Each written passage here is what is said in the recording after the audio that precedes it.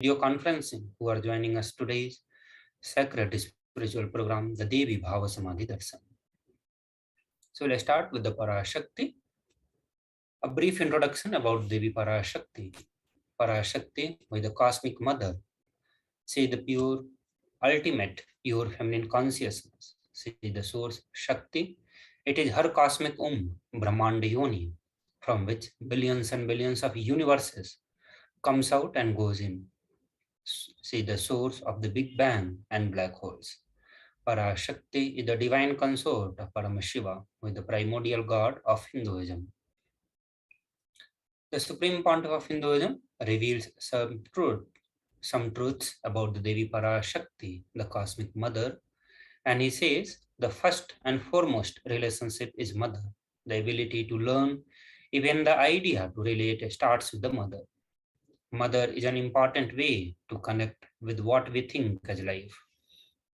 In Vedic tradition, our rishis were aware that our ability to connect with the mother should be directed to the cosmos. It should inspire, it should awaken our higher consciousness. It should inspire our higher consciousness to express through us, connecting with life, as mother is the most sweetest, most beautiful, and most easiest form ever to connect.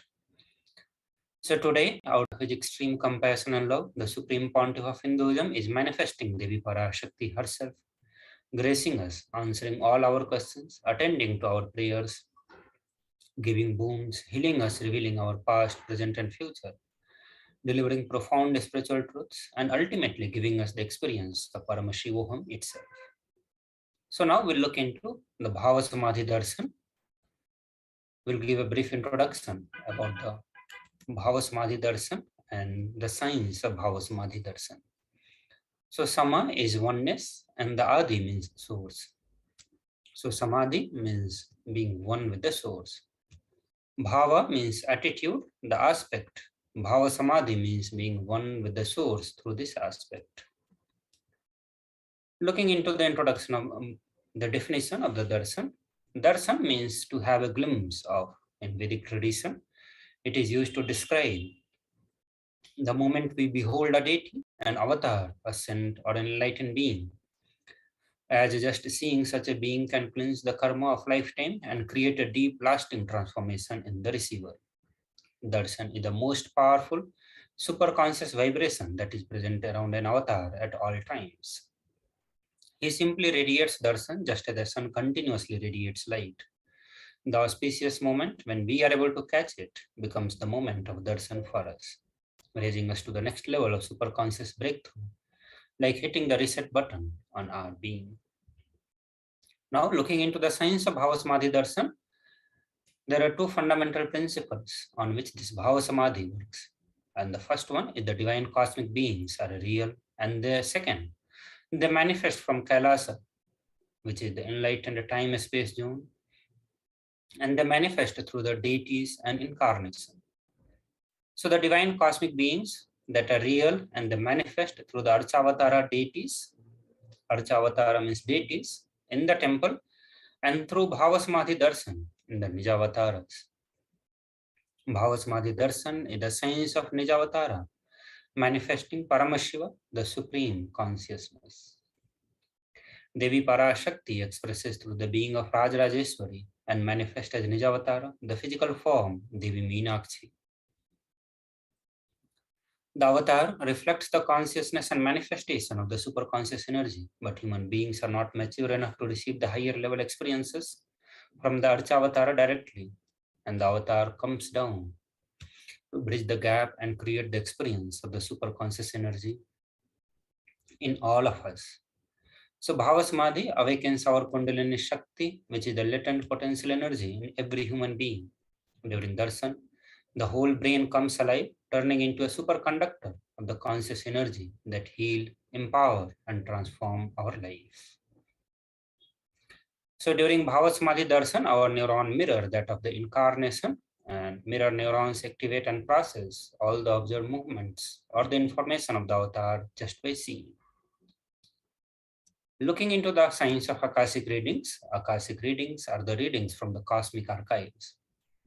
They are not predictions. It is a direct reading Beyond time, creation and destruction happen simultaneously. In the dimension of time starts the past, present, and future. Because Akashic records are stored in the Akasha, the space dimension, there is no past, no present, no future. And that is why what we call as happened, happening, and yet to happen are clearly already recorded. So with this, we move to the next part of it, where we look into the introduction of Supreme Pontiff of Hinduism. We'll get back after a short break. Please stay tuned.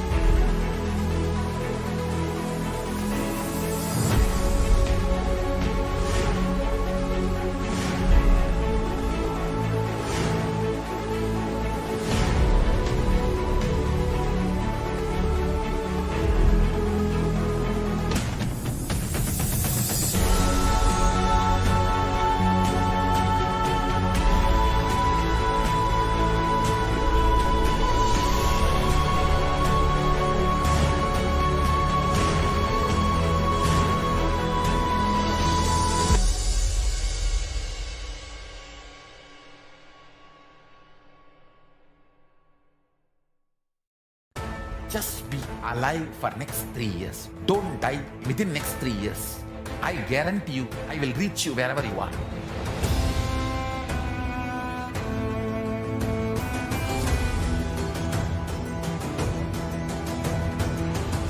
Be alive, somehow be alive for next 3 years. I will reach you wherever you are, whichever corner of the world you may be. I will reach you with enlightenment. It's my commitment to humanity.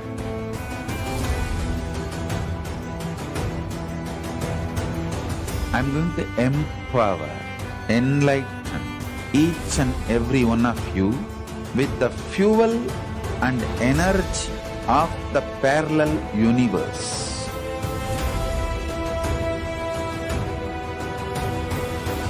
I'll infuse this intense supernal effulgence DNA, Tejas, Ojas, Kundalini Shakti into your spine to consciously lift you to Mahakailas.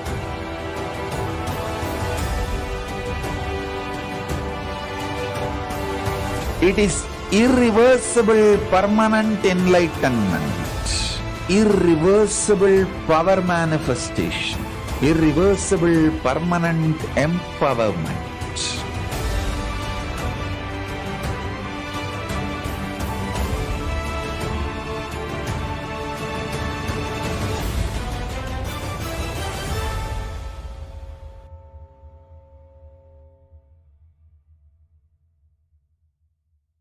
Greater signs of life can be realized with a greater ability to visualize.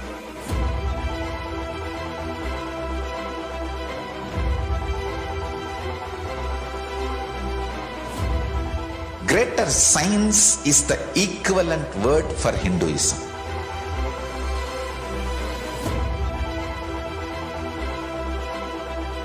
When you understand the greater science of life, greater courage, more possibility, more fearlessness, more joy, more bliss.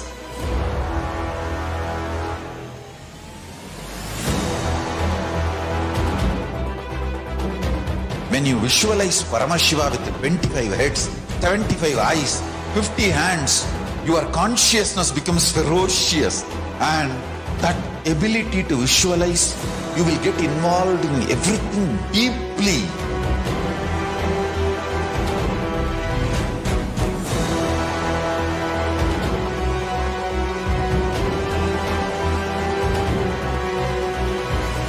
Involved people are the most delicious, most sweet, most beautiful, most juiciest beings of planet Earth.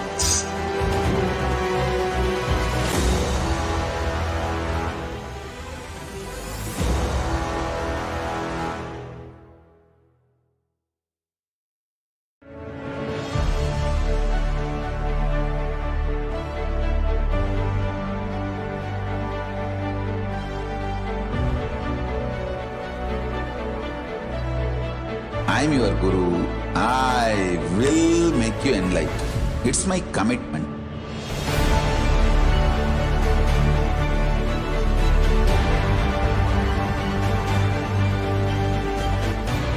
Till you become Paramashiva, I won't rest. Don't worry at all.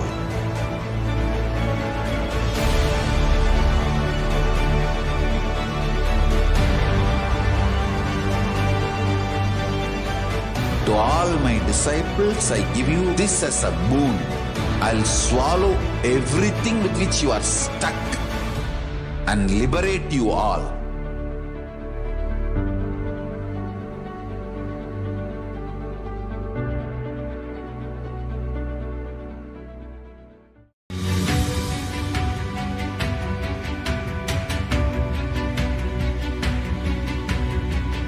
The moment you decide, your conscious.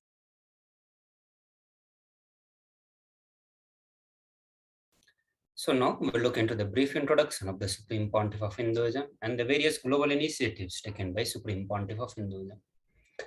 The Supreme Pontiff of Hinduism, Jagat Guru Mahasannidhan, His Divine Holiness Bhagwan Nithyananda Paramashivam, is the reviver of Kailasa, the ancient, enlightened, a microcosmic Hindu civilization nation. Supreme Pontiff of Hinduism is the 1008th incarnation of Paramashiva as per Hinduism and recognized by his predecessors who are the adepts and enlightened masters of Hinduism.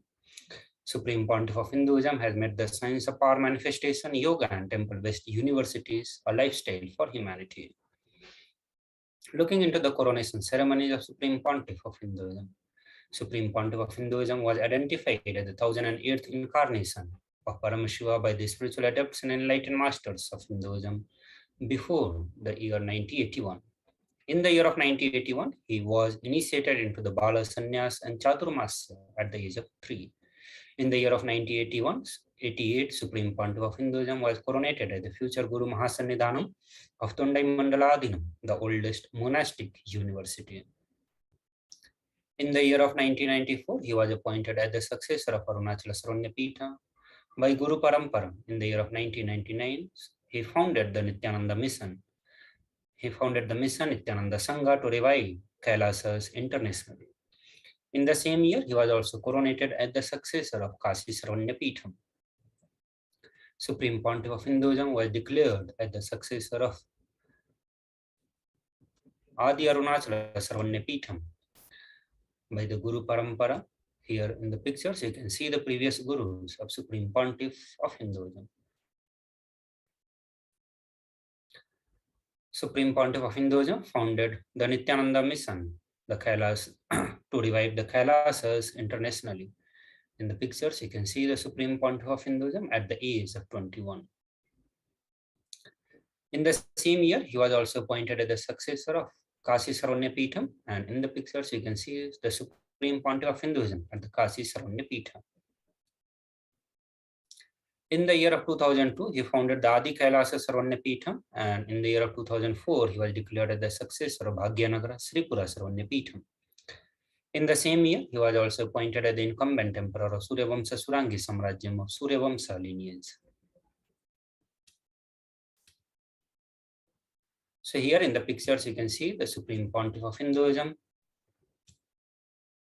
laying the foundation stone for building the Adi Kailasa Sarvanyapitham, and also in another picture, you can see him doing the Bhumi Puja. At the age of 26, he was appointed as the successor of Bhagyanagara Sripura Sarvanyapitham, and in the pictures, you can see the coronation ceremony of Supreme Pontiff of Hinduism. Also, he is the incumbent emperor of Suryavamsa Surangi Samrajyam. Here you can see the pictures along with the previous kings of Suryavamsa Surangi Samrajyam. In the year of 2007, he was declared as the Guru Mahasannidhanam of Adi Pallava Sarvanyapitham. In the same year, he was declared as the Mahamandaleswar of Mahanirvani Akhara, and in the year of 2012, he was coronated as the 293rd Guru Mahasannidhanam of Madurai Shyamala Pitha Sarvanyapitham, the oldest Hindu papal state and the monastic kingdom. Supreme Pontiff of Hinduism is also the reviver of Adi Pallava Sarvanyapitham, and he has started this work at the age of 29 in the year of 2007. In the pictures, you can see the Supreme Pontiff of Hinduism doing the consecration of the deities, the Prana Pratishtha, and also the various other Nitya Pujas, the rituals and worships at the Pallava Sarvanya Peetham. In the year of 2012, he was appointed as the Jagat Guru Mahasannidhanam of Kailasanatta Shyamala Peetha Sarvanya Peetham. In the pictures, you can see the Supreme Pontiff of Hinduism during the coronation ceremony at the Jagat Guru Mahasannidhanam of Kailasanatta Shyamala Peetha Sarvanya Peetham, and on the right side, at the Pontiff of the Shyamala Peetha Sarvanya Peetham, he is performing the various rituals, the Nitya Pujas, and the other rituals at the Shyamala Peetha Sarvanya Peetham. In the year of 2013, he was coronated as the Mahamandaleshwar of Mahanirvani Akhara, which is the largest apex monastic order of Hinduism, and also at that time, Supreme Pontiff of Hinduism was the youngest Mahamandaleshwar. In the same year, he was declared as the Acharya Mahamandaleshwar of Atalakhara by Acharya Mahamandaleshwar Sukhdevanandaji, the then incumbent spiritual head. In the year of 2014, he was coronated as the Guru Mahasannidhanam of Tanjauradhinam. Here in the pictures, you can see the Supreme Pontiff of Hinduism during the coronation ceremony as the Mahamandaleshwar of Mahanirvani Akhara.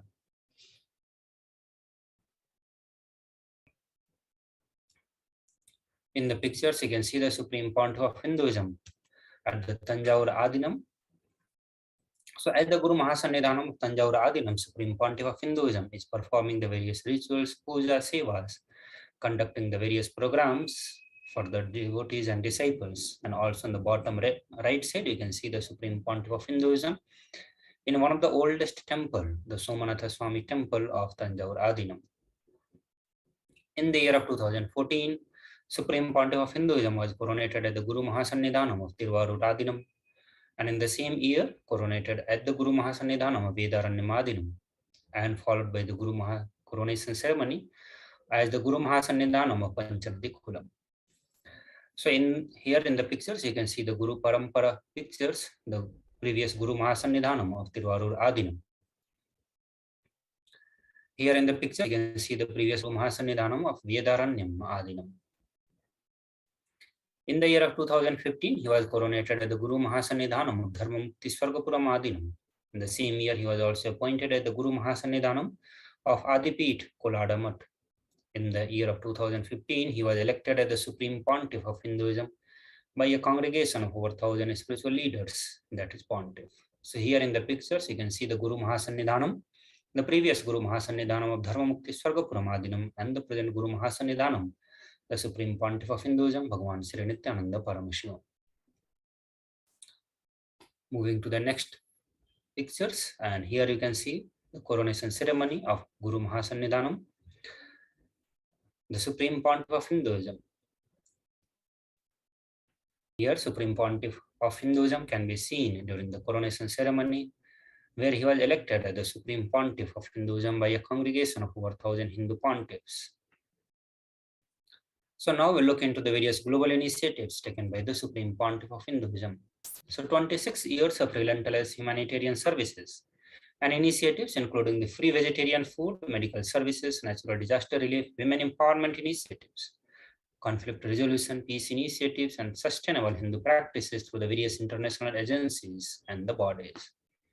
Supreme Pontiff of Hinduism has authored more than 300 books, 10,000 articles in 3 languages, English, Tamil, and Sanskrit, that has been translated into 50 languages with over 1,000 titles. Over 20 million copies of books and articles has been sold, read, and downloaded. He has also established the largest Hindu library with over 1 million books, 1 million palm leaf scriptures, and over 20 million digital books. He is revered as the most prolific, most viewed guru in the digital world, read and watched by 1 billion plus followers of Hinduism. Over 10,000 hours of discourses has been uploaded on the various social media platforms and over 1 billion views on the social media. Supreme Pontiff of Hinduism is respected as the commentator of the sacred scriptures of Hinduism such as Upanishads, Bhagavad Gita, Shiva Sutra, Yoga Sutras, Ashtavakra Gita, Jnana Sutras, Patanjali Yoga Sutras, and various other scriptures. Supreme Pontiff of Hinduism is honored as the leader of Hinduism, the most awarded, internationally recognized Hindu leader. He is also acclaimed as one of the top 100 spiritually influential living personalities by the Watkins Mind, Body, Spirit magazine. The Sovereign Order of Kailasa, led by the Supreme Pontiff of Hinduism, Bhagwan Nithyananda Paramashivam, and Nithyananda Order of Monks, Nuns, and Hindu diaspora, are working for the global peace and to give superconscious breakthrough to the humanity. He is also the establisher of largest Hindu university in the world with the satellite campuses in 150 countries, establisher of 1,000 plus Kailasas enlightenment ecosystem. He is also the founder and reviver of 100 plus Sarvanyapitham. So with this, we move to the end here, the introduction and the various global initiatives taken by the Supreme Pontiff of Hinduism towards the revival of Sanatana Hindu Dharmas. So now we will move to the next segment, which is going to be the science of our manifestation, revealed and revived by the Supreme Pontiff of Hinduism. We'll get back to that segment after a short break. Please stay tuned.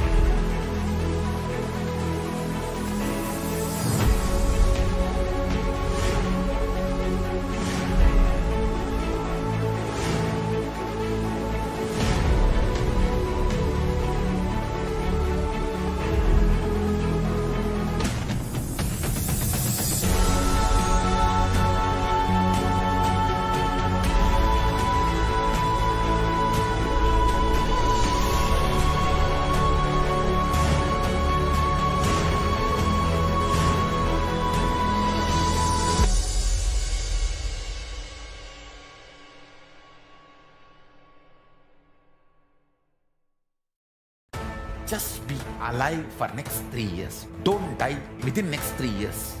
I guarantee you, I will reach you wherever you are.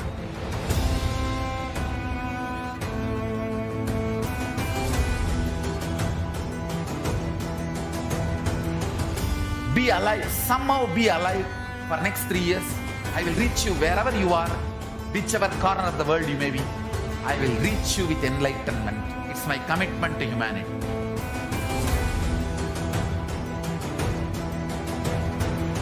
I'm going to empower, enlighten each and every one of you with the fuel and energy of the parallel universe.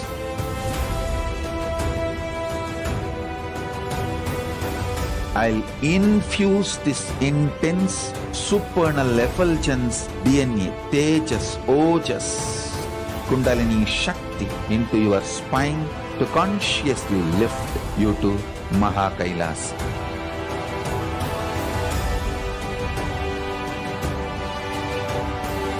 It is irreversible permanent enlightenment, irreversible power manifestation, irreversible permanent empowerment.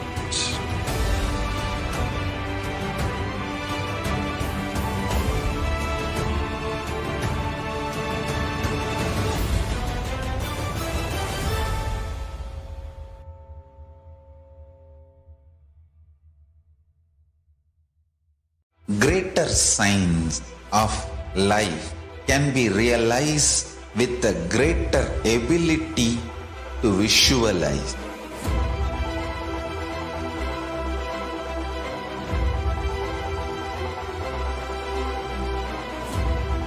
Greater science is the equivalent word for Hinduism.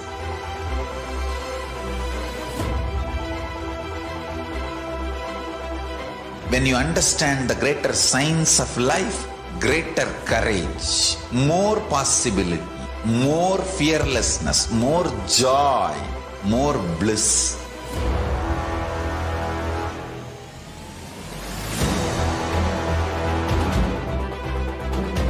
When you visualize Paramashiva with 25 heads, 75 eyes, 50 hands, your consciousness becomes ferocious, and that ability to visualize, you will get involved in everything deeply.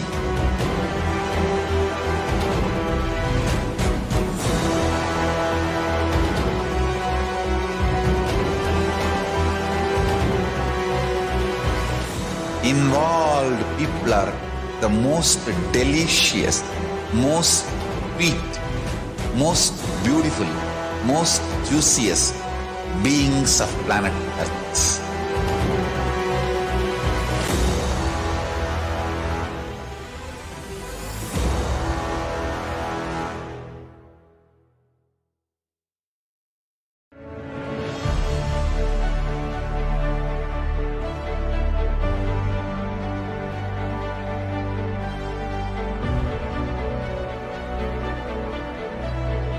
I am your Guru. I will make you enlightened.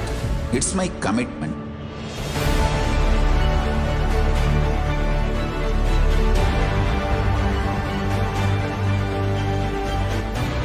Till you become Paramashiva, I won't rest. Don't worry at all.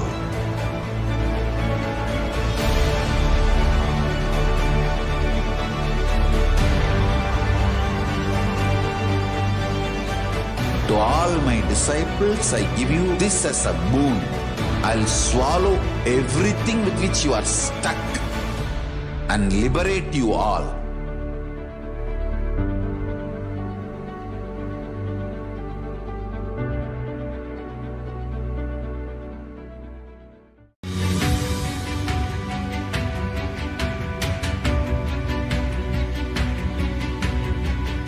The moment you decide, your consciousness is the supreme identity you have. You will not empower your depression, your frustration,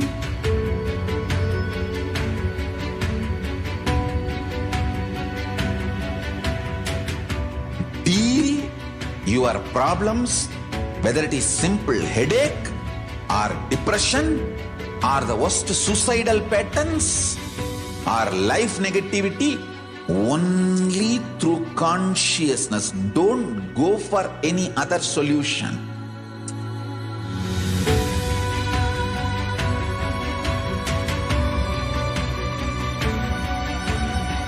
Don't keep stupid, toxic, life negative struggles inside.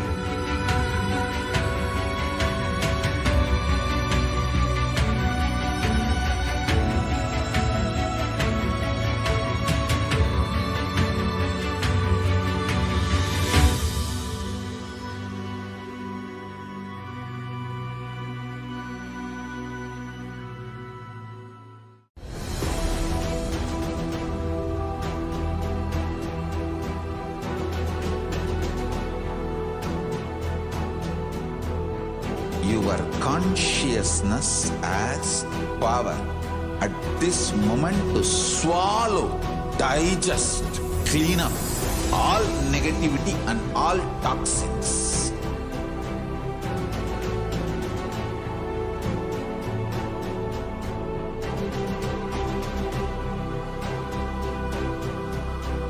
Develop a powerful will persistence. That's the most important asset for life.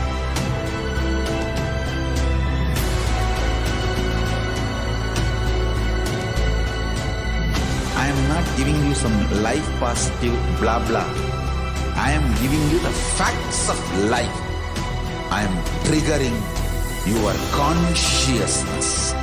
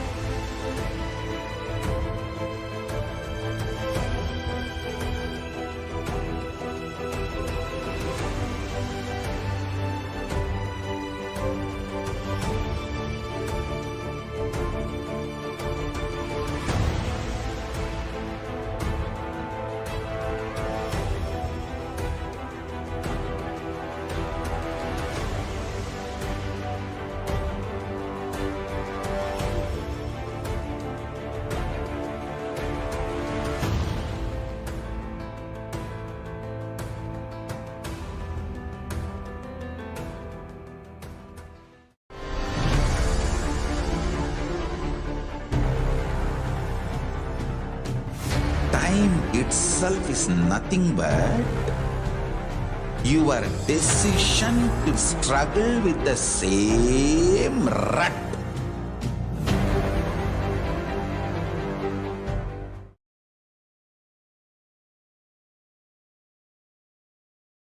So now we'll move to the next segment, which is going to the power manifestation segment.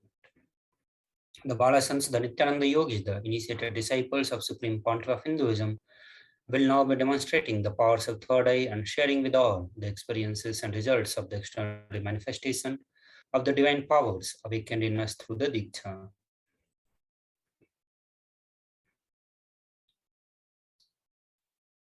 In today's Bhavasamadhi Darshan, all of us will be receiving the initiation into the third eye awakening and various other powers with the blessings and the grace of Supreme Pontiff of Hinduism. We will be manifesting the power of the third eye, which is the cosmic browsing center located between the brows, which upon initiation one can effortlessly express power and see through the third eye, just as you do with the two eyes. So now we'll get into the various understandings on the Shaktis. The Shaktis, in the Vedagma, the source scriptures of Hinduism, Paramashiva reveals in elaborate detail that every human being is hardwired to be able to manifest 463 plus extraordinary Shaktis.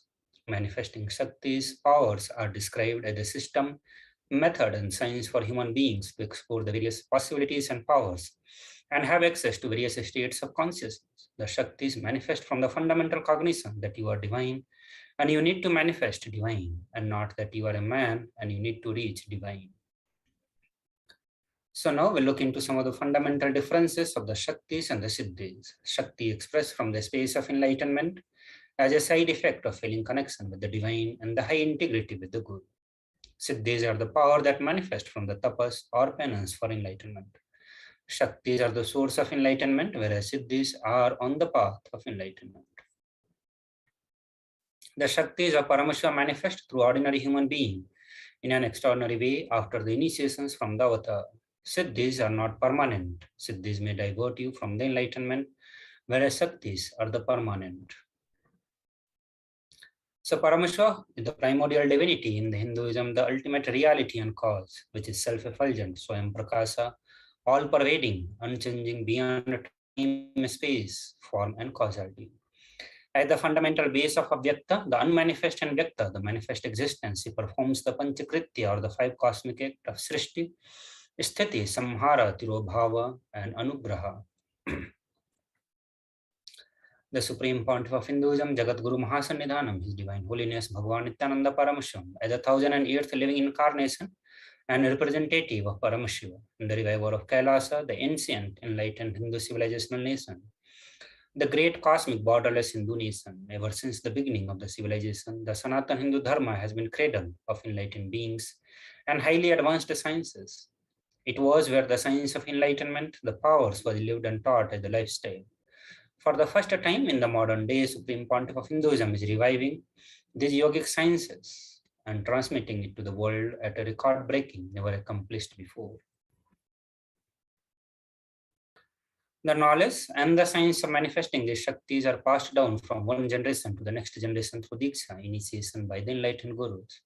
Supreme Pontiff of Hinduism, being recognized as an incarnation at a very young age, was trained and taught these sciences to revive the initiations and the knowledge repository for billions to manifest the science of power manifestation from the discipline of Vedanta, Tantra, Srividya, Yoga and yogic powers, Mantra Shastra, Siddha Vidya, the science of Aushadha, Advaita and Bhakti Yoga, Paramashiva Jnana and Paramashiva Vijnana. So how do we awaken the divine Shakti in us? Every ultimate truth, when mapped into our consciousness, is manifest as the possibility and power of every being. Diksha is the direct transfer of spiritual energy by an enlightened being through look, word, or touch. The traditional Vedic book Navaratneshwara states, Sarvasamapi dikshanam muktihi phalamakhanditam avirodhat bhavanti eva prasangyastu bhuktayah The main benefit of all initiations is moksha, enlightenment. As a side effect, health, wealth, leadership and well-being happen. And in Rudrayamala Tantra, Shiva says, Devi Diksha Vihinasya na siddhihi na cha sadgatihi tasmat sarva prayatnena guruna dikshito bhavet.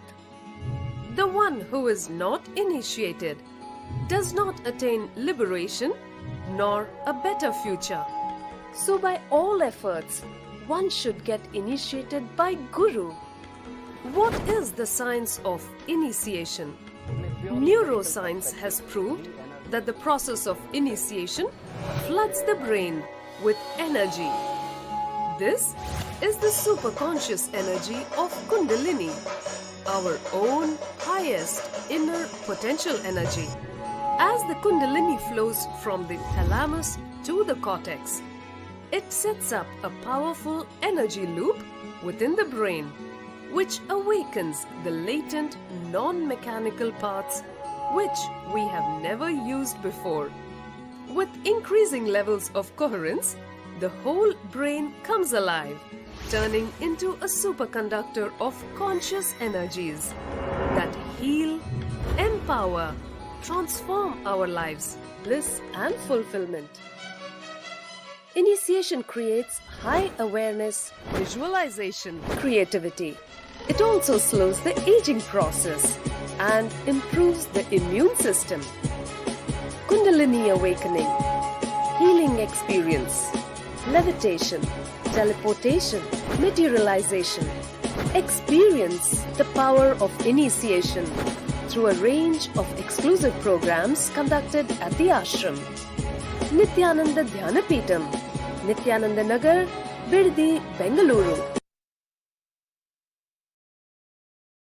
So now let us look into the Shastra Pramana, Apta Pramana, Sakshi Pramana, and the Pratyaksha Pramana.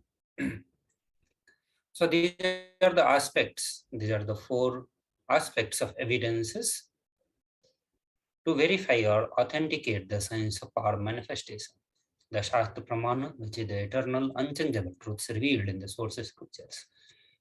The Apta Pramana are the experiences and results of the Aptas or authorities of Hinduism, the Vedic rishis, and the scientists who time-tested and verified the science.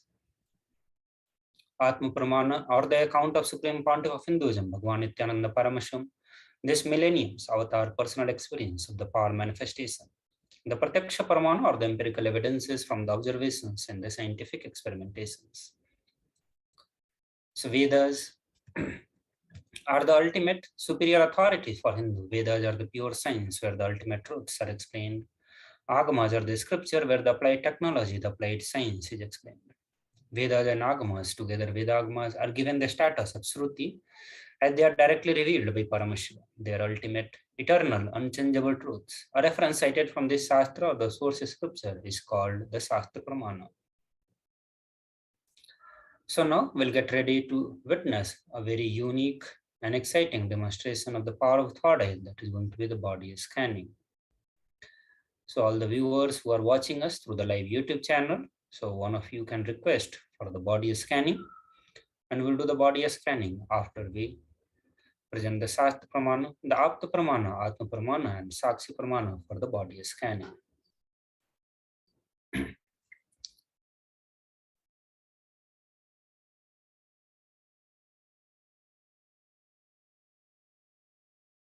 So in this power of body scanning, one awakens to the ability to scan illnesses, disease, and medically diagnosed issues and provide solutions through the awakened third eye. The first Shastra Pramana for the body scanning is from the Vijnana Bhairava Tantra, verse number 54, where Bhagavan Paramashiva says, cognize deeply that from the subtle to subtlest constitutive principle of your whole body or of the whole universe simultaneously consist of essential reality. They are being absorbed in their source cause. By the experience of such restful awareness, one becomes complete from all the thoughts and ultimate universal divine power, Paradevi, is revealed and power manifested. Into the Apta Pramana, this is from the life of disciple of Rishi Agatya. One day, a man suffering from the severe headache comes to Agatya for healing. Agatya uses the power of body scanning and identifies the root cause of the headache. He reveals that there is a small Therai sitting in the person's brain. Agatya immediately instructs Therai, his disciples, to perform an open head surgery and remove the frog. After the surgery is completed successfully, the person is healed and cured of the headache. Thus he gained the name Therai. The Atma Pramana from the life of Supreme Pontiff of Hinduism. And this is from the 22nd December 2019. Supreme Pontiff of Hinduism revealed how he uses the power of body scanning, paraphrasing his words. Only when I had the multiple compound hand fracture, I was forced to go to surgery and therefore for the medical checkups related to that. At that time, they detected heavy metal quantity in my different organs, and it was revealed that I had been poisoned without our knowledge. I immediately used diagnostic methods instead of medical facilities to study the body conditions due to the poison. Through the body scanning, I found out what the problems, imbalances had happened and where the balance has to be done. I used allopathy as a second opinion to verify my findings. So now looking into the Sakshi Pramana, the experiences of the various devotees and disciples who started manifesting the power of body scanning after initiation from the Supreme Pontiff of Hinduism. So request the viewers to request for body scanning, and we'll do the body scanning after a short break. Please stay tuned.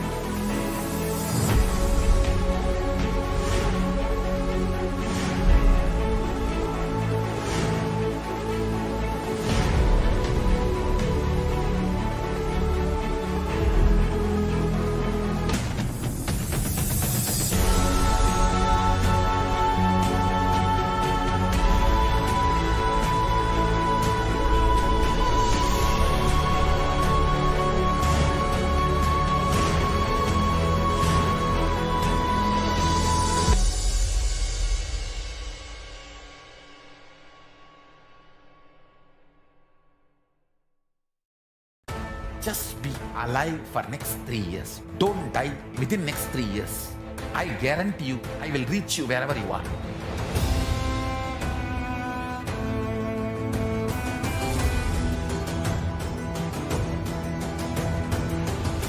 Be alive, somehow be alive for next 3 years. I will reach you wherever you are, whichever corner of the world you may be. I will reach you with enlightenment. It's my commitment to humanity.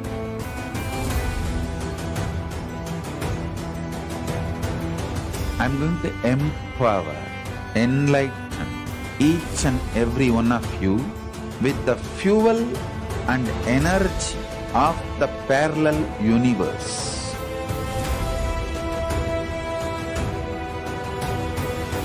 I'll infuse this intense supernal effulgence DNA, Tejas, Ojas, Kundalini Shakti into your spine to consciously lift you to Mahakailas.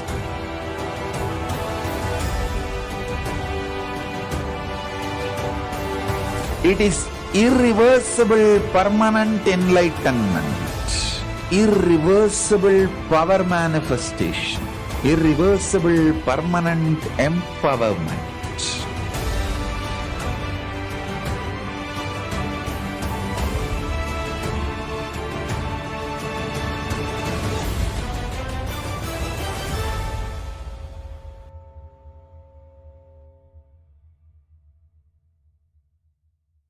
Greater signs of life can be realized with a greater ability to visualize.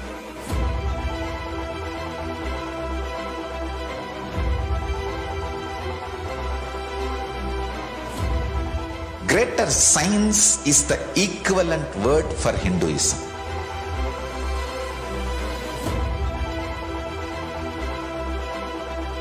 When you understand the greater science of life, greater courage, more possibility, more fearlessness, more joy, more bliss.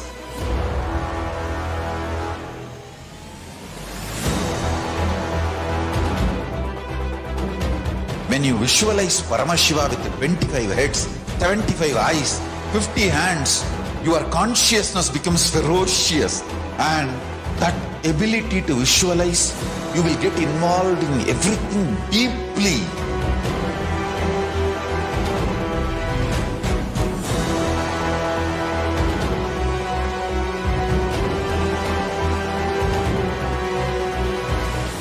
Involved people are the most delicious, most sweet, most beautiful, most juiciest beings of planet Earth.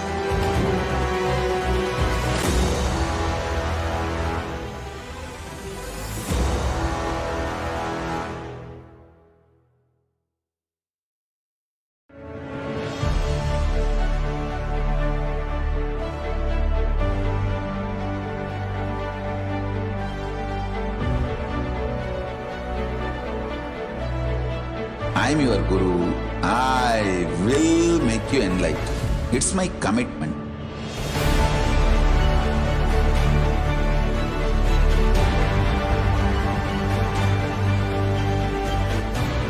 Till you become Paramashiva, I won't rest.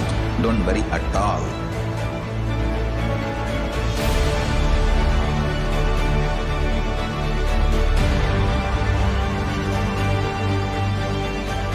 To all my disciples, I give you this as a boon.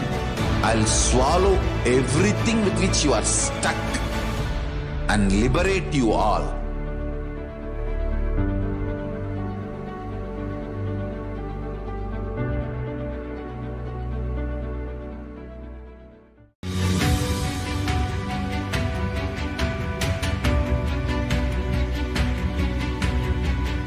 The moment you decide, your consciousness is the supreme identity you have.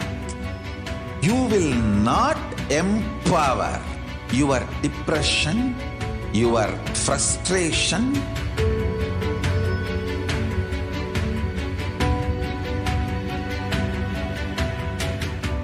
deal your problems, whether it is simple headache or depression, or the worst suicidal patterns, or life negativity, only through consciousness. Don't go for any other solution.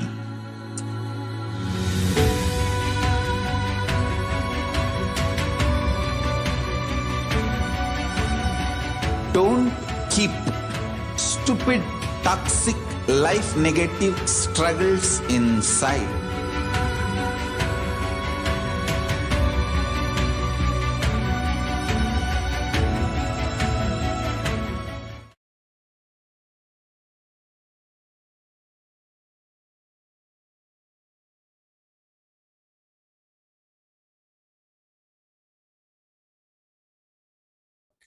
Nityanam everyone, welcome back to the Bhavasamadhi Darshan. The unique contribution to spiritual consciousness from the Vedic tradition is sacred feminine worship. Even if everything from what Vedic tradition gave is lost, then just if this sacred feminine tradition is there, the whole thing will be revived, because that is the seed. Sanatana Hindu Dharma, which has at least 10,000 sampradayas, the subsects, if all the sampradayas are lost for some reason, and only this one sampradaya, the Devi worship, remains, the whole thing can be brought back, because the whole thing is centered on this one, Mother worship. Mother worship carries the blueprint, the hologram of the whole of the Vedic tradition. That sacred Supreme Pontiff of Hinduism says that the sacred feminine worship is the hologram of the Vedic tradition. There is no enlightened being on the planet Earth without worshipping the sacred feminine, including me. I am basically a Shakta. I myself followed Devi worship. From the beginning, if you see my biography and all the deities I carved, the darshans I had, all mother-based, Devi-based. So now we'll listen to one of the videos where Supreme Pontiff of Hinduism talks about the importance of the divine feminine consciousness and the women in Sanatana Hindu Dharma.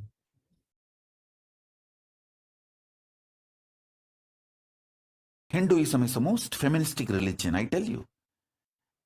In Hinduism, not just religion, even the Hindu economy Hindu social system, everything is feminist. The women-centered, everything is feminist.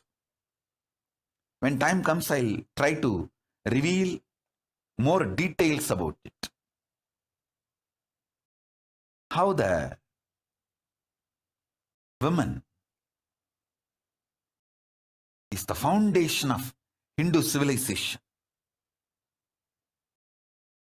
They formed the basis of Hindu civilization. Someone asked Ramakrishna when he was in deathbed. Literally, everyone knows that he is going to leave the body soon. I should not use the word deathbed for the great incarnations like him. They never die, but the time to leave their body. Everyone knows that he is going to leave the body. Those sincere devotees of him, they come and ask him, Bhagavan, how can you leave the body so soon? Still, you have not trained enough people to continue your mission. Only few boys are trained and they are too young. He smiles and says, one woman is enough to carry my mission. She is already trained. Sharada Devi. She is trained enough. She will be the foundation from which this Ramakrishna Sampradaya, this whole civilization, revival will start. And that's true. It is she, Parashakti, Jagat Janani, Sharada Devi. She formed the foundation for this whole Ramakrishna Sampradaya to flower. I tell you, in Hindu civilization, spirituality, religion, Hindu economy, everything is centered on women.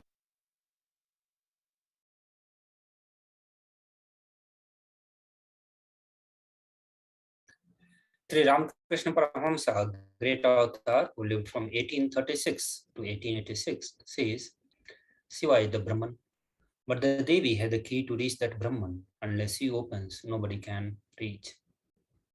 Very beautifully, he describes a house scene that even though husband is the owner, the key to house will be on the hip of mother. Either you have to fall at the feet of mother or the small sons of the mother.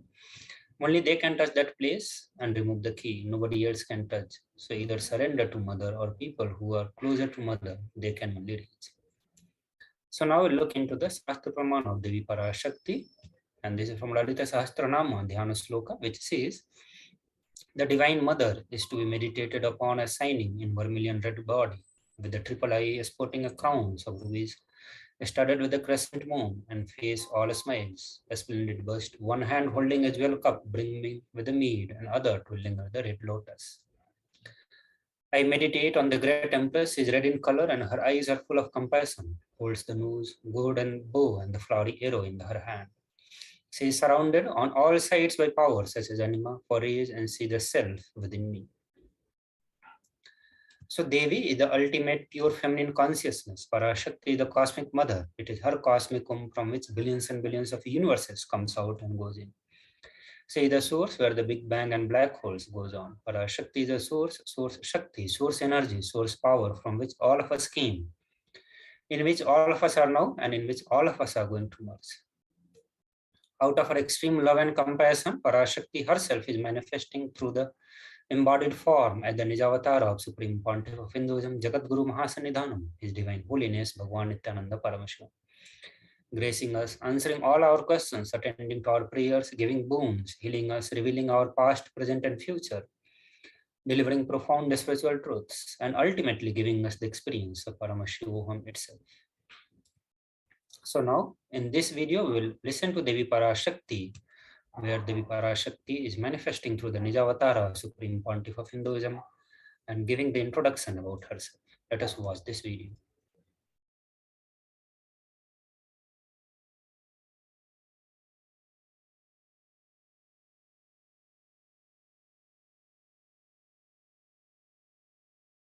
Om Om Om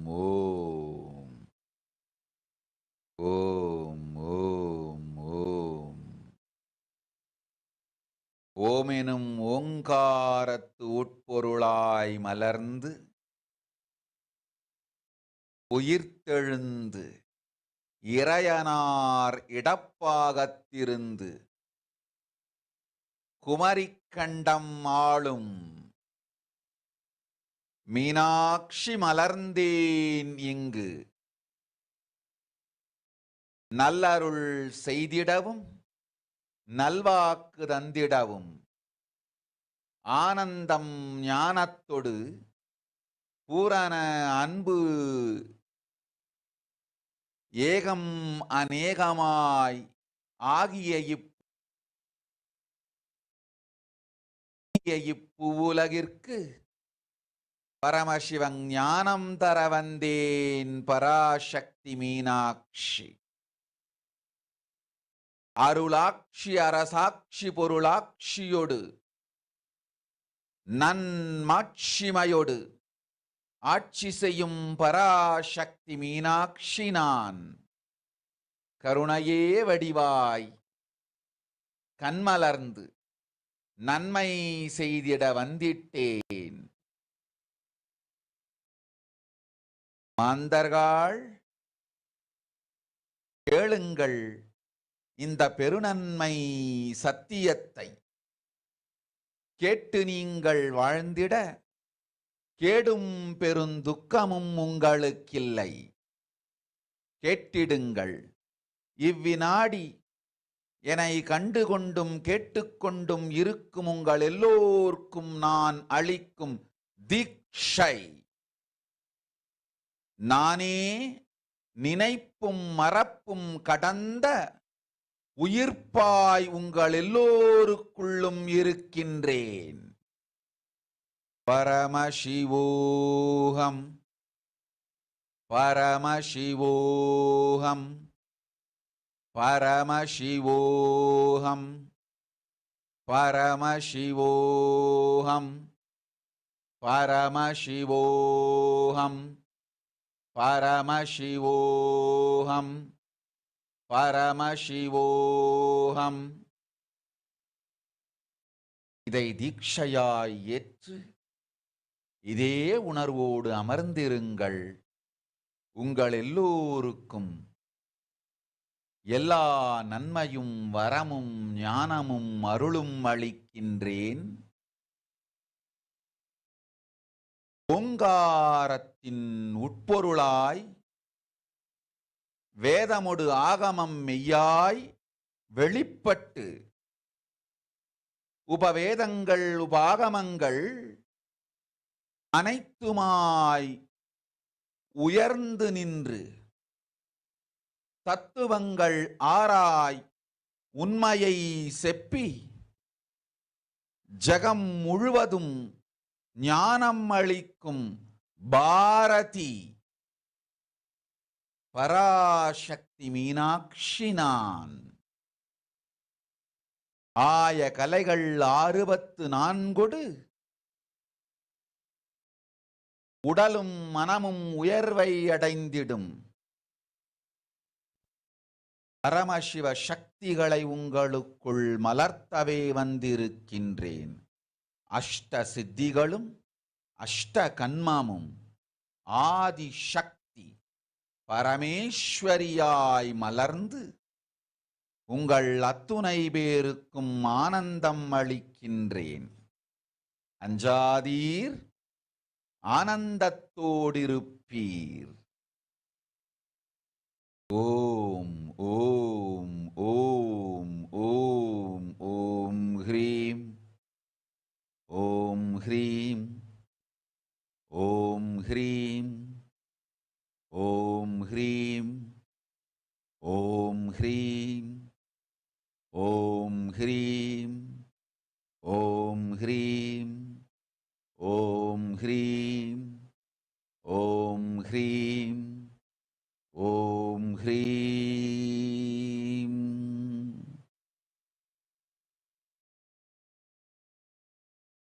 Om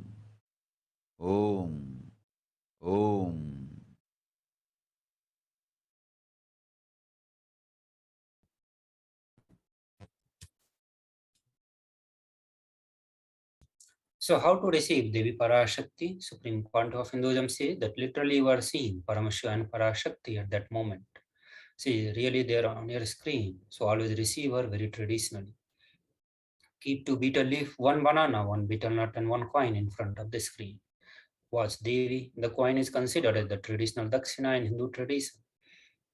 It can be even the lowest value. In India, it can be even 1 paisa. In USA, it can be even 1 cent. Offer all that to Devi Parashakti. Once the darshan is over, do the namaskar and eat the banana, betel leaf, and betel nut. Take it as prasadam immediately. Collect all these coins and send it to a temple. This betel leaf, betel nut may look too small, but in few days you will understand that how much it adds to your sentiment. You will start cognizing that really is there. You will not take the Devi darshan for granted. The rituals will break your monotonous, unconscious mentality and lifestyle, remind you, raise you to the powerful cognition. It will break your unconscious behavior. So now we'll look into another video by Supreme Pontiff of Hinduism, where he guides us. He gives a powerful technique of Panchamahabhuti Yoga to prepare our body to receive the grace and blessings of Devi Parashakti. Let us watch this video.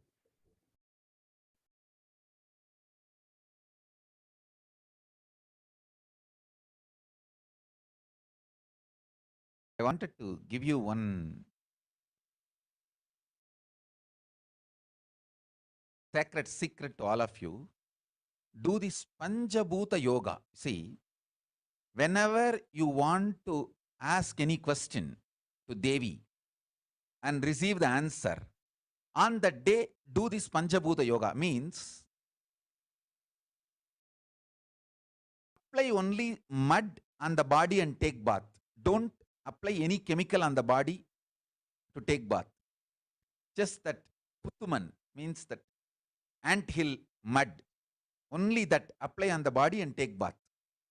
Don't apply anything else. That is mud, earth part, earth component. Second, water. Drink only water that day. Don't eat, drink, don't do anything other than drinking water. When you come for the Parashakti's Akashic reading, at least for a few hours, prepare yourself. Maybe 10 hours ahead. Just drink only water and keep yourself active. Third, the fire in your stomach should be allowed to burn without any food dumped on it. Just the pure fire. You can chant Omkara to intensify it, or Mahavagya, Ajapa Japa, but pure fire. No food, nothing. That pure fire should be encouraged. And just be in the free air, open space, breathing the whole sky at least few hours before. And intensely unclutch to get the power of the space, Akasha. See, listen. Akasha is an intense energy. Just like the other bhutas, like earth, water, fire, air, the Akasha also is a pure consciousness. It is intelligence, living energy. Once you start unclutching, you manifest Akasha's energy in you, consciousness in you. So do this Panchabhuta Yoga. Your questions will be surely answered immediately by Parashakti. If you just do this Panchabhuta Yoga and come for the Devi's Akashic reading, she will simply answer your questions. I'll repeat. Apply the anthill mud and take bath, or even clay. Don't use any other chemical. Take bath just with a mud. Second, drink only water. No other food or juice at least for 10 hours ahead.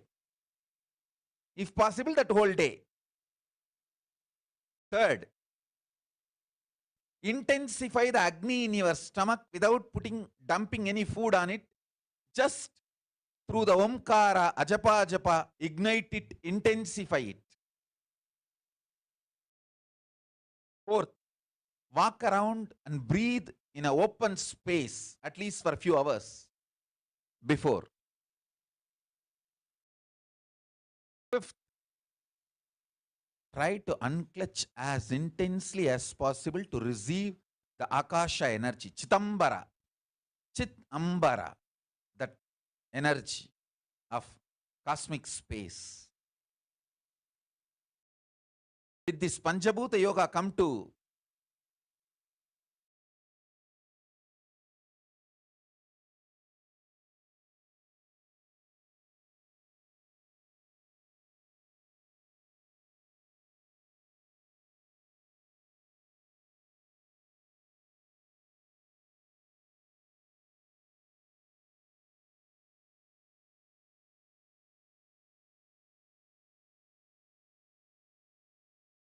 Parashakti's Akashic reading.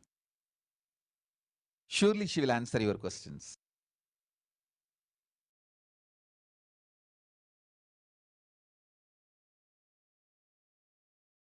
So with this, we'll move to the segment where we look into the revelation by Devi Parashakti. Devi Parashakti will be revealing the various truths related to the ongoing COVID-19 pandemic. So we'll listen to that video after a short break. Please stay tuned.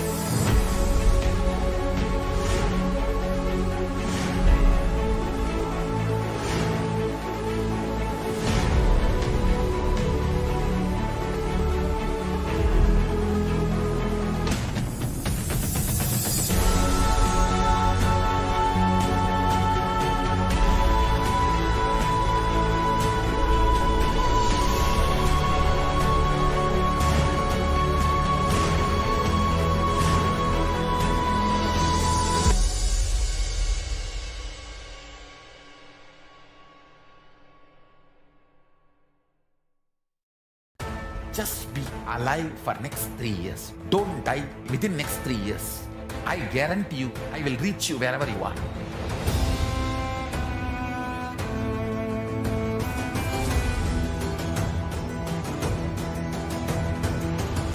Be alive, somehow be alive for next 3 years.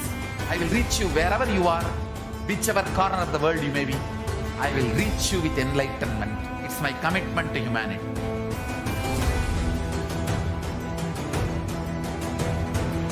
I'm going to empower, enlighten each and every one of you with the fuel and energy of the parallel universe.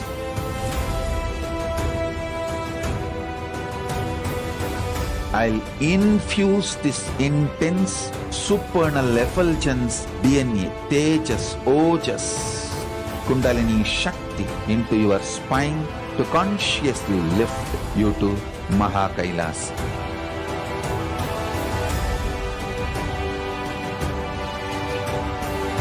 It is irreversible permanent enlightenment, irreversible power manifestation, irreversible permanent empowerment.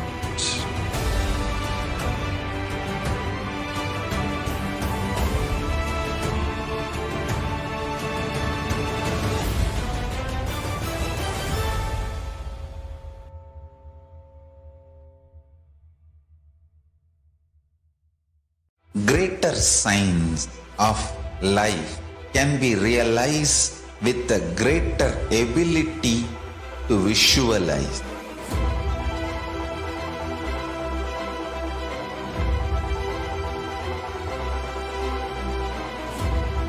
Greater science is the equivalent word for Hinduism.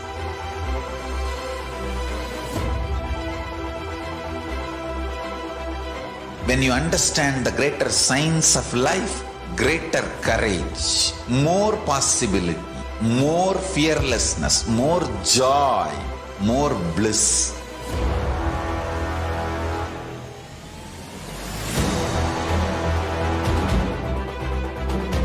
When you visualize Paramashiva with 25 heads, 75 eyes, 50 hands, your consciousness becomes ferocious, and that ability to visualize, you will get involved in everything deeply.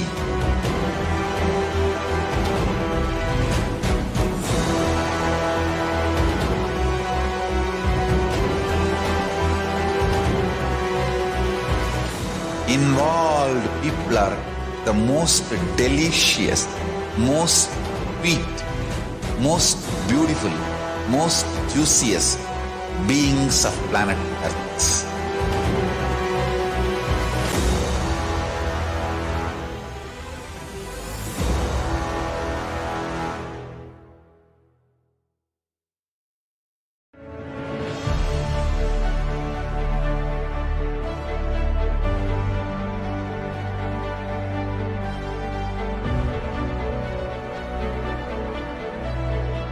I am your Guru. I will make you enlightened. It's my commitment.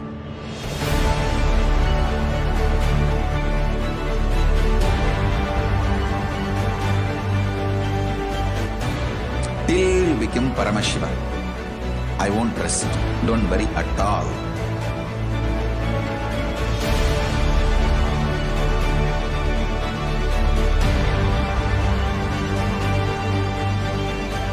To all my disciples, I give you this as a boon. I'll swallow everything with which you are stuck and liberate you all.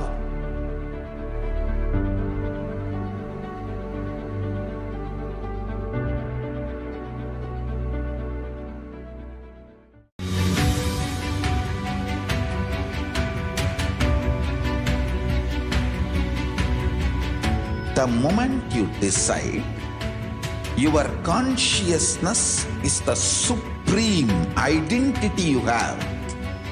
You will not empower your depression, your frustration,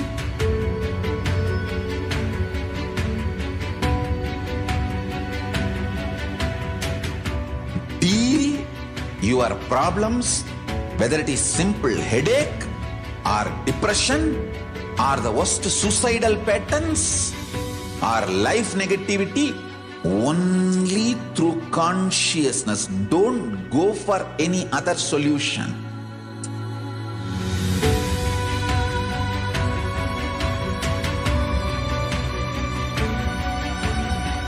Don't keep stupid, toxic, life negative struggles inside.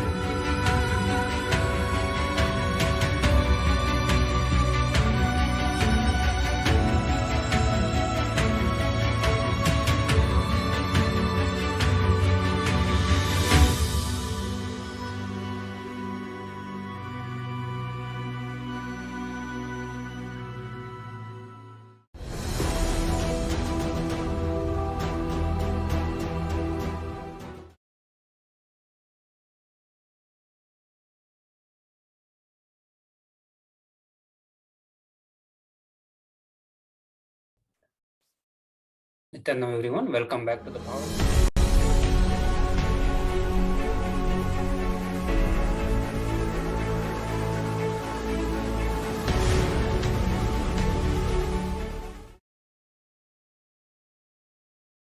So now we'll move into the next part where we listen to the revelation by Devi Parashakti.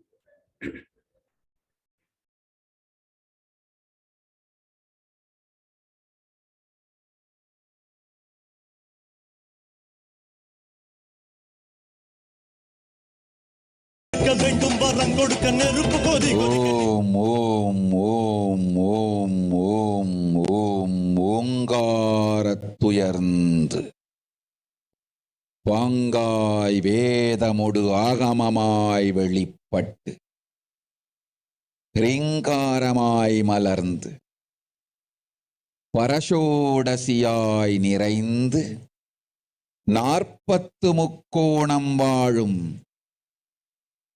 கையிலை ஸ்ரீபுரச் சிந்தாமணி கிருகத்தில் இருக்கும் கைலாச சுவாமினி பரஷோடசி பரமசிவன் பாகம் அமர்ந்து பாராளும் பரமேஸ்வரி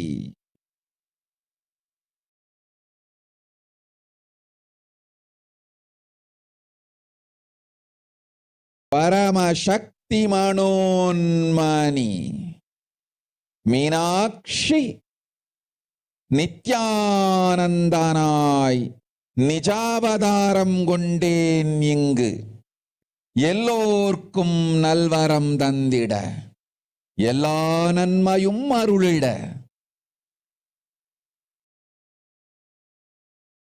இரண்ய கர்ப்பஸ்வரூபிணி பிரம்மாண்டயோனி சாம்பவி சந்திரமௌலி ரபலா அபர்ணா உமா பார்வதி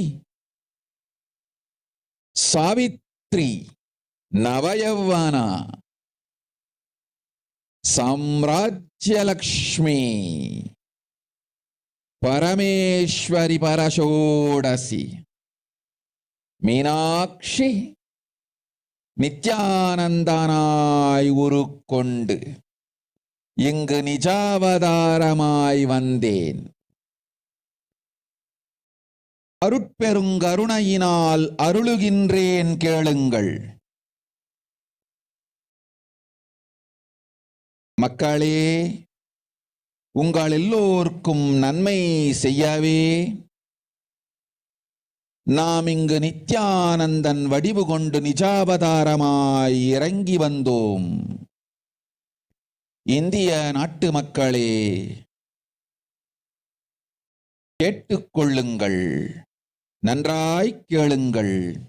காலம் காலமாய் அவதார புருஷர்கள் வந்து மலர்ந்து உலகிற்கு நன்மை செய்யும் மிக பெரும் ஞான பூமி பாரதம். இருக்கின்ற ஒரு பாரதத்தை இழக்க இயலாது மக்களே. ஞான கர்ப்பத்தை மலடாக்க இயலாது. வாழையடி வாழையென ஞானிகளும் அவதார புருஷர்களும் வந்தே தீர வேண்டும், வாழ்ந்தே தீர வேண்டும், மலர்ந்தே தீர வேண்டும். உலகிற்கு அதுவே உத்தம நன்மை. ஒரு சில கயவர்கள் மாயையில் சிக்கி செய்திட்ட சதிகளால் உலகை பலி கொடுக்க ஆகாது.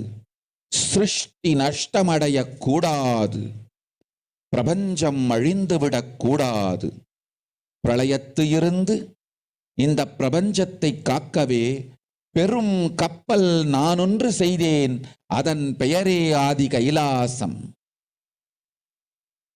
ஆதி கைலாசம் இந்த பிரபஞ்சத்தில் இருக்கும் ஞான சக்திகளை ஒன்றாய் திரட்டி பிரளயத்திலிருந்து மக்களை காத்திடவே நாம் செய்த கப்பல். துரோகிகள் சூழ்ச்சியாலும் விரோதிகள் ஆட்சியாலும் வழியின்றி கப்பலை விட்டு மாலுமியே ஒதுங்க வேண்டிய காலம் வந்ததையா. அதனால்தான் ககனம் கொந்தளித்து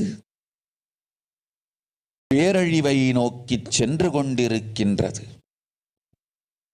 மக்களே, அறியாத தனத்தினால் மாயையில் சிக்கி குழந்தைகள் தவறு செய்தாலும் பிரபஞ்சம் அழியாது காக்க வேண்டியது பராசக்தி, பரமசக்தி பரஷோடசி மனோன்மணியின் பொறுப்பென்பதால் சத்தியங்கள் சிலவற்றை சொல்லுகின்றேன்.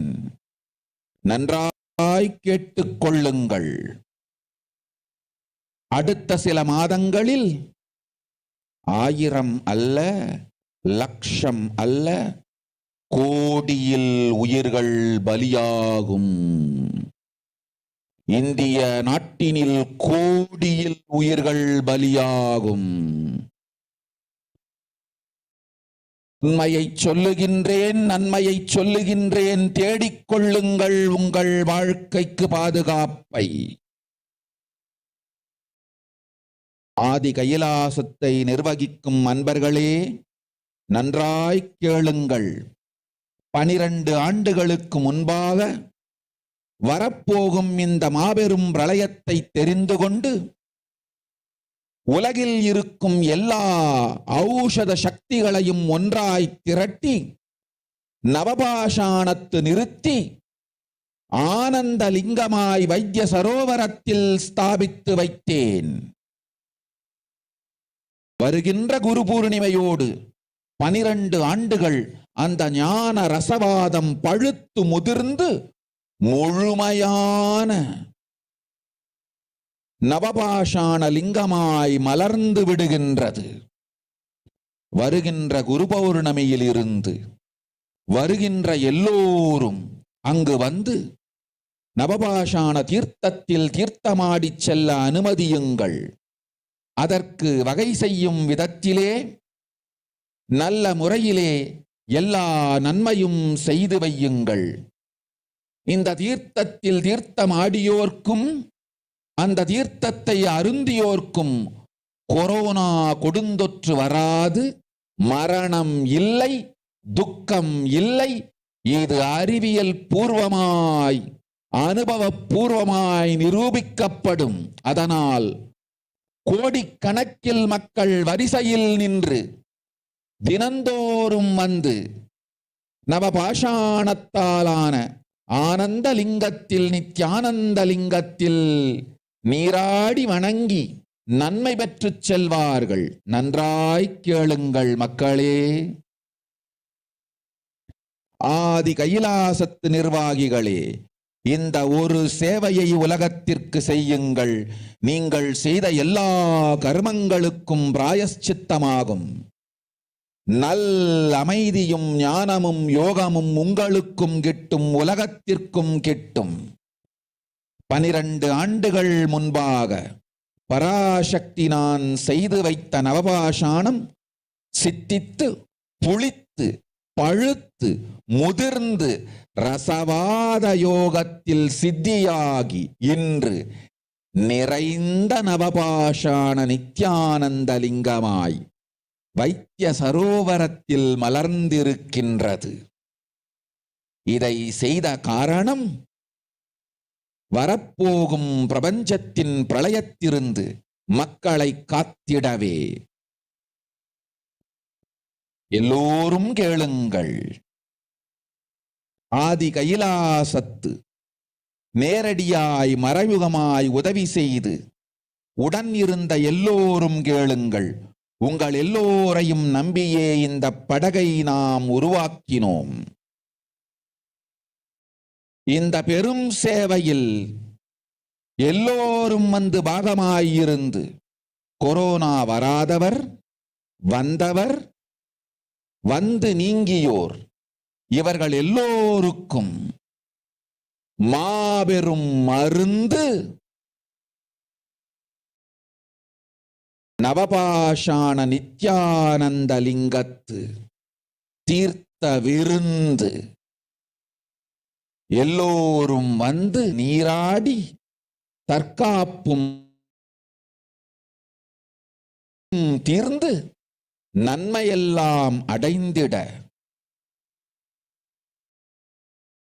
இந்திய நாட்டு மக்களே, உங்களால் இயன்றதை செய்திடுங்கள். உங்கள் எல்லோர்க்கும் நல் பாதுகாப்பும் உண்டு, நல்லதும் உண்டு. என்னை இழந்தாலும், என்னை நீங்கள் மறுத்தாலும் உங்களை நான் காப்பேன். அஞ்சாதீர்கள். பெருங்கருணை பேரருளால் நான் செய்து வைத்த கப்பலை உபயோகித்து இந்த ஆழிப் பிரளயத்தின் பெருங்கூத்து ஊழிக் கூத்திலிருந்து உங்களை காத்துக்கொள்ளுங்கள். உண்மையை சொல்லிவிட்டேன், நன்மையை சொல்லிவிட்டேன். பிராயஷ்சித்தம் வேண்டுமென்றும் காப்பாற்ற வேண்டும் என்றும் கதறிய பக்தர்கள் எல்லோருக்கும் பெருங்கருணையினால் தீர்வை தந்து விட்டேன். அன்பர்களே, பக்தர்களே, சீடர்களே, என் சொல் கேட்கும் நேர்மையான தொண்டர்களே, புயல் என புறப்படுங்கள் ஆதி கைலாசத்திற்கு. தேவையானதெல்லாம் உடனடியாய் செய்து வரப்போகும் மக்களுக்கெல்லாம் அன்னதானம் செய்து அவர்கள் நல்லபடி வைத்திய சரோவரத்தில் தீர்த்தமாடி நவபாஷாண மருந்தையே விருந்தாய்க் கொண்டு நோயிலிருந்து தற்காப்பும் பெற்று உயிர்காப்பும் பெற்று நல்லபடியாய் வாழ்ந்திட தேவையான சேவைகளை செய்யுங்கள். இதுதான் உங்கள் எல்லோருக்கும் பிராயஷ்சித்தம். நித்யானந்தன் வடிவு தாங்கி நிஜாவதாரமாய் நான் இந்திய நாட்டில் வந்தபொழுது என்னை வைத்து வாழாத பெருங்குற்றத்திற்கு பிராயஷ்சித்தம் இதுவே உங்களுக்கு. இதை யாவது செய்து, இது ஒன்றையாவது செய்து உங்களையும் காத்துக்கொள்ளுங்கள், நாட்டையும் காத்திடுங்கள். கோடிகளில் உயிர்கள் போகப் போகின்றது என்பதை நேரில் காண்பீர்கள். கண்ட பிறகுதான் நான் சொல்லும் வார்த்தையின் சத்தியமும் உண்மையும் உங்களுக்கு புரியப் போகின்றது. அழிவதற்கு முன் வந்து நவபாஷாண மருந்தை விருந்தாய்ப் பெற்று மரணத்திலிருந்து உங்களை காத்துக் கொள்ளுங்கள். மக்களே, இது ஒன்றே வழி. ஓம் ஓம் ஓம். பெருங்கருணை பேரருளால் அன்னை பராசக்தி அருளினேன் சத்தியத்தை. இந்த ஒரு சத்தியத்தை உடனடியாய் புரிந்து கொண்டு உங்களுக்கும் உலகத்துக்கும் நன்மை செய்து கொள்ளுங்கள். ஆதி கைலாசத்து நித்யானந்த லிங்கத்தின் எல்லைக்குள் ஆருக்கும் கொரோனா கொடுந்தொற்று தீண்டாது. இந்த சத்தியத்தை அனுபவபூர்வமாகவும் அறிவியற்பூர்வமாகவும் முழுமையாக நீங்கள் புரிந்து கொள்வீர்கள். இது நிரூபணமாகும்.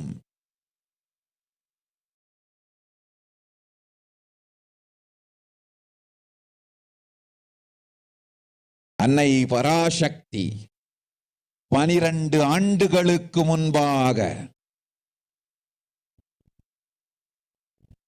உள்ள ஞான ஔஷத சக்திகள் அனைத்தையும் பிரம்மாண்ட யோனி ஹிரண்ய கர்ப்பத்திலிருந்து கொண்டு வந்து உருவாக்கி வைத்த நவபாஷாண லிங்கம் இன்று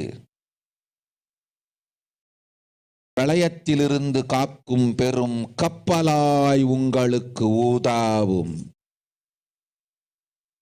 என இழந்தாலும் நான் செய்து வைத்த இந்த ரசவாத ஞானத்தின் துணை இழக்காமல் உங்களை நீங்களே காத்துக்கொள்ளுங்கள்.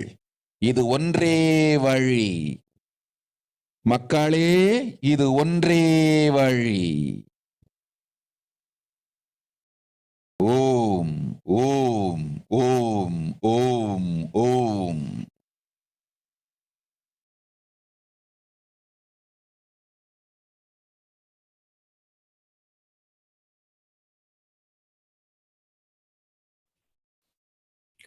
So now we'll look into the current state of the world as revealed by Devi Parashakti.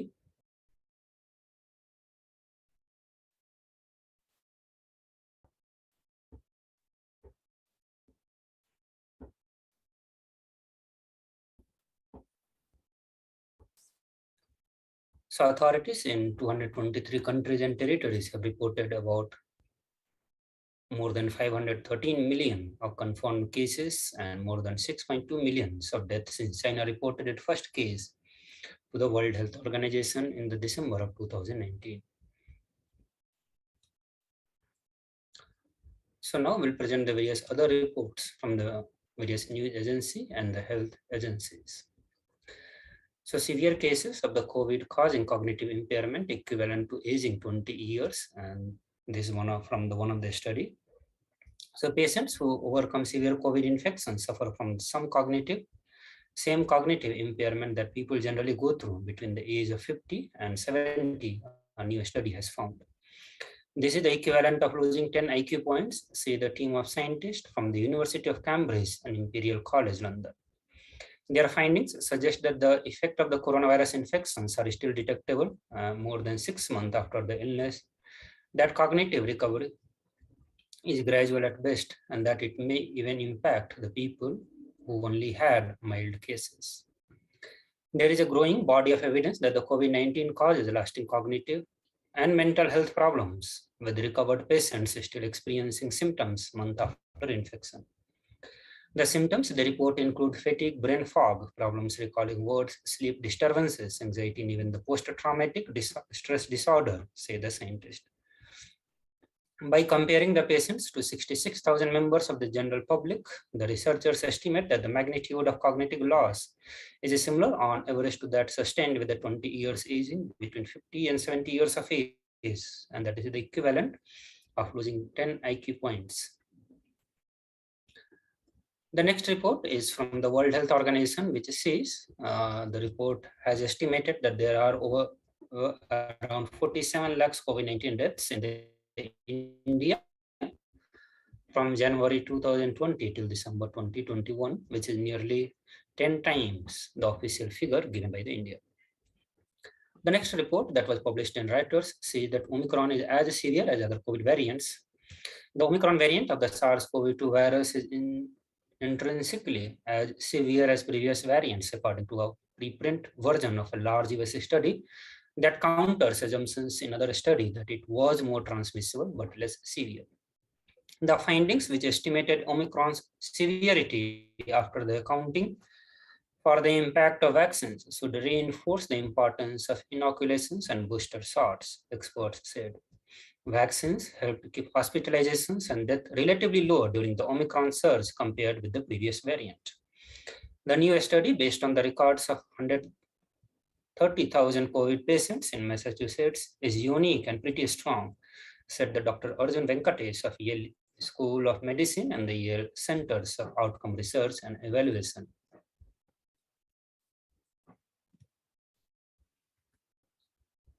The next report says that the two new Omicron variants has been detected in the US and that could spark another wave. The two new variants of COVID-19 have arrived in US. These variants evade antibodies from the vaccinations and prior infections, which could create the possibility of new wave.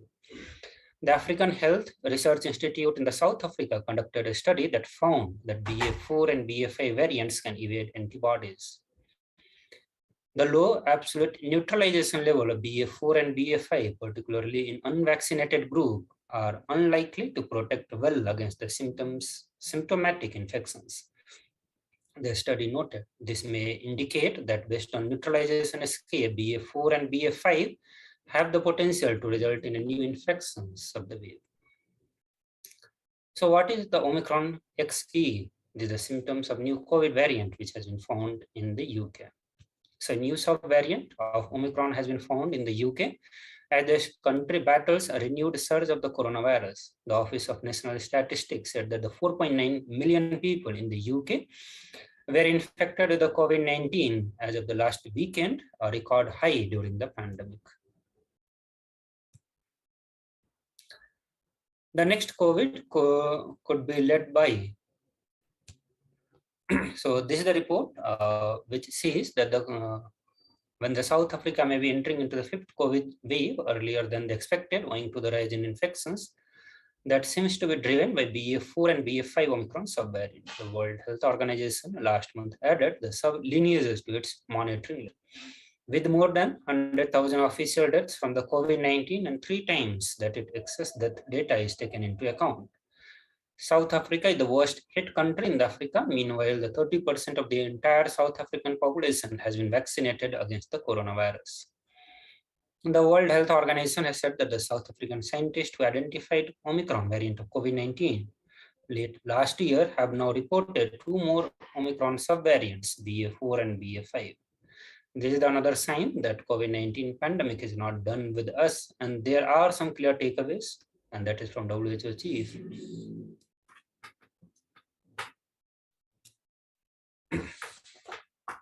So next report says that the COVID death probably 3 times higher than the records, and this is for the whole world. It says that more than 18 million people, 3 times higher than that of official records, suggest have probably died because of COVID, US Washington University researchers say. The researchers gathered data through the searches of various government websites, the World Mortality Database, the Human Mortality Database, and the European Statistical Office. The rates of excess death are estimated to have varied dramatically by the country and region, but the overall global rate calculated the study is 120 deaths per 100,000 people. That would mean that about 18.2 million deaths have happened because of the COVID in the 2 years between the start of 2020 and the end of 2021. 3 times as many as the official 5.9 million that have actually been recorded.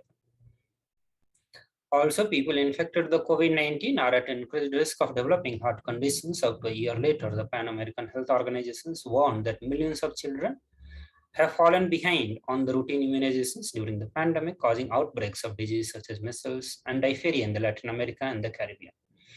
Many doctors believe it's possible to have long-term effect from the Omicron variant of the virus. A lot of people who catch the coronavirus remain ill for an extended period, an estimated 10 to 40% later from the long COVID.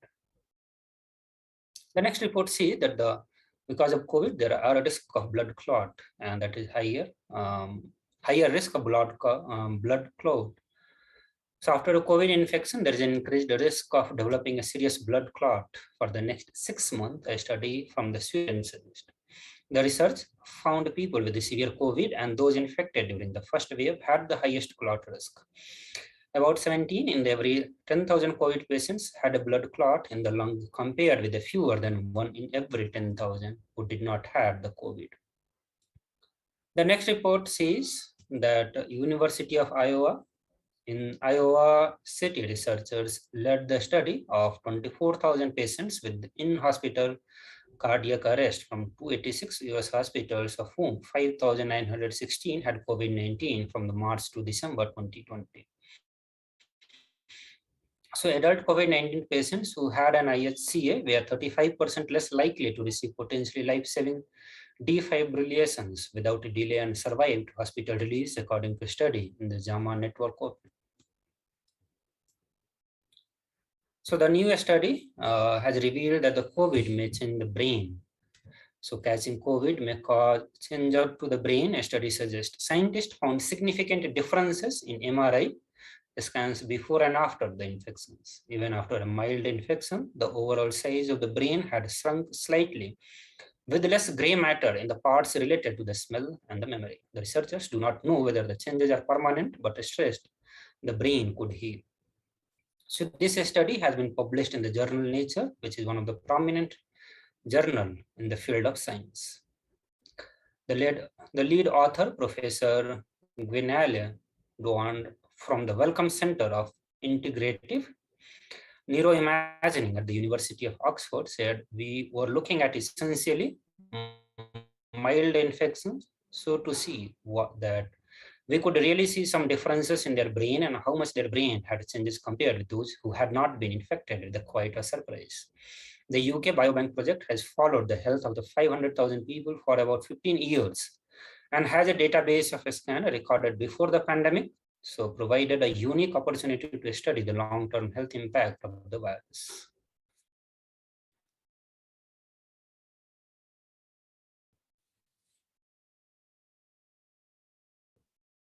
So the next report is, which says that the pandemic has disrupted the children's education growth. So according to the youth researcher, if the digital platforms are the only medium for making contacts over a period of 2 years, this can lead to restrictions in the personal development over such a long period.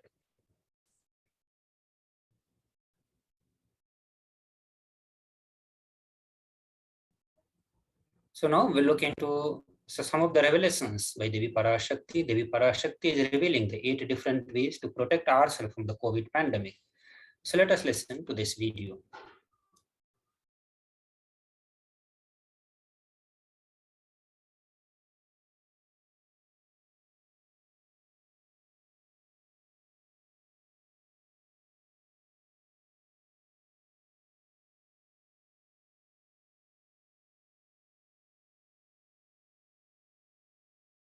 Parashodasi Meenakshi, Parameshwari Meenakshi, Parashakti Meenakshi.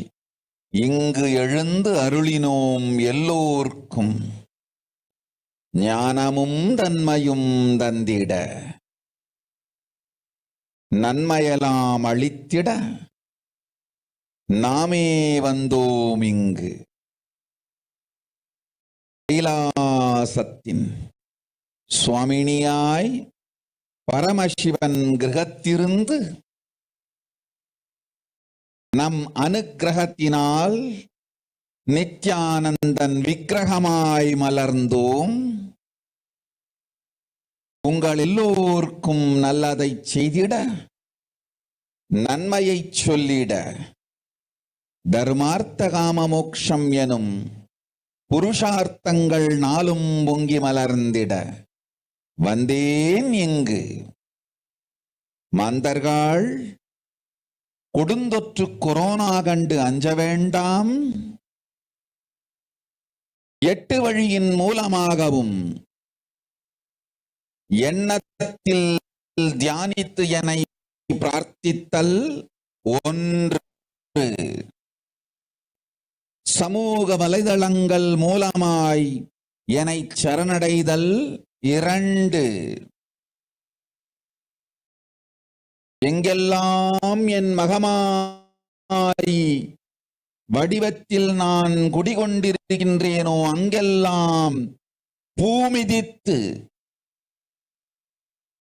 என்னை வழிபடுவது 3, நெஞ்சில் மஞ்சள் தடவி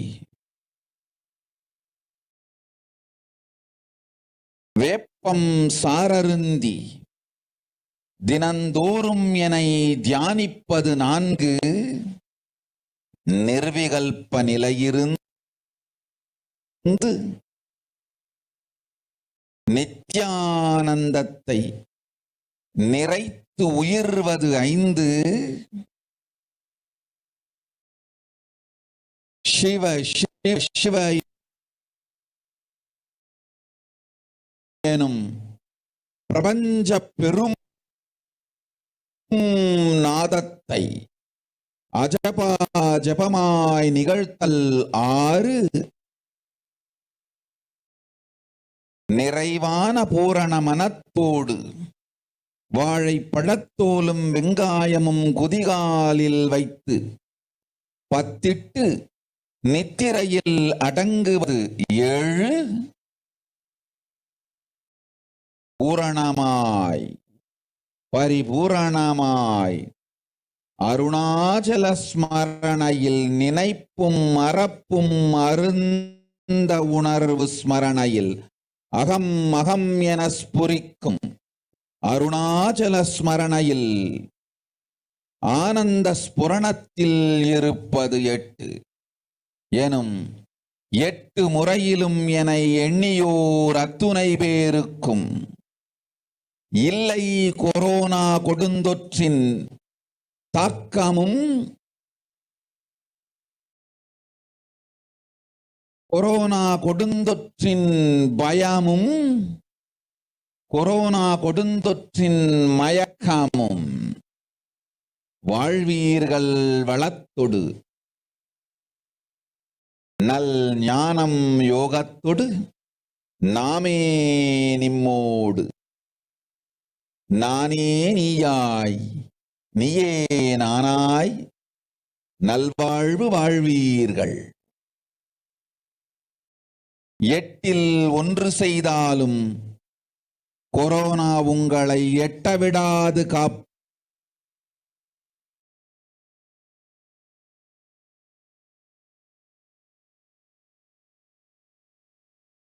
So now look into the translation of what Devi Parashakti revealed to all of us just now.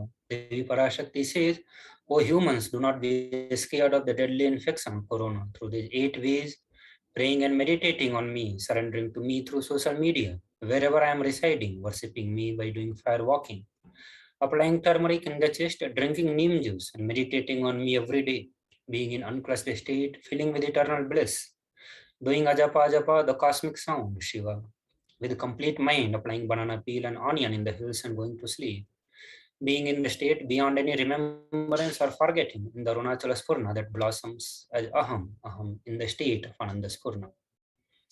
So with this, we come to the end of this segment of Bhava Samadhi Darshan.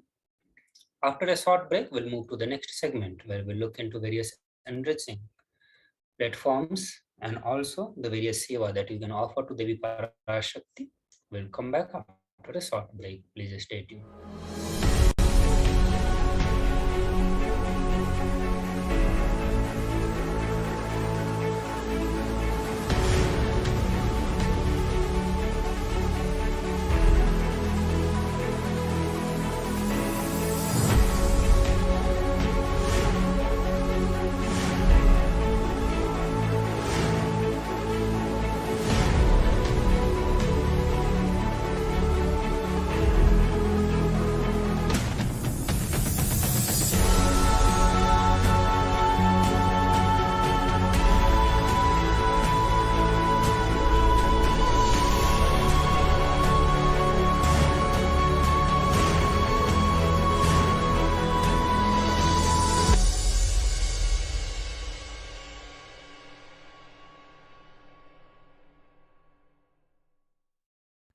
Just be alive for next 3 years. Don't die within next 3 years.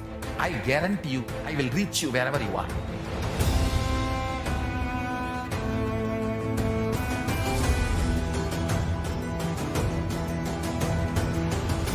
Be alive, somehow be alive for next 3 years. I will reach you wherever you are, whichever corner of the world you may be. I will reach you with enlightenment. It's my commitment to humanity.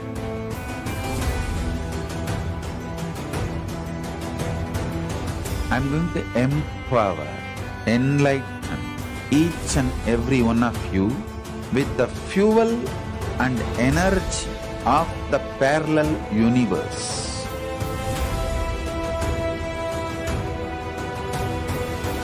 I'll infuse this intense supernal effulgence DNA, Tejas, Ojas, Kundalini Shakti into your spine to consciously lift you to Mahakailas.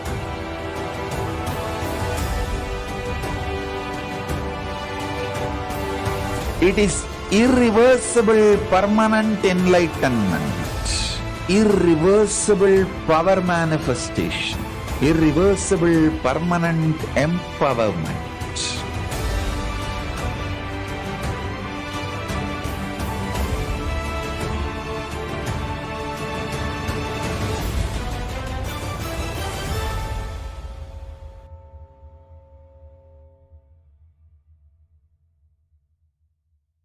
Greater signs of life can be realized with a greater ability to visualize.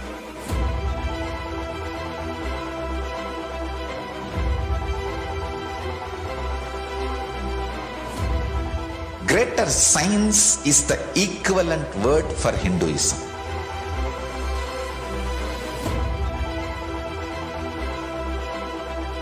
When you understand the greater science of life, greater courage, more possibility, more fearlessness, more joy, more bliss.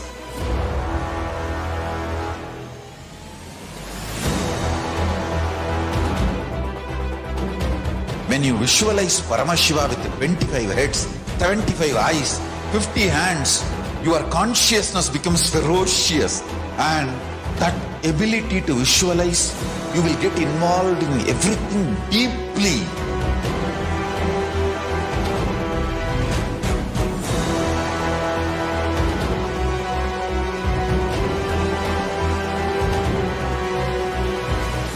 Involved people are the most delicious, most sweet, most beautiful, most juiciest beings of planet Earth.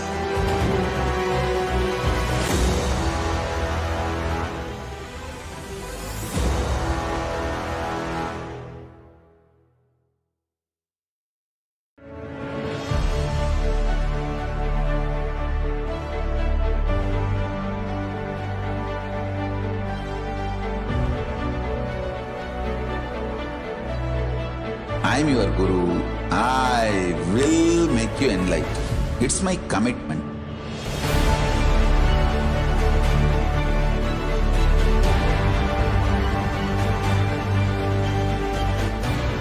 Till you become Paramashiva, I won't rest. Don't worry at all.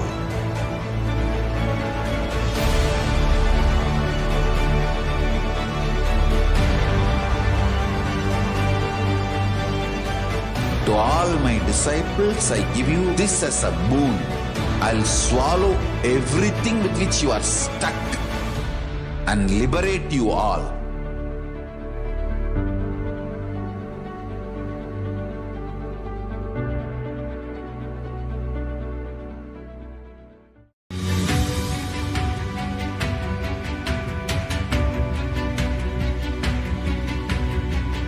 The moment you decide, your consciousness is the supreme identity you have.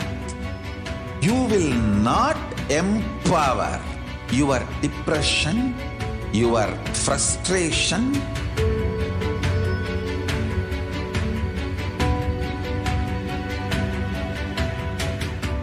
deal your problems, whether it is simple headache or depression or the worst suicidal patterns or life negativity, only through consciousness. Don't go for any other solution.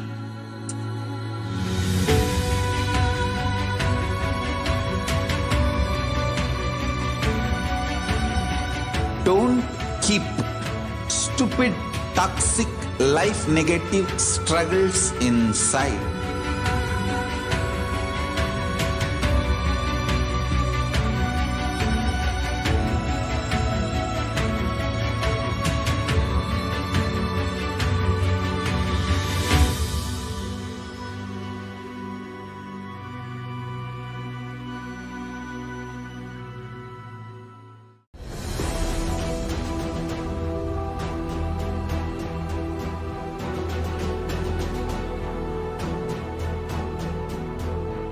Your consciousness has power at this moment to swallow, digest, clean up all negativity and all toxins.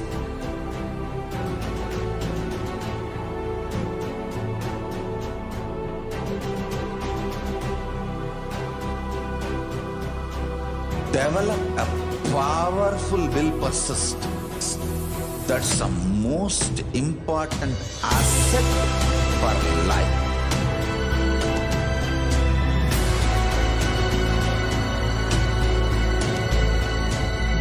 I am not giving you some life positive blah blah. I am giving you the facts of life.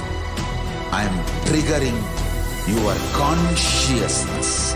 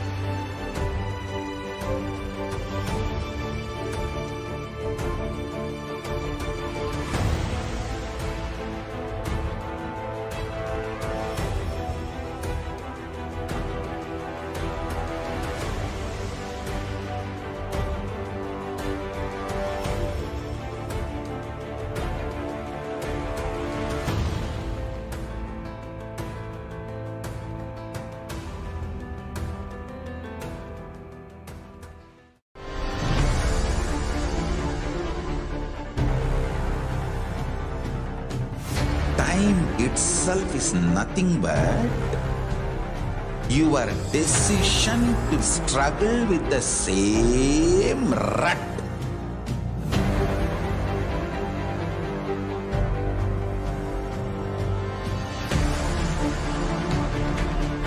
Your decision to struggle with the same rut is time, Kala.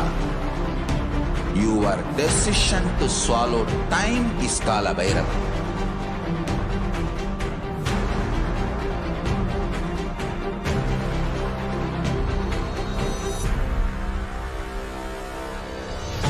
Stand. Be a conscious woman or man. Be conscious being.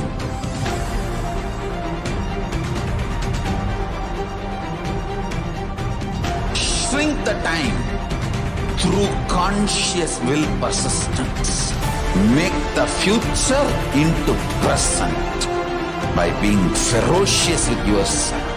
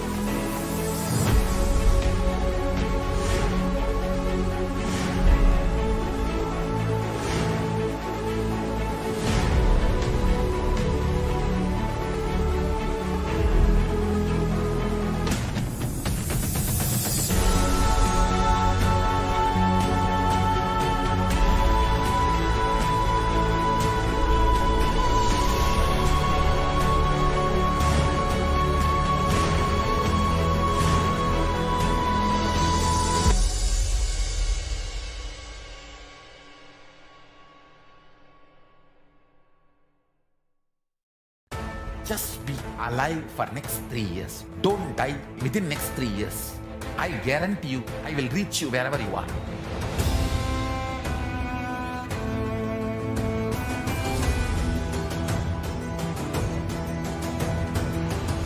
Be alive, somehow be alive for next 3 years. I will reach you wherever you are, whichever corner of the world you may be. I will reach you with enlightenment. It's my commitment to humanity.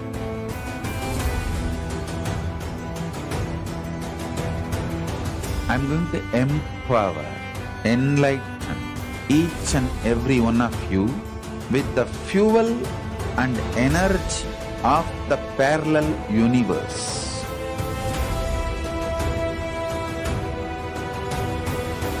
I'll infuse this intense supernal effulgence DNA, Tejas, Ojas, Kundalini Shakti into your spine to consciously lift you to Mahakailas.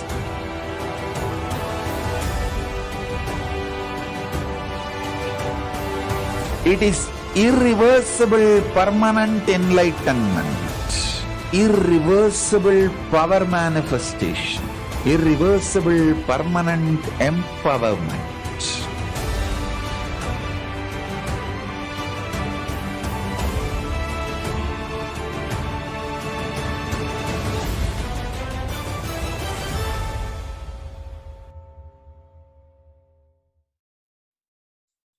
Nithyanam, everybody, welcome back. Let us now move on to the next segment of today's Bhava Samadhi Darshan, where we're going to learn about how we can receive the grace and the blessings of Devi Parashakti through the social media platforms. The first platform that we're looking at is the YouTube. So head over to YouTube and you can search for Kailas as HDH Nithyananda, which is the official YouTube channel of the Supreme Pontiff of Hinduism.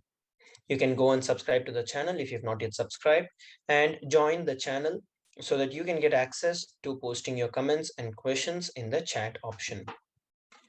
So you can click on join, which is there under the live stream, and you can choose any of the subscription memberships that is available, with each of it having its own perks. And once you join it, you will get access to posting your questions in the chat option. So there you can post your questions to Devi Parashakti and express your gratitude to Devi Parashakti. The next platform we are looking at is the Facebook. So here, head over to Kailasa's HDH Nithyananda Paramashivam, which is the official Facebook page of the Supreme Pontiff of Hinduism. Once you go over there, make sure that you like and you follow the official Facebook page. Next, what you can do is under the live stream, Put on your questions, whatever prayers that you have that you would like to ask Devi Parashakti. The next platform that we're looking at is the Twitter. The official Twitter handle is at Sri Nithyananda. You can search for the official Twitter handle of the Supreme Pontiff of Hinduism. Make sure that you're following. And the next step that you will have to do is you will see the latest tweet would be that of the live stream. So you're going to retweet it with, you can reply to that tweet with the hashtag ask the avatar and your questions about whatever you would like to ask Devi Parashakti. The next platform we're looking at is Instagram. Head over to Instagram and search for Sri Nithyananda, which is the official Instagram account of the Supreme Pontiff of Hinduism. Under the latest post, you can post your questions to Devi Parashakti about whatever you'd like to ask Devi Parashakti and to receive her grace and blessings. The next option, the next method through which we can reach out is heading over to kailasa.org. So once you head over to kailasa.org, you can scroll down to the bottom of the page where towards the left-hand corner, you will see that there is an option to chat and ask your questions directly through the WhatsApp. So you can avail any of these methods and ask your questions to Devi Parashakti. Let us now look at some of the offerings to Devi Parashakti.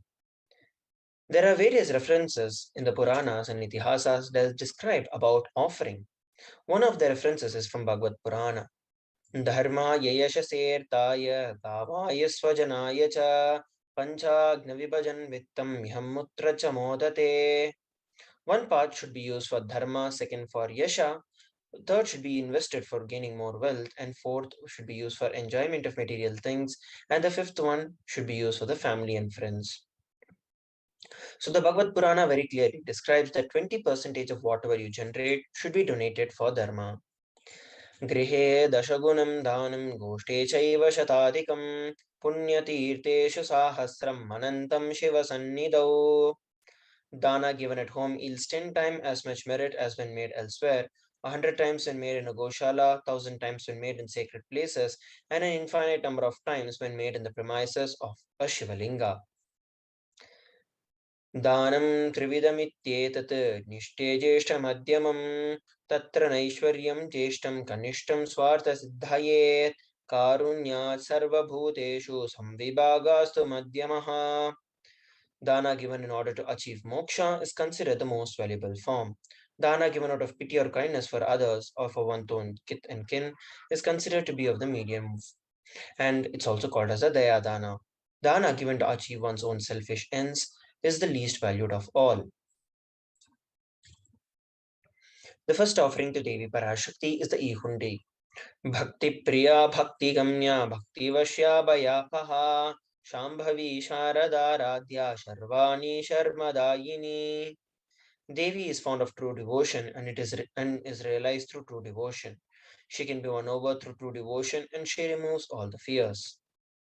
If there are any fears in the mind of the devotees, Devi will surely remove those fears. It is stated that Devi likes to be worshipped in the autumn of our lives, when the thoughts are turned more and more inwards, which when the role of the divine becomes known and understood clearly in us. You can offer your gratitude and devotion to Devi Parashakti by offering your kanika, and your name shall be chanted during the offering to Devi Parashakti. The next offering is the Sankalpa chanting at $1. Taya tanmohyate vishwam saiva vishwam prasuyate saya chitta cha vijnanam tushtaruddhim prayachati. The goddess enchants this universe and she herself gives birth to the universe. The goddess being prayed without interest in any things gives knowledge that leads to salvation and gives wealth in materialistic sense. The offering of the Sankalpa chanting is at $1. Offer the Sankalpa, the conscious resolution, which blesses the people who are offering with the fruition of desires that he or she is yearning for. Let us now look at some of the offerings of gold and let us learn about the significance of gold. Gold is present in all the sacred scriptures such as the Vedas, Agamas, Shrutis, Smritis, Itihasas, and Puranas. In all the Hindu scriptures, it is abundantly displayed that gold is the most auspicious and purest metal which purifies our very being. In the Hindu civilization, everything was built in gold, exchanged in gold. Ritual feasts were offered in gold bricks. When one was to be saved from life-threatening illnesses, gold was offered as a ritual fee. Gold was in abundance and was used for weighing equivalent amounts of commodities, including cows. Kingdoms were built with huge doors of gold, streets would have huge columns of gold, huge archways of gold, and horses and cows were dressed in gold. The Hindu civilization thrived on the banks of the rivers of gold. Indus River was called as Hiranmaya in the Rig Veda, and River Saraswati is called as the Hiranyavartini in the Atharvana Veda. Gold is the supreme element for the offering of gifts to the ones you love and revere. Temples are constructed in gold, deities are made in gold, decked in gold, adorned in gold, because it preserves the enlightened energy forever. The first offering to Devi Parashakti is the Sahasranama Swarnakasa, with the denominations of 75, 151, and 251 US dollars. Nama Parayana Prita, the one who likes the reputation of our names. This offering of 1008 names of Devi Parashakti is a very special and very unique archana offered to Mahameru of Devi Parashakti. Offer the gold coin to Devi Parashakti to manifest any dimension or attribute of hers that you always wanted to imbibe in you. The next offering is the Muktangoti, the finger ring with a pearl, with the denominations 251, 501, and 750 US dollars. मुक्ताहारलसत्किरीटरुचिरां पूर्णेन्दुवक्त्रप्रभां शिञ्जन्नूपुरकिङ्किणीमणिधरां पद्मप्रभाबासुरां सर्वाभीष्टफलप्रदां गिरिसुतां फानेरमासेवितां मीनाक्षीं प्रणतोऽस्मि सन्ततमहं कारुण्यवारानिधिम्. I bow to goddess Meenakshi, whose crown has garlands of pearls, and face shining like a full moon, who wears anklets that are studded with gemstones and has small bells, who is shining like the splendor of lotus, who grants all the wishes, the daughter of the mountain, who is worshipped by goddess Vani and Rama. I remain ever bowing to the goddess Meenakshi, the ocean of compassion.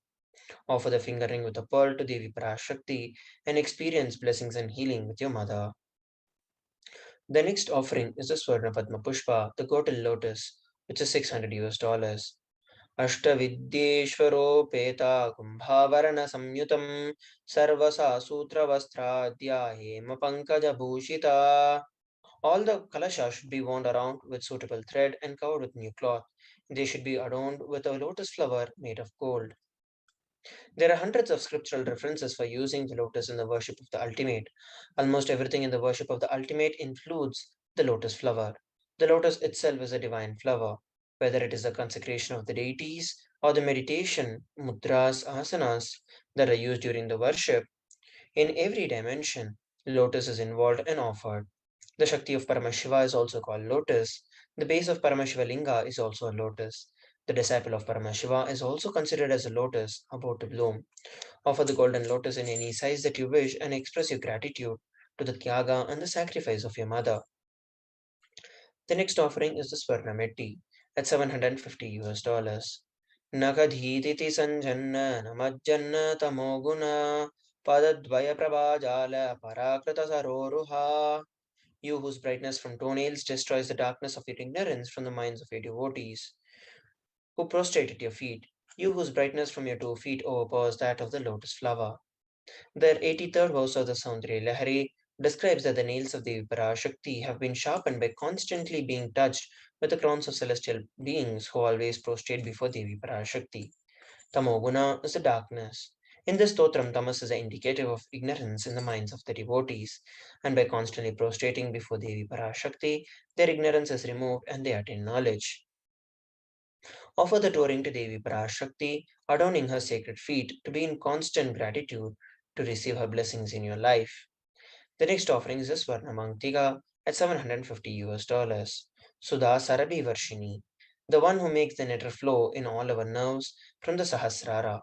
Offer the Mangtika to Devi Parashakti and receive the blessings of achieving a blissful state of overflowing gratitude and a space of complete completion. Let us look at some of the offerings to the Guru. न पादुकापरो मन्यो न देव श्रीगुरो परः न हि साक्षात् पराधीक्षा न पुण्यं कुलपूजनात्. There is no mantra higher than Paduka, no god higher than Guru, no initiation higher than Shakti, and no merit higher than the Kula worship. This is from the Kularnava Tantra, chapter 12, verse 12. Rikta hastascha no peya drajanan devatam gurum फलपुष्प्याम्भरादीनि यशाशक्त्या समर्पयेत् एवं यो न चरद्देवी ब्रह्मराक्षसतां व्रजेत्. One should not approach royalty, the deity or the guru empty-handed. He should offer a fruit, flower, cloth and the likes according to his capacity. One who does not do so becomes a Brahmarakshasa. Koti koti mantra japa koti tiyeta vagahanat koti devachana devi parashri paduka smritihi. O Devi, remember, this paduka, which yields infinitely greater merit than billions and billions of mantra japa, billions and billions of worship, billions and billions of pilgrimages. Offer the Pratiksha Pada Puja to the Supreme Pontiff of Hinduism at $1,008. The next offering is a Vastra Seva at $1,008, where you can offer the clothes to the Supreme Pontiff of Hinduism.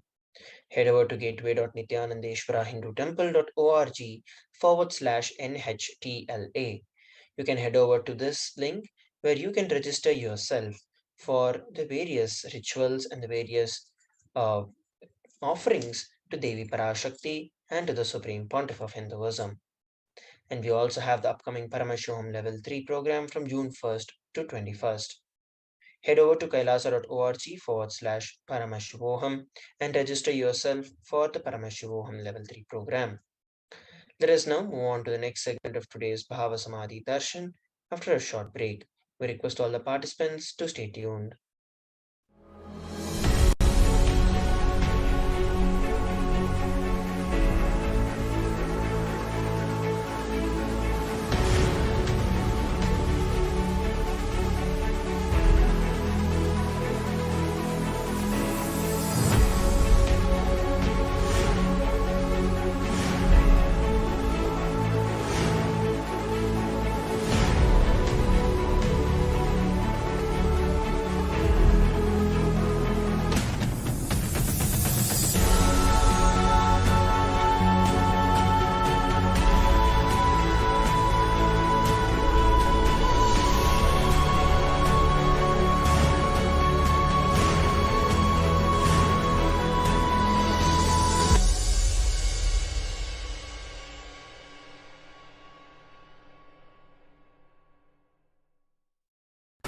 Just be alive for next 3 years. Don't die within next 3 years. I guarantee you, I will reach you wherever you are.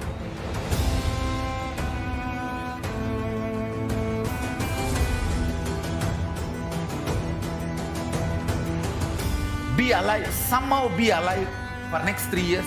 I will reach you wherever you are, whichever corner of the world you may be. I will reach you with enlightenment.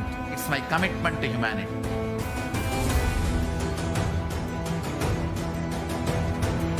I'm going to empower, enlighten each and every one of you with the fuel and energy of the parallel universe.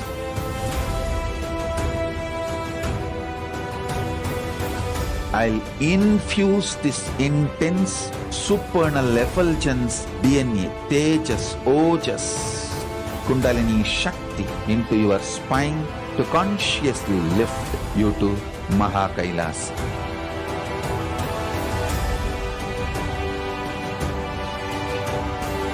It is irreversible permanent enlightenment, irreversible power manifestation, irreversible permanent empowerment.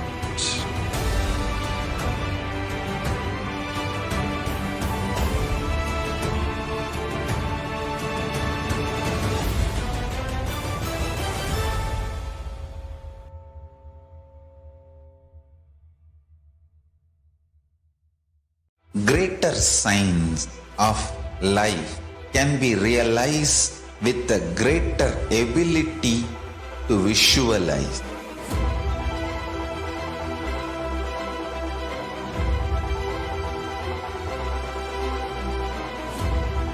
Greater science is the equivalent word for Hinduism.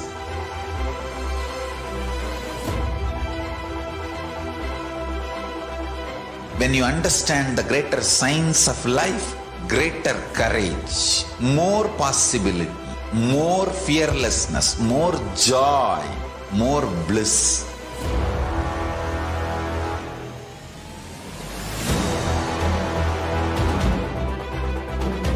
When you visualize Paramashiva with 25 heads, 75 eyes, 50 hands, your consciousness becomes ferocious, and that ability to visualize, you will get involved in everything deeply.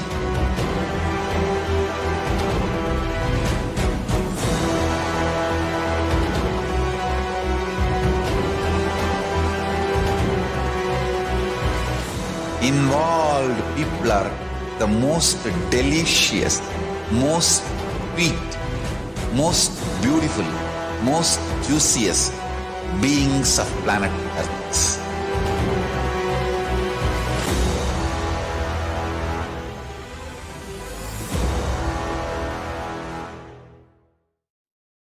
Nityanam, everybody, welcome back.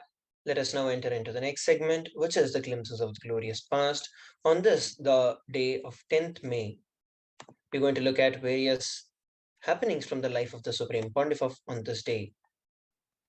On 10th of May 2004, the Supreme Pontiff of Hinduism visited the sacred rock at the Pavadakundra in Tiruvannamalai, where he had the first experience of the purpose of his birth. The Supreme Pontiff of Hinduism's first spiritual experience happened when he was still a child during the Purnima, the full moon day in Tiruvannamalai. The Supreme Pontiff of Hinduism was sitting on the coral rock.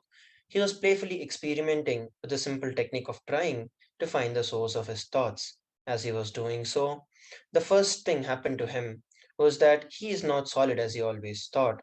The mind and body are not solid. Secondly, he slowly observed that his eyes are closed because of the deep silence. Next, he noticed that something opened up inside him, which is beyond his two eyes. The moment it happened, he was not only able to see what was in front of him, but was also able to see a 360-degree vision. It was not just seeing, but he felt himself as everything as a part of him. The Supreme Pontiff of Hinduism felt that the idea of boundary or a border was completely broken, and he could see everything around him, including all the 8 directions, above and below, as alive as one could feel in their body. That same life, that same presence he had experienced around him. And here we're looking at the 10th of May 2006, when the Supreme Pontiff of Hinduism conducted the 4th Acharya training program at the picturesque camp at Buckhorn near Los Angeles. Since the very first day of that, the Supreme Pontiff of Hinduism undertook his mission. He has been consistently organizing, training, and inspiring everyone, and thus ultimately setting the solid foundations for the revival of Kailasa nation. And below are some of the photographs taken on that day, the 8th day of this convention.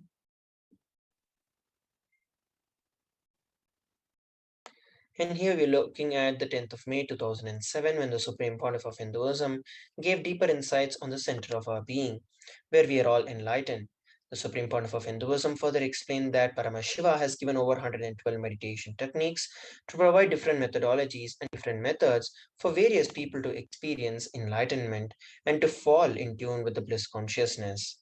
The Supreme Pontiff of Hinduism explained that these methods help to sharpen our awareness to take the jump. We train our awareness to catch the neutral space where the unclutching happens. Though the sharpened awareness, we can stay centered in our Atma before any suffering starts in our inner space. Let us look at a beautiful glimpse from this day.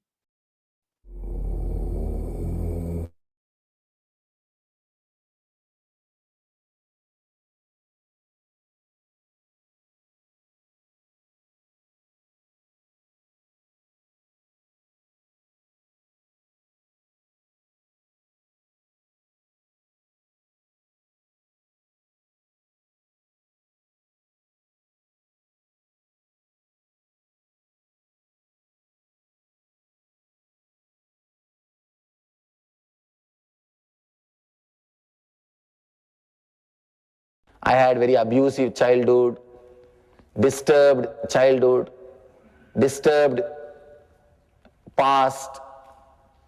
Here Mahadeva is giving you the technique to heal the disturbed past. Let us see how he is helping us to fall into that fourth state, samadhi, from these three states.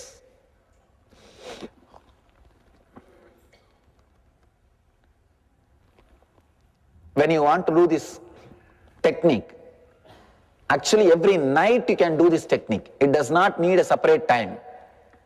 All of you are going to fall asleep every day. Every day you are going to fall asleep. It means every day you are going to jump from waking state to dream state or deep sleep state. Every day. That jumping movement itself, you can use it for enlightenment. If you try just for 1 month, I can promise at least one day you will have that click. It doesn't take more than 20-30 days. Maximum 20-30 days only. Every possibility, you can have that glimpse within 20 days. Within 20 days. First thing, switch off the light and get ready. Lie down completely. Rest in a complete relaxed way. Wait in a very passive way. Don't try to sleep. You can't actually try to sleep. Anyway, if you try to sleep, you will only postpone sleeping. You will only postpone sleeping. People come and tell me, Swamiji, I have sleeping disorder, I can't sleep. See, this country, so much of exploitation goes on in the name of sleeping disorder. No, really. No, really. Understand, first thing, if you are not falling asleep, your body does not need. That is why you are not falling asleep. You being taught that you need 8 hours sleep as a compulsory or 6 hours sleep, that's a first crime. Your body is much more intelligent than your doctors. Understand? No, really. Really. If your body does not fall asleep at particular time, it does not need. Then you may ask, no, working hours, it tries to fall asleep. Just take vacation for a few months, nothing wrong. Your body is much more important than your job. Now really I tell you, the best way to come out of sleeping disorders, don't decide to have continuously go on pills, no. Sleeping pills won't help you. Take 1 week or 1 month vacation, sleep whenever you feel like, wake up when you feel like. Within 20-30 days, your body will fall in rhythm. That's the best way. I have healed thousands of people. Understand? When I talk, when I say all these things, I mean, and I am responsible. And I am responsible. Understand? Your body is not income source for me. I have no vested interest. That is why I am telling you the truth as it is. You can't expect truth from the people for whom your body is an income source. Your body or mind is an income source for them. How can you expect truth from them? Forget about it. Let me be very clear. When I make these statements, I am responsible. In last 4 years of my public life, I have touched personally 1.2 million seekers. People who are initiated. If you see the people who are wearing the mala, if you are wearing the mala, you are among that 1.2 million. 1.2 million people around the world have been initiated. And at least 100,000 I have personally healed. With my experience, let me tell you, just decide, if you have a sleeping disorder, decide to have 1 month vacation. Don't even bother to cook. Just get your food from somewhere. Eat when you feel like eating. Sleep completely when you feel like sleeping. Your body will come back to its natural rhythm. You have disturbed your body's rhythm. That is why you are suffering with sleeping disorders. Sleeping pills won't cure you. That will only create one more addiction. One more addiction. If you don't feel like falling asleep, don't sleep, over. When you feel like sleeping, just sleep, over. If you are sleeping only 4 hours per day, be happy. Be happy, nothing wrong. But you are made to believe if you don't sleep this many hours, you will have this problem, this and that. I tell you, it's a lie taught to you. Your unconscious is programmed. Let me tell you some basic business secrets. No, I'm really giving you some basic business secrets. In the religion, before making you as a disciple, the so-called religious system first makes you feel guilty for something. Only if you feel guilty, you will obey. Now that is the basic truth. You will be made to feel guilt for something for which you are not responsible. Once you feel the guilt, you can be exploited. All system which exploits you teaches you something which is not natural to you. First thing, they will put that thought or the belief into your head. Into your head. Once you believe that logically, now you are ready to be exploited. Basic thing, you need this many hours of sleep is a lie taught to you.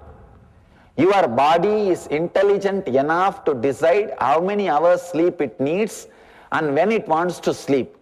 In traditional yogic system, we have two things called Chandramana and Sauramana. Chandramana means people who will feel alive late night and who can't remain awake in the early morning. All modern day young kids. They are all Chandramanis. And another one thing, Sauramana.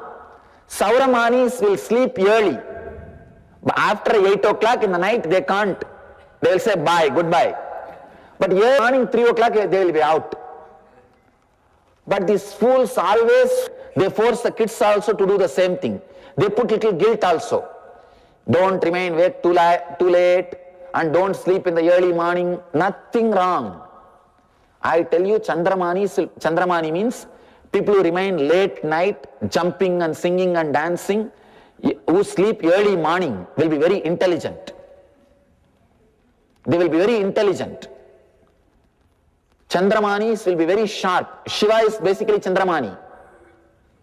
Shiva is basically Chandramani. See, be very clear. Don't have guilt about your sleeping time and all those things. You having a guilt about your sleeping time is the first problem. Then you start believing you have a sleeping disorder. You are now ready to be exploited by the sleep number. I was shocked. What all nonsense goes on? No, really. Some sleep number, some this bed, that bed, this pill, that pill, and so many nonsense. Now, in my whole life, I never had a problem. See, when I stretch my hand, eating. When I stretch my leg, sleeping. Over. Now, that is what I know as life. When you stretch your hand, sleeping, eating. When you stretch your leg, sleeping. Over. Instead of making the whole thing such a simple, you are taught to believe you have some disorder, only then you will be ready to be exploited. Understand? If you don't fall asleep, perfectly all right, just remain awake, lie down. Don't try to sleep. You trying to sleep will never help you. That's the first mistake. That is the first mistake. Never believe you have some disorder. Let you save yourself. Let you save yourself. These are all few basic important truths. How to protect yourself. No, really. How to protect yourself? Consciously, so much of damage is done to people by teaching lies, by teaching wrong things, by forcing the idea that you are abnormal. That is the first sin. When you start believing unconsciously you have a sleeping disorder, then you will connect all your problems with that. All your problems with that. And anything, you will start connecting to that. See, once you believe that you have some Ragu dosha, Kedu dosha or Sanigraha, even your small accident or somebody coming and hitting your car, you will blame that Shani, poor fellow. He did not pay to that the other person and tell, hey, go and hit his car. Some accident also, you will blame that poor guy who is sitting somewhere who is not even aware of what is happening with you. The God becomes a dustbin for you. Anything which you don't want, dump it on his head. That's a problem. Anyhow, use this technique. This will be a very powerful technique. Not only to heal your sleeping disorders, it can take you beyond sleep. It can take you beyond sleep. Let me tell you, from my experience, hardly I sleep 2 to 3 hours. If you come and live around me, you will understand. I rest my body 2 to 3 hours. Not only just me, 150 of my swamis don't sleep more than 4 hours per day. I have 150 of my swamis who are from 14 to 80. From 14 to 80, I have swamis, 88, sorry, not even 80, 88. They don't sleep more than 4 hours. And it is just because I give them the clear understanding whether they are Chandramani or Sauramani, whether they are sun-oriented or moon-oriented. All you need to understand is which one makes you feel comfortable, sun-oriented or moon-oriented. Just adjust your routine. Over.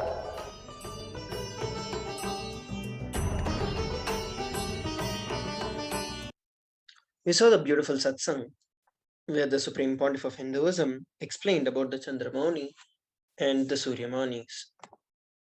Let us now look at the next year on this day, which is 10th of May 2008, when the Supreme Pontiff of Hinduism conducted the second day of the Nithyananda Convention in Chennai, Tamil Nadu on 10th of May 2008. The Supreme Pontiff of Hinduism at the end of the convention attended tirelessly to each and every individual attending the convention.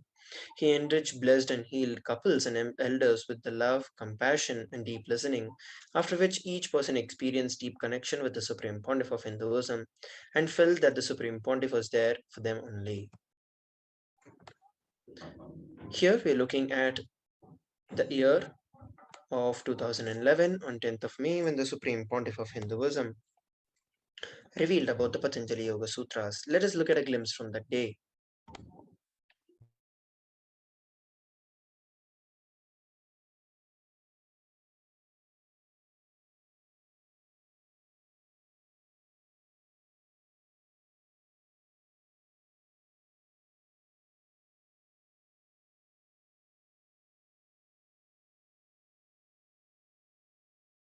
Parashakti Shankaracharya Madhyama Asmadacharya Paryanta Vande Guru Parampara.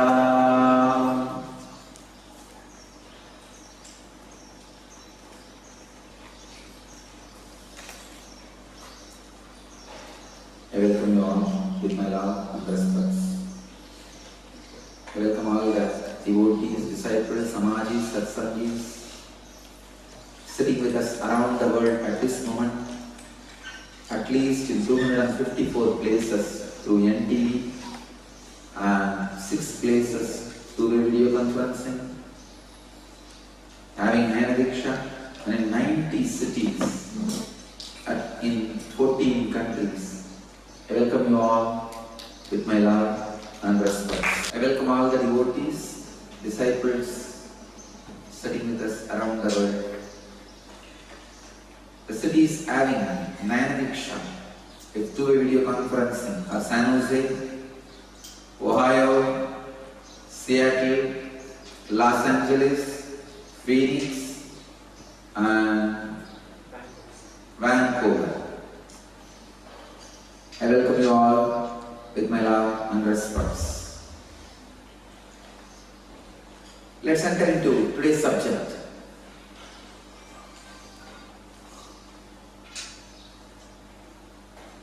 Today we are entering into the next chapter in Patanjali's Yoga Sutra called Kaivalya Pada.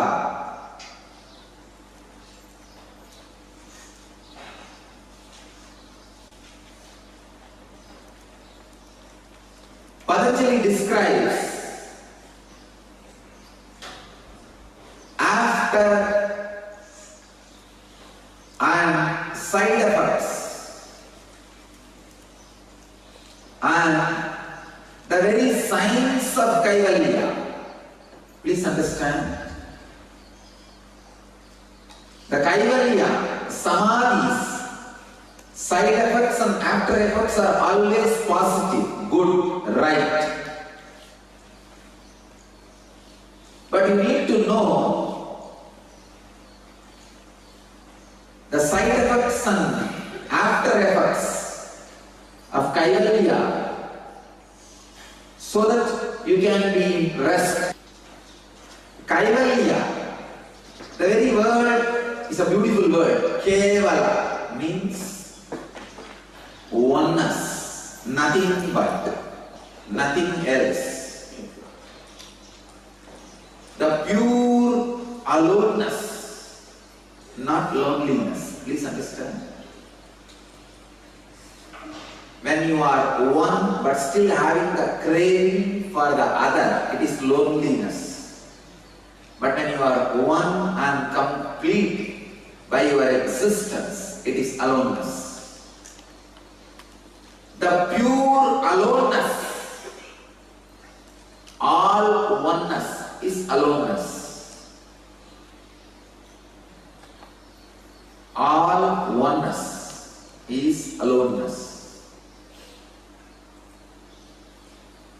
When you feel still the need of something else, somebody else. See, naturally when you need something, you take a loan. When you are in the need of loneness, you are in loneliness. Kevala means the pure aloneness. The signs of pure aloneness. What constitutes aloneness? What are the side effects and after effects of aloneness? And unnecessary myths surrounded around the aloneness. Everything is clearly presented in the form of a beautiful, reproducible science by Patanjali.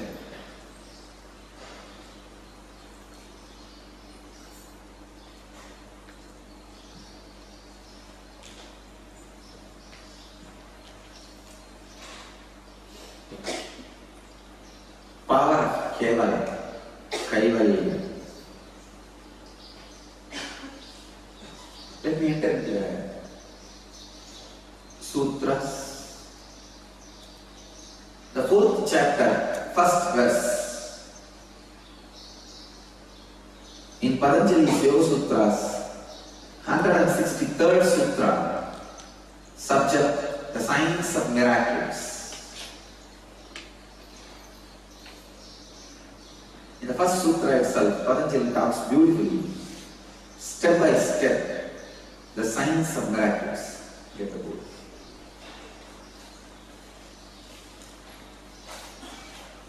Janma Aushadihi Mantra Tapa Samadhichara Siddhaya Janma Aushadi Mantra Tapa Samadhichara Siddhaya. Swami Vivekananda translates the sutra as siddhis or powers are attained by birth, chemical means, power of words, mortification or concentration. Swami Prabhupada translates as the psychic powers may be obtained either by birth or by means of drugs or by power of words or by the practice of austerities or by concentration. Siddhis, Swami Satchidananda translates as siddhis are born of practices performed in previous births or by herbs, mantra repetition, asceticism or by samadhi. Bhagavan Osho translates this as the powers are revealed at birth, are acquired through drugs, repeating sacred words, austerities or samadhi.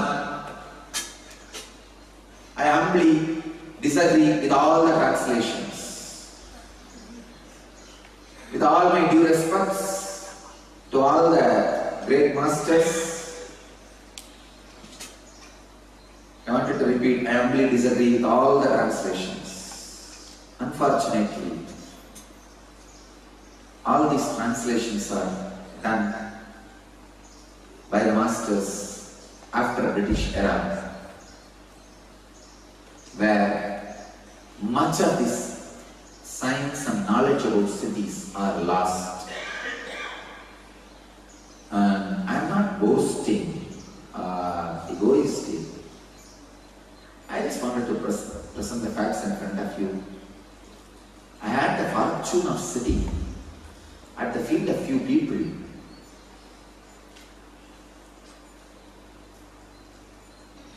who had the complete knowledge of all dimensions of cities. So I'll take up the sutra, break word by word.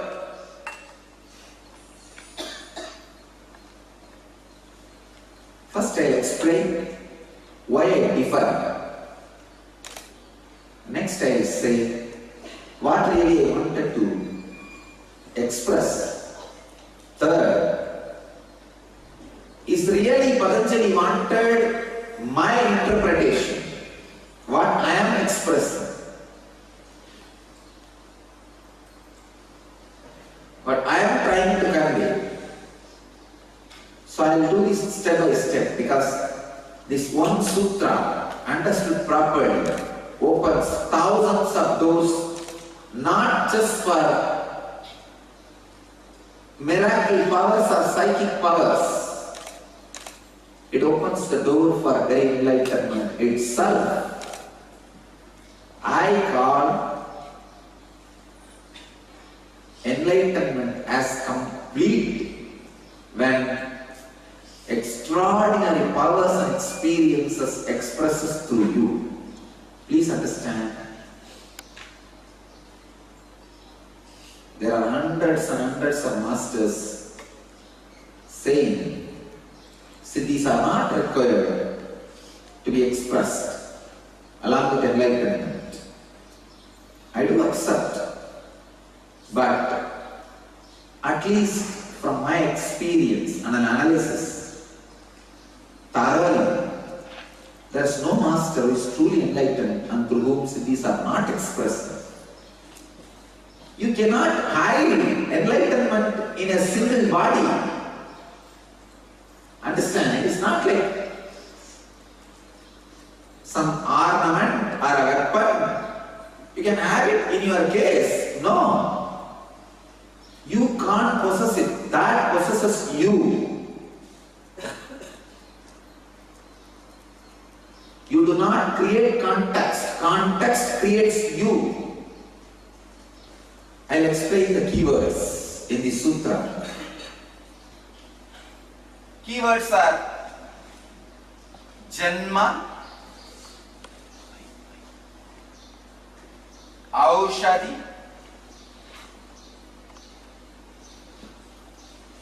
Mantra,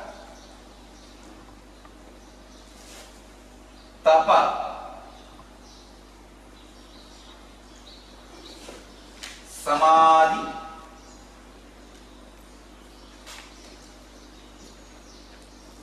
Siddhi.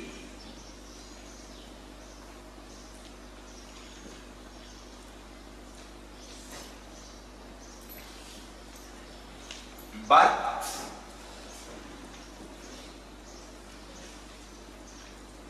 through medicines or drugs,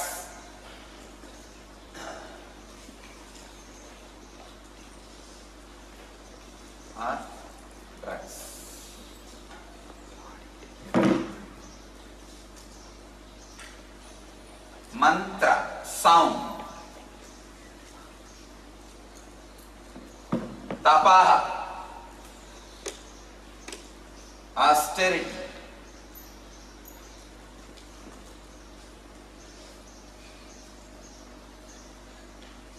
samadhi,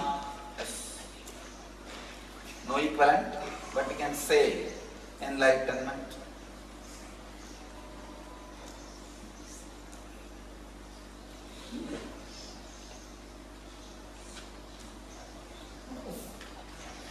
Siddhi. Again, I call this word as attainment.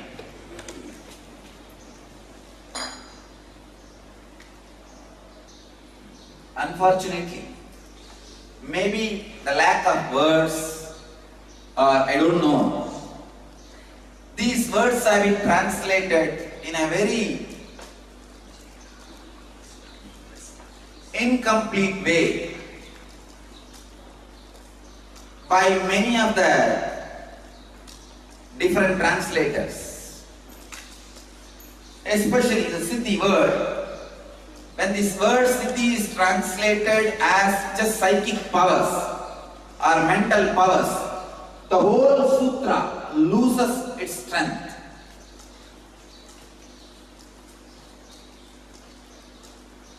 Especially because of the word drug, medicine happens. All masters took up the meaning of miracle or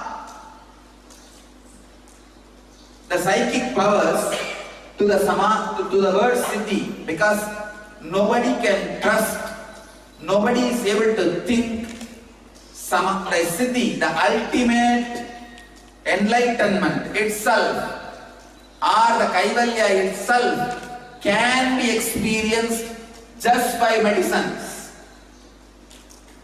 I am telling you from my authority and all the great masters under whose feet I sat and learned, from their authority, enlightenment, the ultimate spiritual experience, can be experienced just straight by medicines, not the drugs. Please understand, not the LSD or other addictive drugs, no.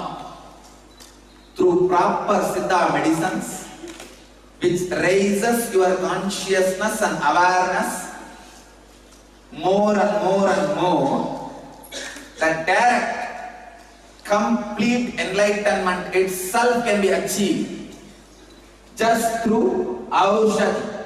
Please understand. Not only the LSD drugs cannot lead you to enlightenment or extraordinary powers, it can only disturb your health. But I tell you, the Siddha tradition has enough of medicines, herbs, not only which can give the extraordinary powers, it can lead you to directly enlightenment. There are some masters who believe the Siddha medicines, the Aushadas, can give extraordinary powers, but not enlightenment itself. But I tell you, from my experience,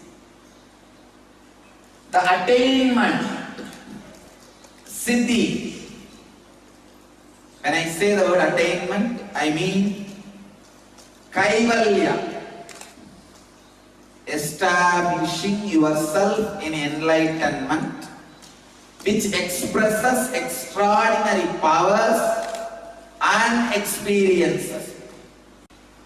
Which expresses extraordinary powers and experiences. not just being in samadhi. Please understand.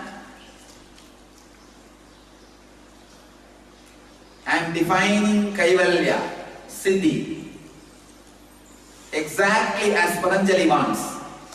Many translators tend to translate this word Siddhi as just psychic powers and mental powers.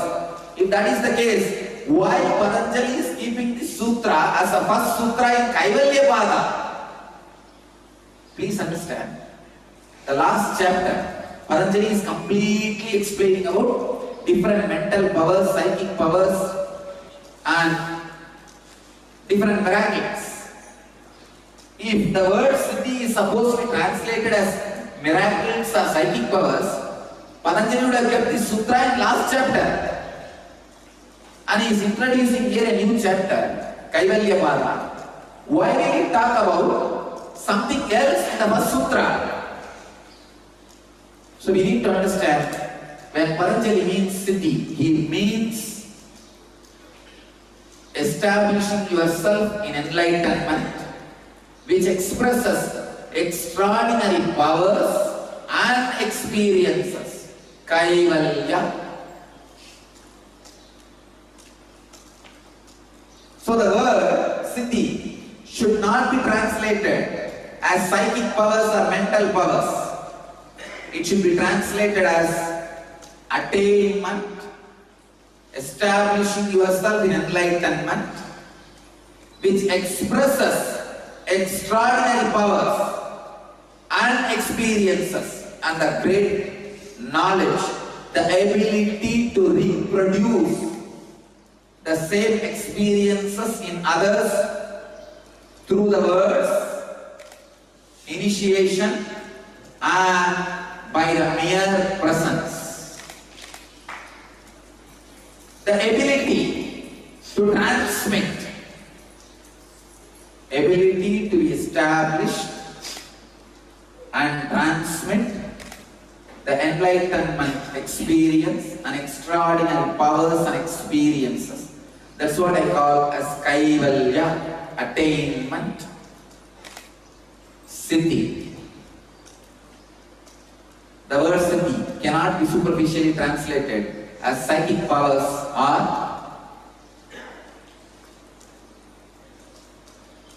just mental powers.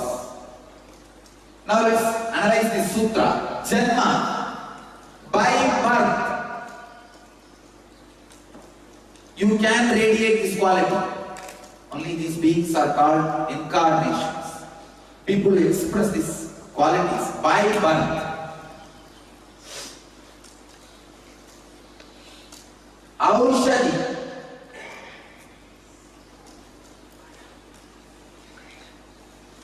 Here I need to introduce the great science of alchemy. Just by the proper herbs, Siddha medicines, not only you can experience extraordinary powers and experiences, you can experience and get established in enlightenment itself. Please understand. In my young age, I have seen hundreds of ways the extraordinary powers and capabilities expressed by my own masters, the Siddhas. When I wanted to go for Parivraj at the age of 12, my master, Uppamma, Vibhudananda, she started sending me, she inspired me to travel to different pilgrimages, different places, temples. This pilgrimage is my life. There are some things I can say I am fanatic about. That one is temple, means building temples. Second, visiting temples. Just yesterday, all my routine got over. All my commitments like inner awakening, NSP and everything. Today I am disappearing. I am going for some temples. Not only I go on creating temples, I always love to visit temples. Of course, let me correct my word. I am not disappearing, I am going to different temples.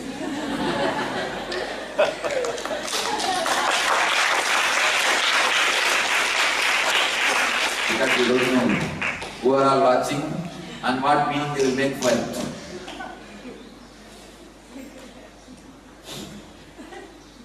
When I wanted to travel to different places, after she inspired me,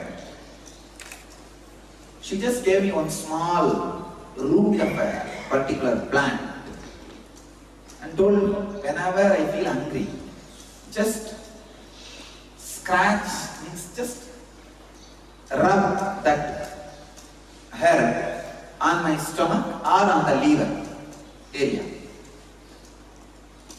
I don't know how you will believe. I used that herb from the age of 12 to 25 till I settled back into my body after realizing my avataric mission, the purpose of my life. I realized it at the age of 22, 2000, January 1st. That was the time I had a very strong experience where I was revealed my life's mission and equipped with all the powers and experiences necessary to execute that mission.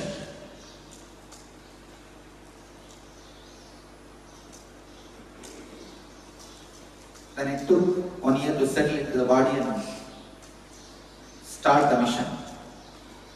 So till I settled, I used that herb.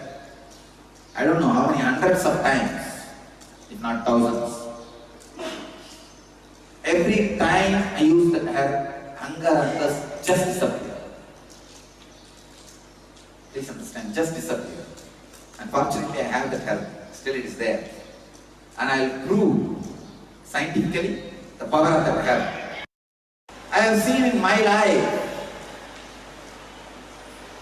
these herbs give the extraordinary powers and experiences.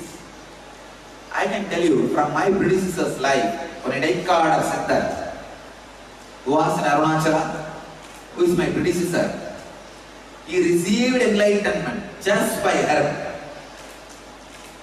His guru, Navanada Siddha, was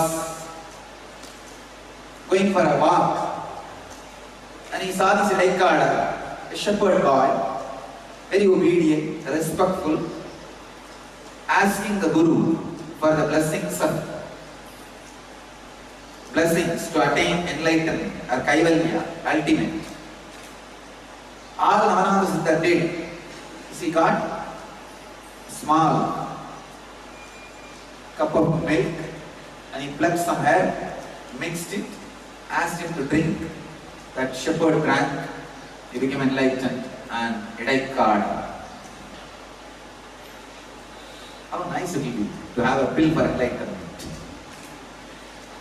Not only I will prove to society, Siddha tradition still has secret herbs which can awaken your non-mechanical parts of the brain and make you established in enlightenment and can give you the extraordinary powers and experiences. By birth and by medicines and by mantra, sound can not only give you the extraordinary powers and experiences, it can directly lead you to be established in the ultimate enlightenment itself.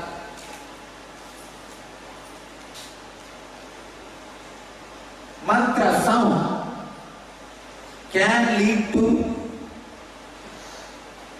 extraordinary experiences and being established in enlightenment, Kaivalya. See, the sound of Kaivalya is meditated upon you experience Kaivalya. The sound of Kaivalya is the Omkara which cannot be contained just inside that A-U-M-O syllable. O is only a deity of real Omkara. That itself is not Omkara, please understand. Omkara is the uncreated sound, Anagata Dhvani of universe, Kaivalya. When you meditate upon that, you will experience being established in enlightenment and extraordinary powers and experiences. The fourth way is tapaha, austerity. Austerity is not complete word, but I am using the word austerity because lack of word.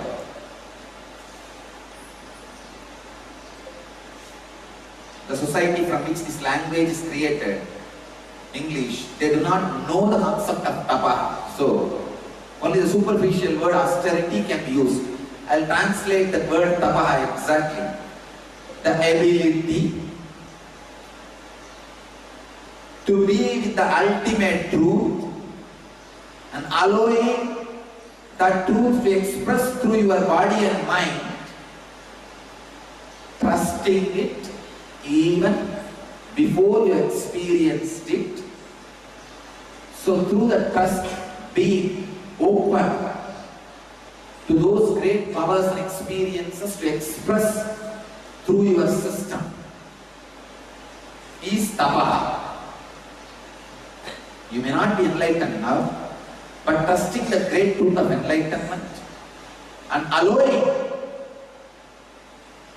that great truth to express through your body and mind, being a channel for that great truth to express itself through you, is what I call tapaha. Being available with a deep trust for the great truths even before you experienced it in the factual level, bringing actuality to factuality is tapas. Next, samadhi means the glimpse of Kaivalya. Understand? Glimpse of samadhi is sadhuri, glimpse of Kaivalya is samadhi. Samadhi means experiencing the extraordinary opening into the cosmos.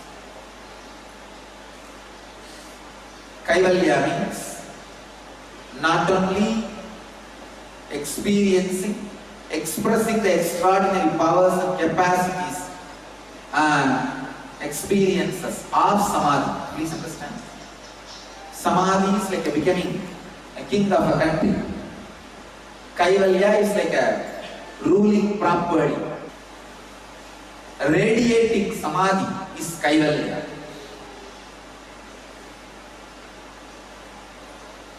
So all these five directly leads to attainment of Kaivalya, means not only enlightenment, expressing the extraordinary experiences and powers of enlightenment. That is what Patanjali calls by the word siddhi. Not just psychic powers or occult powers or mystic powers are called siddhi. Siddhi means establishing yourself in enlightenment and expressing the extraordinary powers and experiences of enlightenment. Please understand, there was always a fight between these two groups, teacher gurus and mystic gurus. The teacher gurus who does not express or have these extraordinary powers and experiences, they go on abusing the mystic gurus who expresses extraordinary powers and experiences. Understand, The real Kaivalya is establishing yourself in enlightenment and expressing extraordinary powers and the experiences to transmit this enlightenment to the next generation. These teacher gurus always abuse mystic gurus, and these mystic gurus do not abuse because, see, when you don't have money, when you are poor, you always abuse the rich people and try to be communist and try to do all the things to destroy the richness of the rich people. You're jealous. But when you are rich, you just do your job. Once in a while, the mystic gurus have to reply back to shut these teacher gurus. I tell you, the combination of mystic guru and teacher guru is happening first time in man. Unfortunately, all these mystic gurus do not have the orating capacity to compete with these teacher gurus and break their logic with their own logic. See, all the mystic gurus, they will express the mystic powers. Unfortunately, they were never orators. They never challenged these teacher gurus, these sad gurus. Always these teacher gurus will be orators, loud, but will not have the power to express extraordinary powers. And same way mystic gurus, they will express extraordinary powers and miracles, will not be able to stand in the stage and express this whole thing as a science. I can give you hundreds of examples for teacher gurus and mystic gurus. First time, I am not only a mystic guru, I can challenge the logic of the teacher gurus. I want to tell all the teacher gurus, sad gurus, what you are doing is a wonderful work, but stop abusing these mystic gurus. Stop claiming monopoly over spirituality.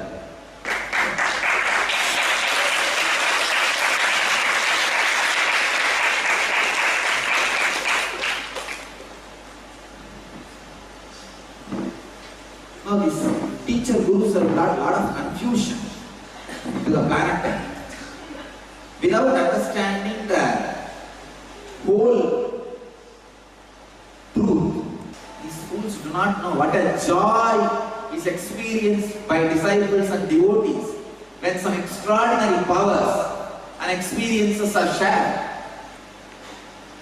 Understand the essence of the sutra by birth, by medicines, Siddha medicines, by the sound, by tapa, austerity, by enlightenment, samadhi.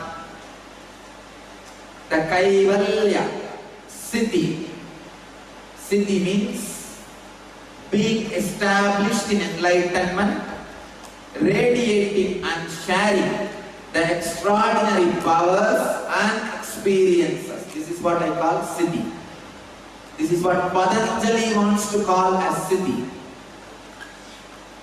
This can be attained through all the above five means. This is the sacred secret Patanjali wants to reveal to the world through the sutra.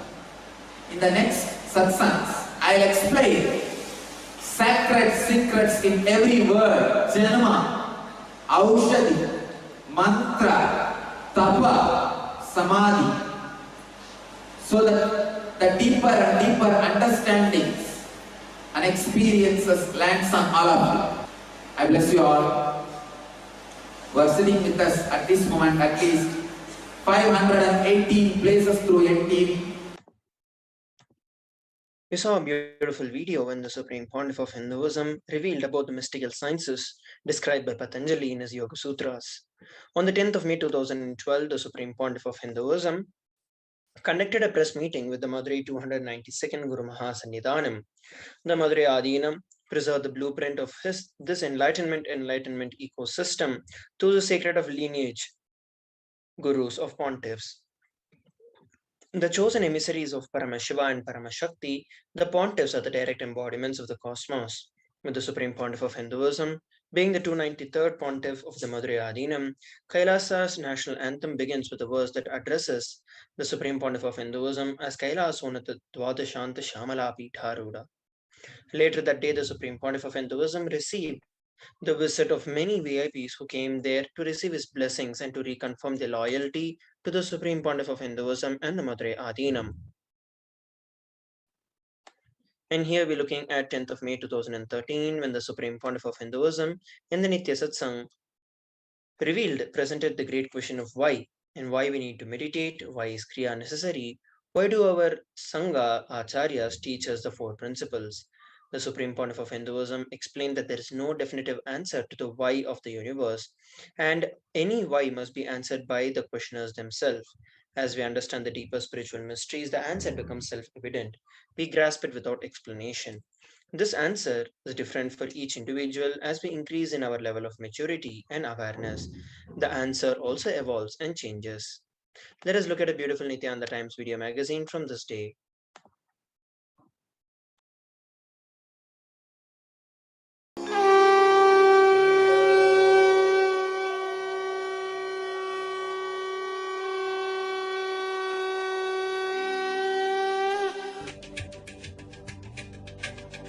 Today in Nithyananda TV News, morning satsang with Paramahamsa Nithyananda and medical camp in Tiruvannamalai.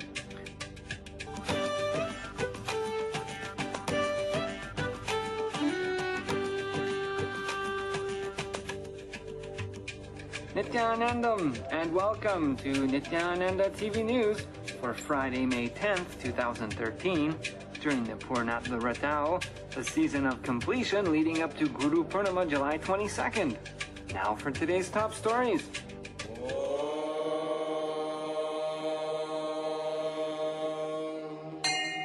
Morning Satsang with Paramahamsa Nithyananda. In today's morning Satsang, Swamiji presents the great question of why. Why do we need to meditate? Why is Kriya necessary? Why do our Sangha Acharyas teach the four principles? Swamiji tells there is no definitive answer to the why of the universe, and why must be answered by the questioners themselves. As we understand deeper spiritual mysteries, the answer becomes self-evident. We grasp it without explanation. This answer is different for each individual, and as we increase in our level of maturity and awareness, even the same answer evolves and changes. Person who is matured enough to ask why, but unable to grasp the answer, he enters into the realm of human beings. He can be considered as animal human, little animal. Person who is able to ask why, unable to grasp the answer for that why, becomes human being. He is free from suffering. He will be filled in joy forever. The being who is able to ask why, grasp the answer for the why, and discovers the answer for his own why, discovers his own answer for his own why, is a Jivan Mukta.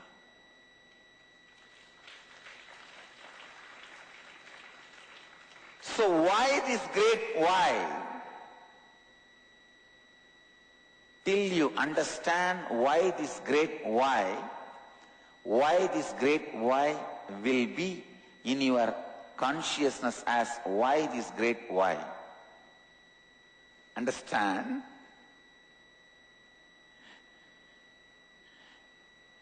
till you are able to grasp why this great why, your inner space will continue to have this one question, why this great why, and why this great why will not disappear till you find out why this great why.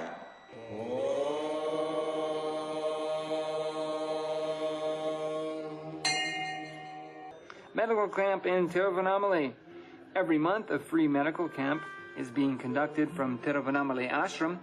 Last month, on the 28th of April, the medical camp saw 150 people attending for blood pressure checking and sugar testing.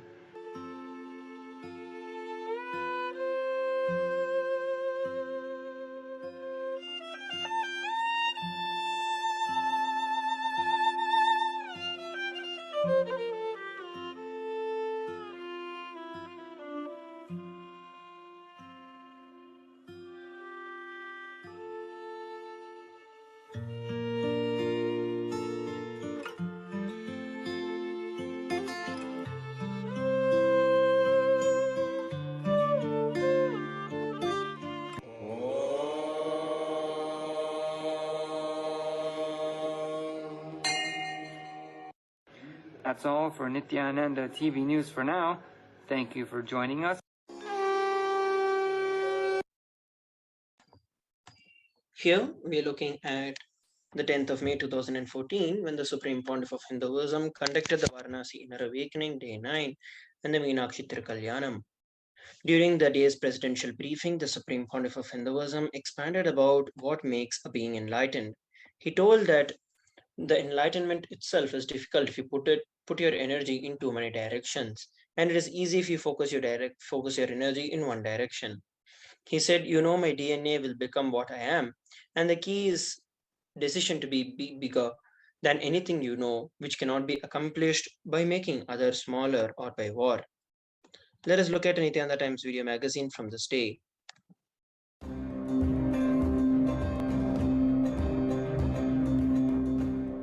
Organizations embodies Kashi is Vishwanath Temple, Annapurni Temple, and Kashi Vidvat Parishad. Head of all the three are here today to welcome all of us to Varanasi. The oldest deity, Kashi Vishwanatha, the temple head is here. The oldest temple, Annapurna Mandir, the Mahanji is here. And oldest educating organization, Kashi Vidvat Parishad, representatives here.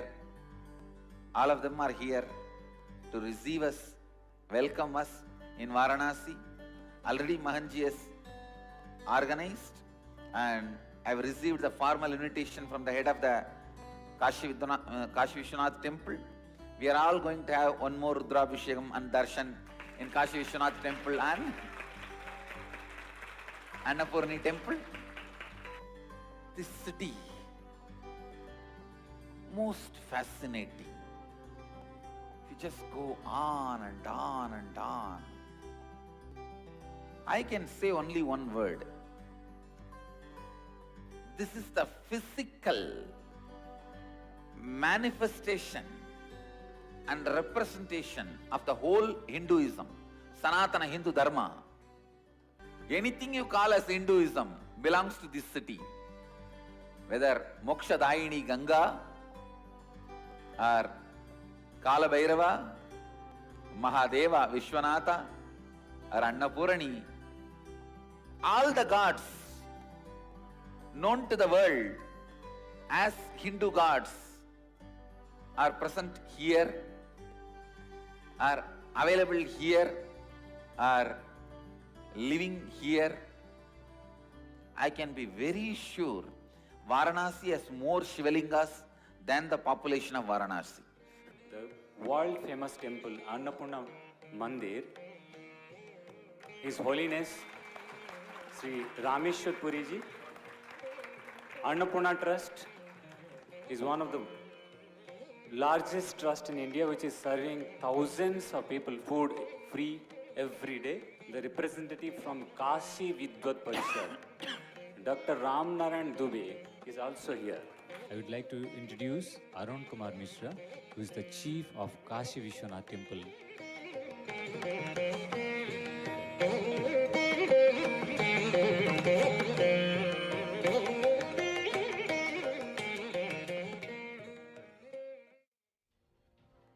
I really wanted to come, and it's a miracle that I'm here. I convinced all my dad, grandparents, mom single-handedly this time. It was amazing, the Shivoham process. I saw this black dot coming from my third eye, and then I told Swamiji about it in the question and answer session, and he said it's my third eye is getting awakened and I'll be able to blindfold it in 2 days' time. Shivoham, my God, the soul. What can you do? I'm not able to put it in the word, the experience. We had it so much. The evening, the darshan as a Kalabhairavas, he came and be with us. I mean, he was in everybody being. He filled with everybody being. I feel so emotional because the way we had the darshan and the experience, unbelievable.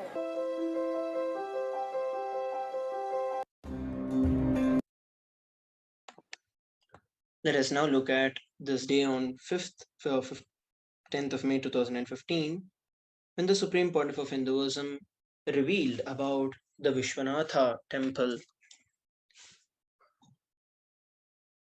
Throughout the sessions of the Inner Awakening Convention, the Supreme Pontiff of Hinduism invoked the presence of Paramashiva, Yamadharma, the Lord of Death, to reveal the truth as it is without any propositions and suppositions, to let the whole universe live in reality. With the Shanti Mantra, the peace invocation, he introduced this third book, the Vedic Book of Death, where Yamadharma becomes the most compassionate master to Nachiketa and reveal about his own experience at the Manikarnika Ghat. Here we are looking at the 10th of May 2016, when the Supreme Pontiff of Hinduism conducted day 7 of the Living Shuddhadvaitam Convention in the Ujjain Adhinam as part of the most auspicious and the holiest event of the Mahakumbha Mela. During the presidential address, the Supreme Pontiff of Hinduism further revealed the science of levitation and expanded on the psychology, physiology, and the physical levitation. Let us now look at a brief glimpse from this.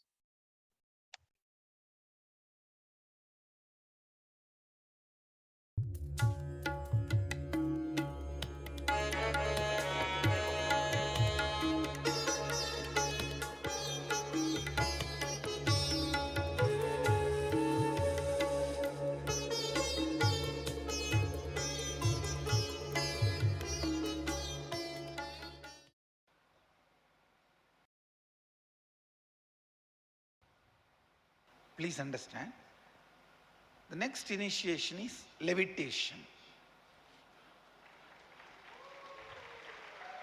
Psychological levitation and physiological levitation. These two are the powers related to Sahasrara. Before the initiation, you have to finish the samskara dahana kriya, means you have to burn all your pain patterns. Listen carefully. I am explaining the principle. When you breathe with thinking, means your breathing is happening, thinking is also happening. That is called prana. Your breathing is happening, thinking is not happening. Like in the deep sleep, the night, deep sleep, your breathing will happen, but thinking is not happening. That is called samana.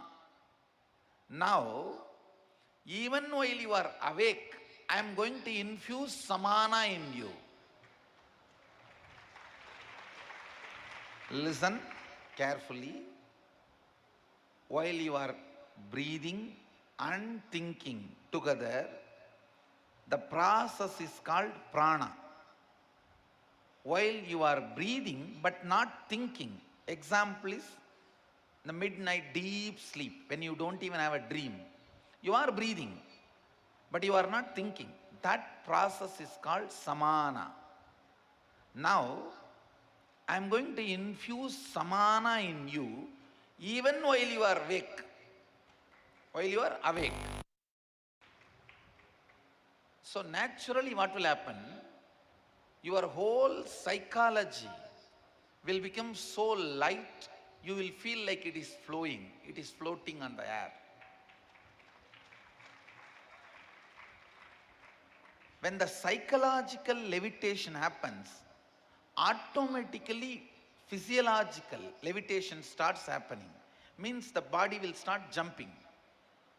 Then the physical levitation, it will raise and be there in the air for quite a few minutes. Understand? This is a 3-step. Psychological levitation, feeling so much of lightness. You will feel as if your whole being is floating. Second, physiological levitation means your intra-organs will become light and it will start jumping. Like a equivalent to your weight, the samana will get filled in you. So it will jump, but in few seconds you will fall back. It will jump and you will fall back. That is physiological levitation. Then comes physical, means more than your physical weight, the samana energy will stay in you. So for that many seconds or minutes, you will be able to be in the air. And don't think I cannot levitate. No. Anyhow, you are not going to. I'm going to make it. So you just be free from your idea of whether you can or not. If you can sit in Padmasana, that will be great. If you can't, listen carefully. If you can't sit in Padmasana, sit in Ardha Padmasana. If you sit in this posture, you will not doubt whether you are lifting or it is doing it by itself. In this posture, you can never lift yourself. Even normally, you cannot lift yourself. In this, surely you can't lift yourself. In this, any movement happens, it is only because of Kundalini. If you can't do both, it's okay, sit in the chair. I'll make the whole chair levitate. Listen carefully. You have 2 activity happening, inhaling and exhaling. You put your awareness and effort only on inhaling, automatically body will exhale. Let the body exhale automatically. You don't touch your nostrils. Just mentally put your awareness only on inhaling. Let body automatically exhale. I am going to awaken the samana energy in your system even while you are awake. Means I am going to relieve you from all your patterns, pains, samskaras, incompletions. You are going to literally have the Shiva Bodha, the joy of patternlessness, joy of auspiciousness.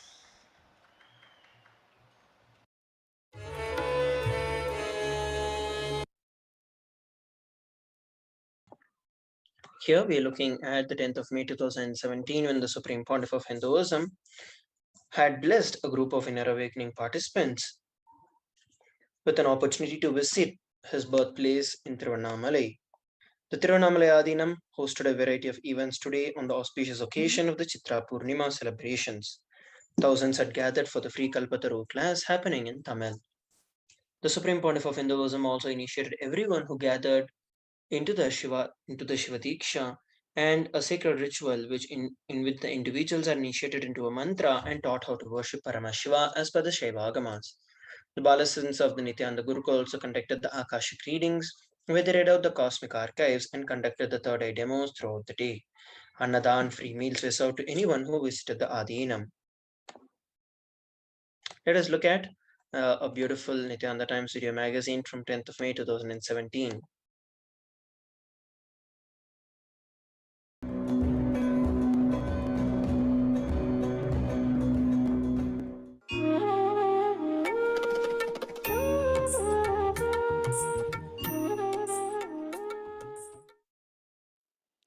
On the 20th day of inner awakening, His Holiness Paramahamsa Nithyananda conducted the mandala process. For this process, the participants sat around Swamiji in a sacred geometric formation with their Atmalinga, an energized spatika, held at the third eye. Other highlights of the day were the auction that was opened for the participants to buy jewelry worn by Swamiji himself and Malakamba yoga. This is an ancient form of yoga performed on a wooden pole and on a rope. There are references of Malakamba training in the ancient Puranas. It is an art that comes from Sadashiva.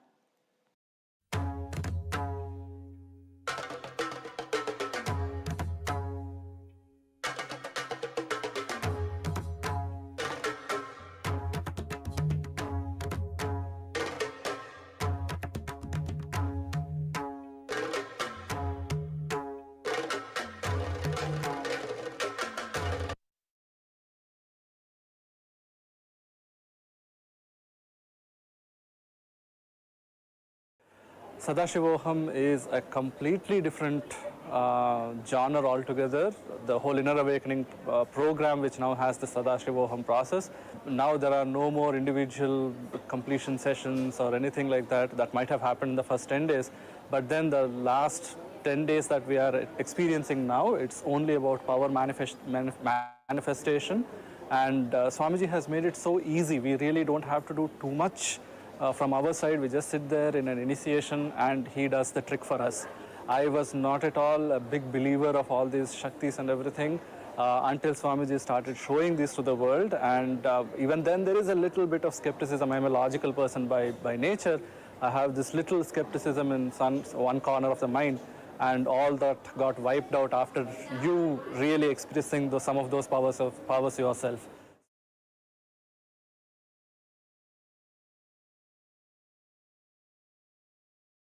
Kids of Nithyananda program start with yoga in the morning. Yoga is not only about stretching the body, but about reaching the space of oneness with the cosmos, as explained in the Agamas. This helps a lot in manifesting the powers which express from that same space of oneness with Sadashiva.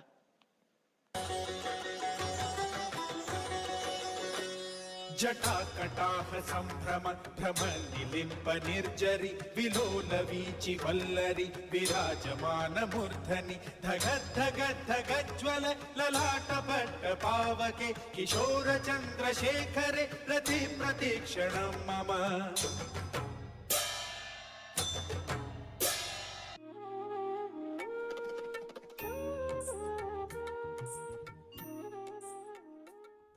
The time for the breakthrough, not just for human consciousness, but for the very consciousness itself has come. Understand? As of now, world's greatest spiritual happening is happening here, now, in Bengaluru Adinam. Sadashivatva, starting on May 13th, is not just Adinavasi orientation. Understand? That 21 days of program to give a breakthrough in your very spiritual consciousness. In your very consciousness. It is not just fulfilling the purpose of human life. It is fulfilling purpose of very life. May 13th is a grand program where for the first time Swami is going to officially initiate thousands of people across the globe to become his family member, which means becoming his family member means becoming a superhuman. And extraordinary preparations are going on here because for the first time Swamiji have opened the doors of Kailas to the entire world, and those who are taking the first jump, becoming the pioneer group of Nithyananda Adinavasi because of this spiritually awakened community which is Sadashivatva. Manifesting Sadashivatva and helping others to manifest Sadashivatva. The preparations going on are just mind-blowing. The way the entire team is thinking through to house and accommodate thousands of people as their family members. So I hope to see you there on May 13th. Please.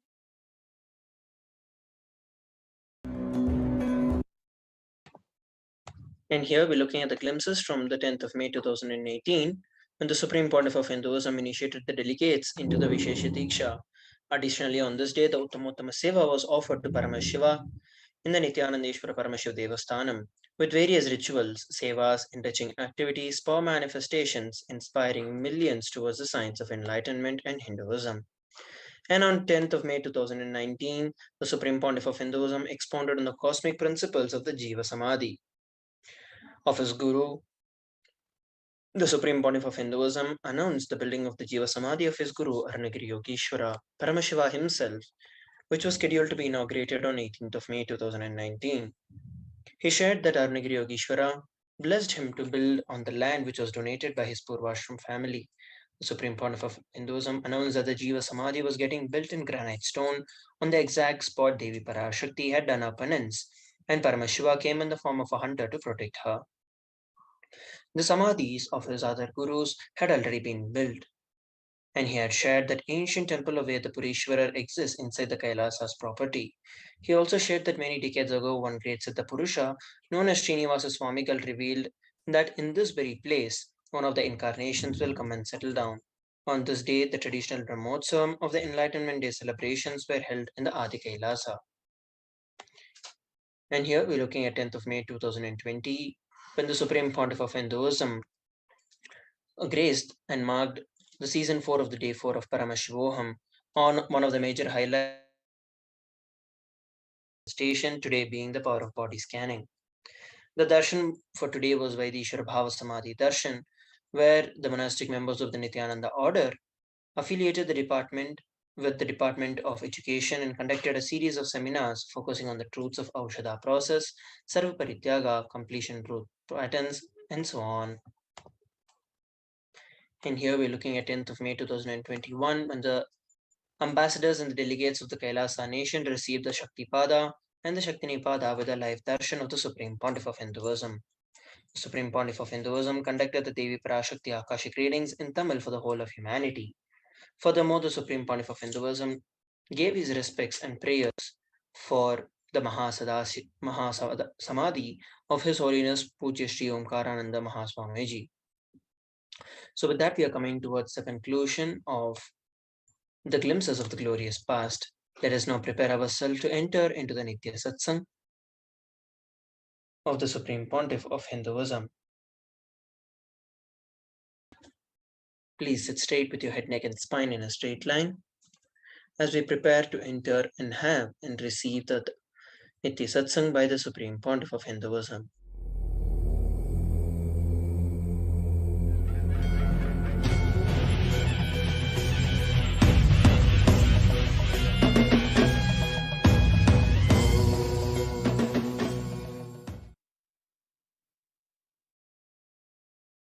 Paramashiva's message directly from Mahakailasa.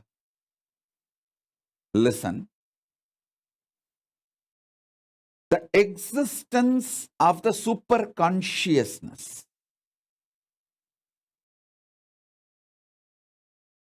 consciously, powerfully reflecting into your conscious existence and your conscious existence recognizing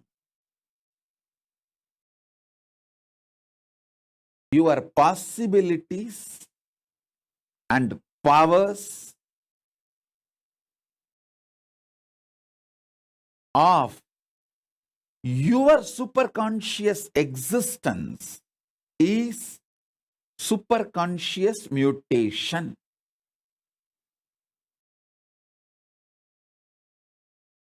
I wanted to make it very clear. This word mutants is misunderstood all over the world, especially the Hollywood movies and TV serials. The way they project the idea mutants, that is not the way Hinduism reveals about the conscious mutation. Please understand. The Hollywood movies and TV serials, what they talk about mutants is people with extra power, but not enlightenment or the intelligence, compassion to handle the power, compassion to handle the responsibility. It is more like a unconscious mutants from the lower worlds. Atala, Vitala, Sutala, Talatala, Patala. The lower worlds. That concept only is presented in Hollywood movies and TV series like a Heroes, the New Heroes TV series. All these presents almost kind of a frightening depiction about the mutants. Completely forget about that. Understand what Hindu Shastras, Hindu scriptures, Vedas and Agamas, Puranas talk about superconscious mutation. From the vertical time zone, the higher conscious beings, people who achieved superconsciousness, those beings, their superconsciousness, when that reflects in your individual conscious existence, you start manifesting great enlightenment, intelligence, compassion, highest order of human values and divine qualities. With those jnana, buddhi, higher values, you start manifesting powers, extraordinary shaktis. Please understand. In India, even 200 years before, this was a lifestyle. Every village will have few Shatavadanis. Shatavadani means a person who can perform 100 acts at a time. Please understand.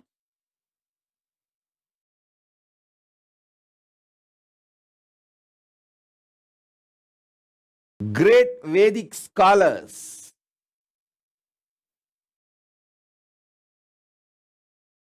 in Hindu tradition developed these powers, possibilities through the superconscious mutation. Through this superconscious mutation,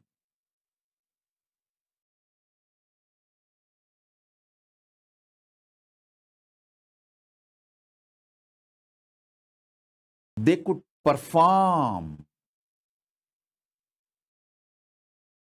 100 acts at a time because all their non-mechanical parts of the brain was awakened through this superconscious mutation process.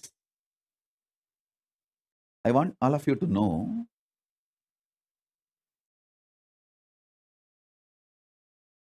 elaborately our Hindu scriptures, history, books have documented. Puranas are not mythology or myth, it's a history.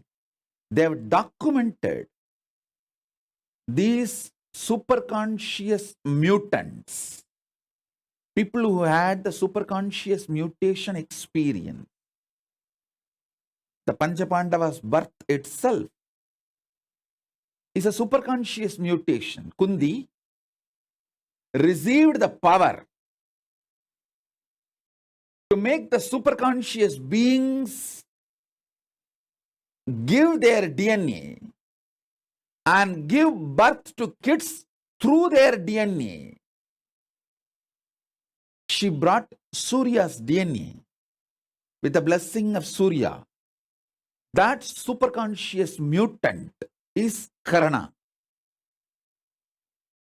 Till the end, His great value, the greatest value of Surya is just giving, giving, giving, giving.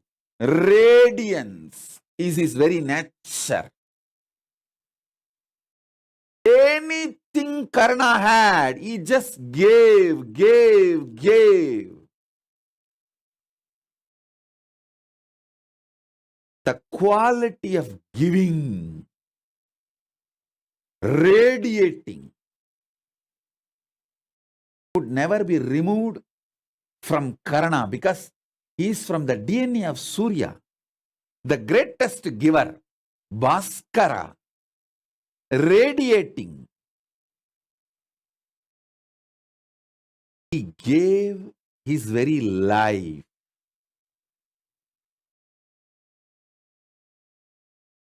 He is the extraordinary giver. Then Kundi brought the DNA of Yamadharma Raja, Yama, who is the Lord of natural law, Dharma, and gave birth to a child in the same signs of superconscious mutation. Till the end, Dharma, Yudhishthira, never violates Dharma. The way he upheld Dharma is unimaginable. It's because superconscious mutation. Then comes Bhima. It's a superconscious being, Vayu. His DNA was brought, and Vayu's very DNA, superconscious mutation has been done, and Bhima was born. The power Bhima radiated, the power of Vayu Bhagavan, the power Bhima radiated is unimaginable. Arjuna is a superconscious mutant of Indra. Then Nagula and Sahadeva, they are the superconscious mutants of Ashwini Kumaras. These great beings are all superconscious mutants. Understand? Our Idihasas, Puranas elaborately document these superconscious mutation and the signs of superconscious mutation. There's an elaborate description of the 7 enlightenment cities, Kashi, Kanchi, Madura, all these 7, Mayapuri, all these 7 enlightenment cities each having the population of 10,000 Sahasravatanis, 1 lakh Shadavatanis. Sahasravatani means who can perform 1,000 action at a time. Sadavadani means who can perform 100 action at a time. Please understand, what I am talking is not story. Even as recently as now, there are documentation in Mohal's court where they start awarding Shatavadanis. They start giving awards to Shatavadanis. There are documentation. In front of the court, people performed this 100 acts at a time. Forget all of that. Even now, In Andhra, the Telugu Brahmins community, they are keeping this tradition of avatanis alive. The living stream is not dead. It is there still. It's there. Shodasavadanis, Ashtavadanis, still the tradition is there. In Andhra, the Telugu Brahmins tradition, and even the Telugu Brahmins who came and settled in the banks of Kaveri in Karnataka and Tamil Nadu. All the three, Godavari, Karnataka, Kaveri in Karnataka, Kaveri in the Tamil Nadu. In all three places, the Telugu Brahmins who came and settled are still keeping these Avadani traditions alive. Actually, there's an elaborate description how these rivers were energized with the superconscious energy for these Avadani traditions to be kept alive. The Ganga was used for Sahasravatana, Sahasravatanis, people who can perform 1,000 acts. They settled in Kashmir and Kashi. Then the next level, people who can perform little less than 1,000, but around 900. They settled in Yamuna. And you need to know, after the Ganga and Yamuna, people who can perform above 500, but less than 900. That group settled near Godavari. That is why when we describe the rivers and worship, Gange cha Yamune chaiva Godavari Saraswati. Saraswati does not come third. Godavari comes third. Then comes Saraswati.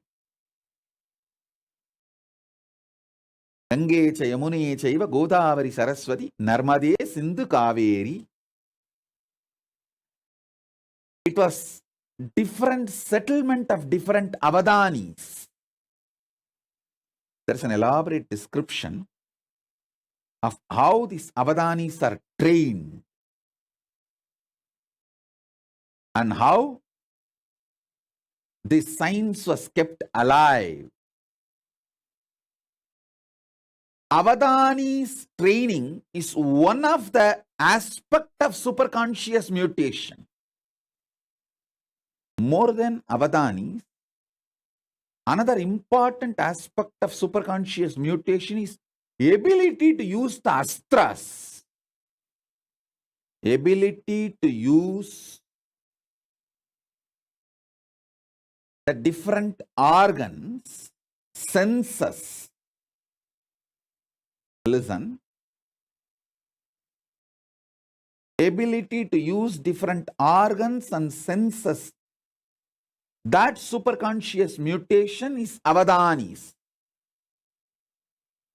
You will have an extraordinary capacity to smell, think, write poetry, recollect the numbers, names uttered, means the Jnanendriya, Karmendriya, Manas, Chitta, Buddhi, memory, everything will be fully active, alive, intensely, simultaneously, spontaneously, synergetically. That is what is the definition of being an avatani. All your jnanendriyas and karmendriyas. Jnanendriya means the organs in your system which receives information and processes. Karmendriya means organs in your system which performs actions. Jnanendriyas and karmendriyas and the internal organs who are responsible for Jnanendriyas and Karmendriyas to be fully active active and alive. Sorry for using too many Sanskrit terms.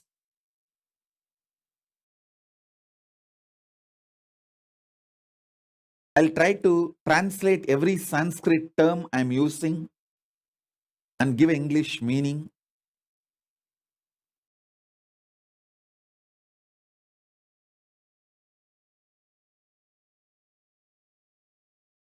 The knowledge receptors and action performers, these two organs, for example, tongue, when it tastes, it is called Jnanendriya.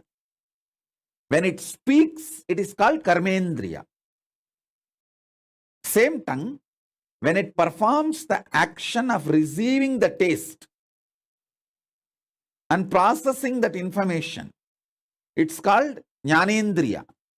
The same tongue, when it performs the action of talking, it's called Karmendriya.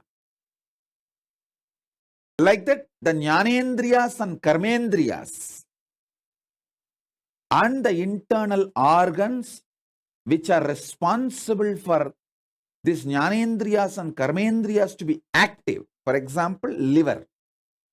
Only if your liver is absolutely detoxed and fully active, you will have a deep ability to coordinate all the actions. Please understand, coordination of all the actions needs not just the support of the brain, it needs the support of your liver. Because your liver is responsible for all your internal organs functioning smoothly. So, the Avadani has to keep his whole body detoxed. If you are an Avadani, you will automatically keep your body detoxed. Only if you are detoxed, you will be able to be an Avadani.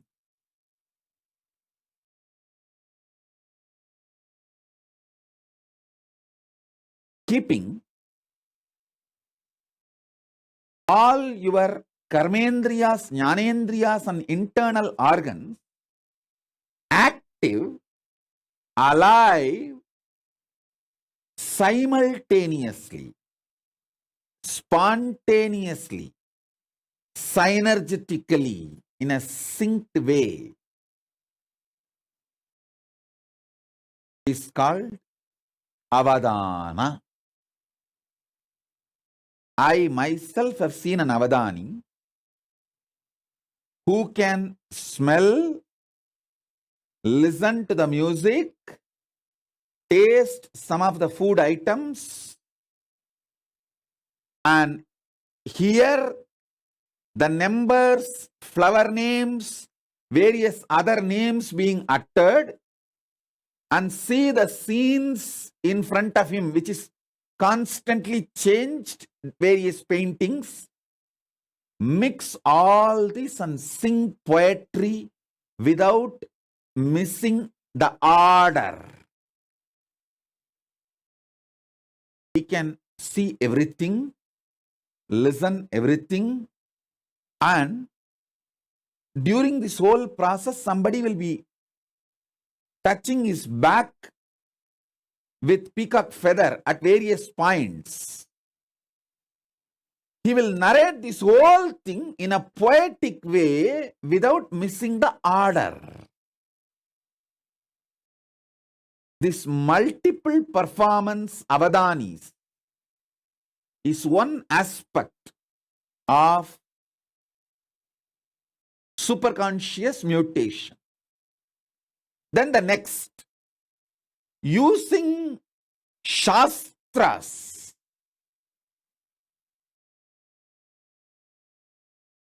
that is what now I am making Suvignana master. See, in Shankara's history, if you see Adi Shankara's history, two of his disciples never studied anything, Totakacharya, Bhatmapada. They just served him. Just by superconscious mutation, he made both of them Shastravadanis. Shastravadanis, like Sahasra Avadanis on Shastra. Sahasra Avadanis means they can perform 1,000 actions at a time. Shastra centered. He made both of them Sarvanyas. What Mandana Mishra did through the self-effort, his whole life,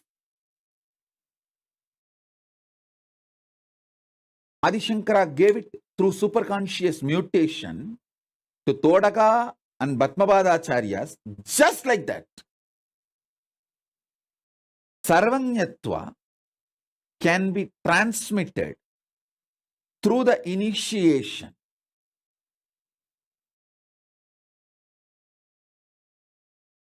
And Sahasravadana of Shastras can be transmitted just like that. Adi Shankara has demonstrated it.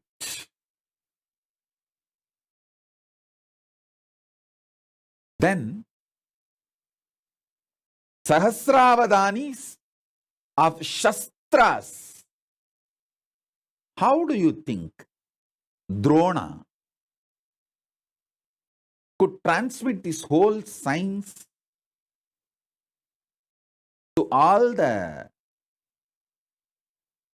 students in short period? Especially the capacities of Arjuna, Bhima. If you see all their capacities, unimaginable capacities cannot come by training. It is only the science of superconscious mutation. Just within 7 years, Karna receives everything including Brahmastram from Parasurama. How? It's impossible by training, but only through the superconscious mutation. Understand? Superconscious mutation is a science. There are 25 branches of Sahasravatana, performing 1,000 actions at a time centered on organs. This tradition is kept alive in the Telugu Brahmins community who settled in the banks of Godavari and Kaveri. Understand what I am saying?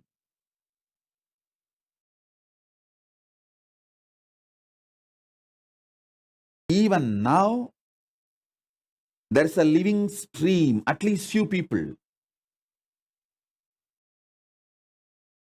We have Shodasavadanis, means who can perform 16 actions at a time.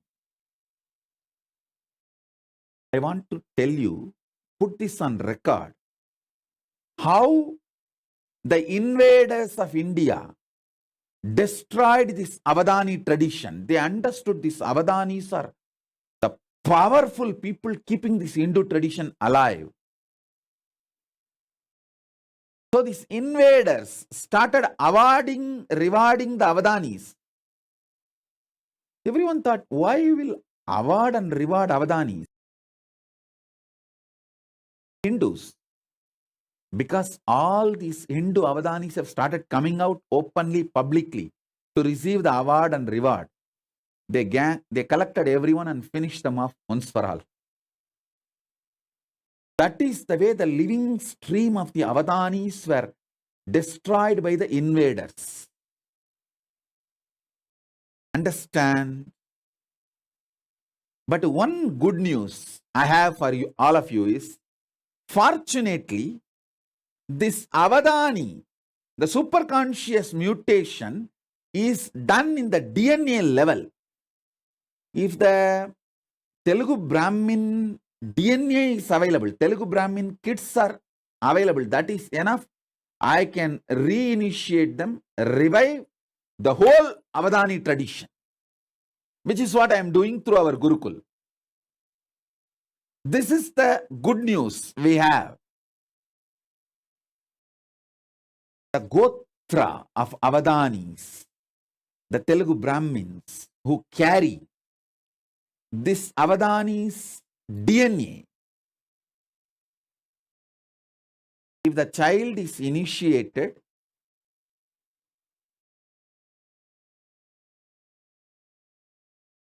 into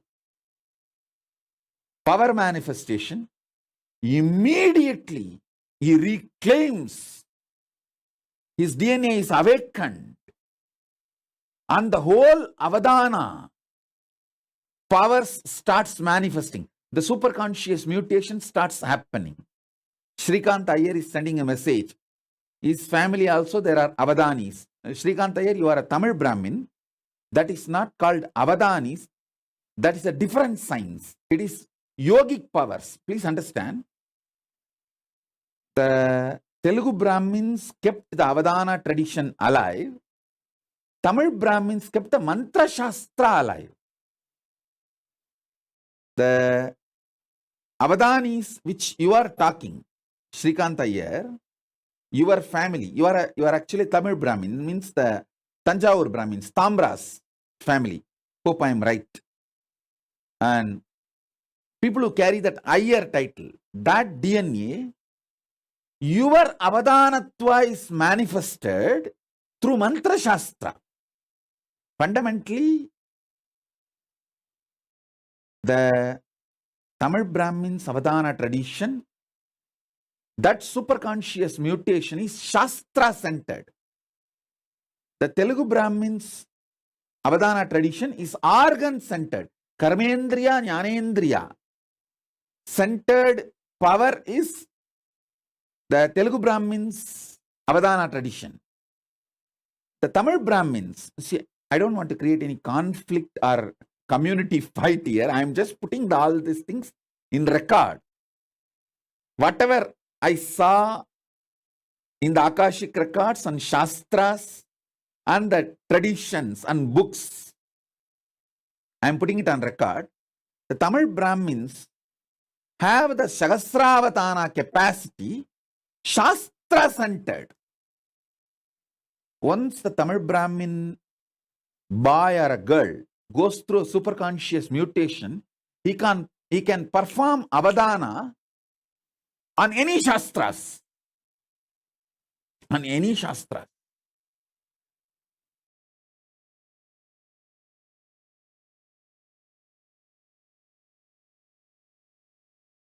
The Shastra-centric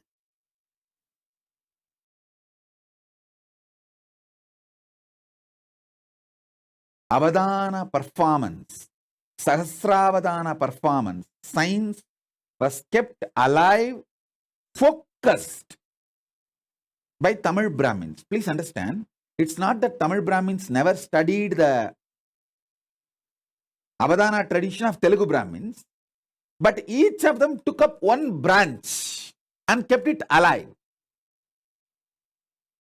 And Shastra-centered Avadana tradition, Shastra means weapon, Shastra-astra-centered Avadana tradition was kept alive by Parasurama's Gotra in UP. The whole UP area, the modern day Uttar Pradesh and Uttarakhand, in that area, the Parasurama's Gotra is still alive. They have that Sahasravadana tradition centered on Shastras and Astras.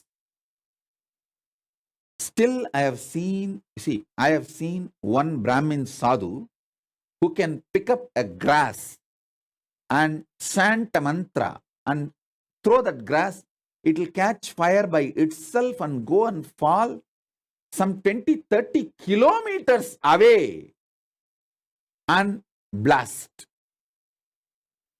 I have seen a sadhu who can perform this avadana. Please understand,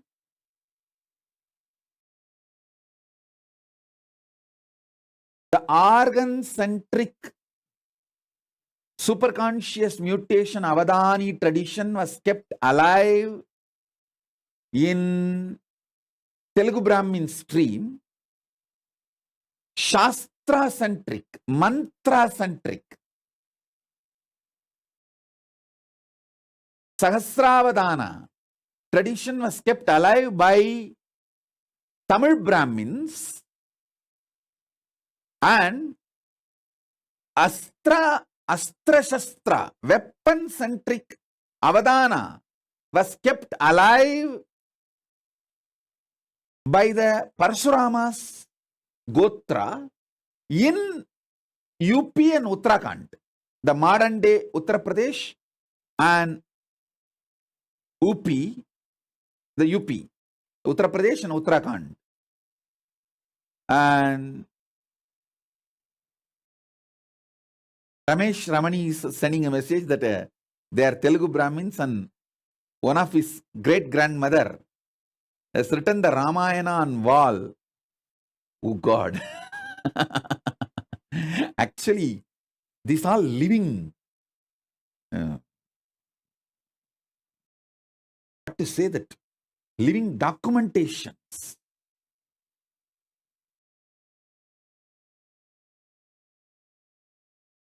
I am getting so many messages. And Nitya Ramani is saying that Isha and Keshav are half Telugu Brahmins. Can they be initiated, Swamiji? Please understand, for the superconscious mutation, they have to be in a Gurukul. And Nitya Ramani, if you want 2 kids for the family, keep Isha and Keshav. Now plan to give birth to more kids. And you are young, you are not old. You are young, you can. Give birth at least 2 to 3 kids more. Send them to Gurukul because it needs a full attention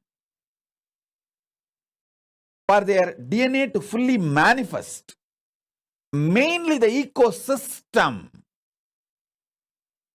Ecosystem where they continue every day, they have to manifest powers. Their food. You need to understand, Nitya Ramani, because you asked, I am telling you, the lifestyle and the kind of words people utter around, all that plays a major role when a child flowers into Avadani. The fear and greed, everything should be centered on power manifestation, not on money manifestation. See, it is not that our Gurukul kids don't have fear or don't have greed, but it is all centered on power manifestation. They get greedy to manifest more powers. They get fear if they don't manifest powers. But it is not centered on money. Oh, will I get a job? Will I get this certificate? Will I get that? So understand, the whole life has to be focused on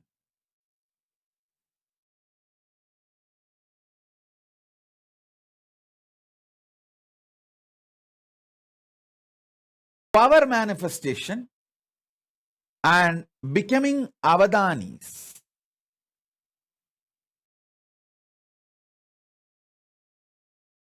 The real reason why I am so focused on Gurukul is my work is not just writing some 1,000 books, giving 1,000 satsangs. My work is super conscious mutation. Making thousands and thousands of Avadanis, power manifestors, demonstrably. Please understand one more thing. I want to put this whole thing on record. Good news is this whole science is recorded inside the DNA. So as long as the last Brahmin is alive, this science cannot be destroyed, cannot be eliminated. That's the good news. The great news is Paramashiva has empowered me. He has given me the power to revive, awaken, and do the superconscious mutation. And revive that power of Sahasravadani. So Nithyaramani, first thing, you are young, you are not old. Both of you are young. You can plan for at least 2 or 3 more kids and send them to Gurukul after the age of 7. This will be equivalent to giving $1 billion to Hindu society. Understand? When you give one child to Gurukul and when he starts manifesting powers, a tradition is revived. Not just one person, a tradition is revived. I always tell people, when one Hindu woman is taken away, it is not that we lose one woman, yet whole lineage is lost. Same way, if the one child, Brahmin child, or one Brahmin girl starts manifesting this avatana powers, it is not that one girl or one boy is manifesting. The whole gotra, the whole order, the tradition, the heritage, that whole lineage is revived.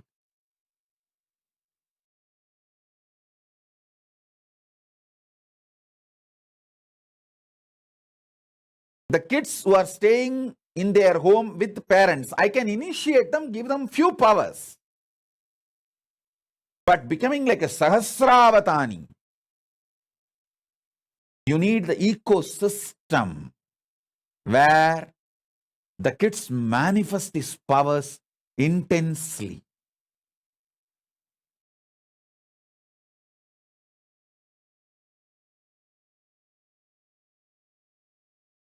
I wanted to tell all of you who put the message now, Ramesh Ramani, Nithya Ramani, Shrikant Iyer, all of you,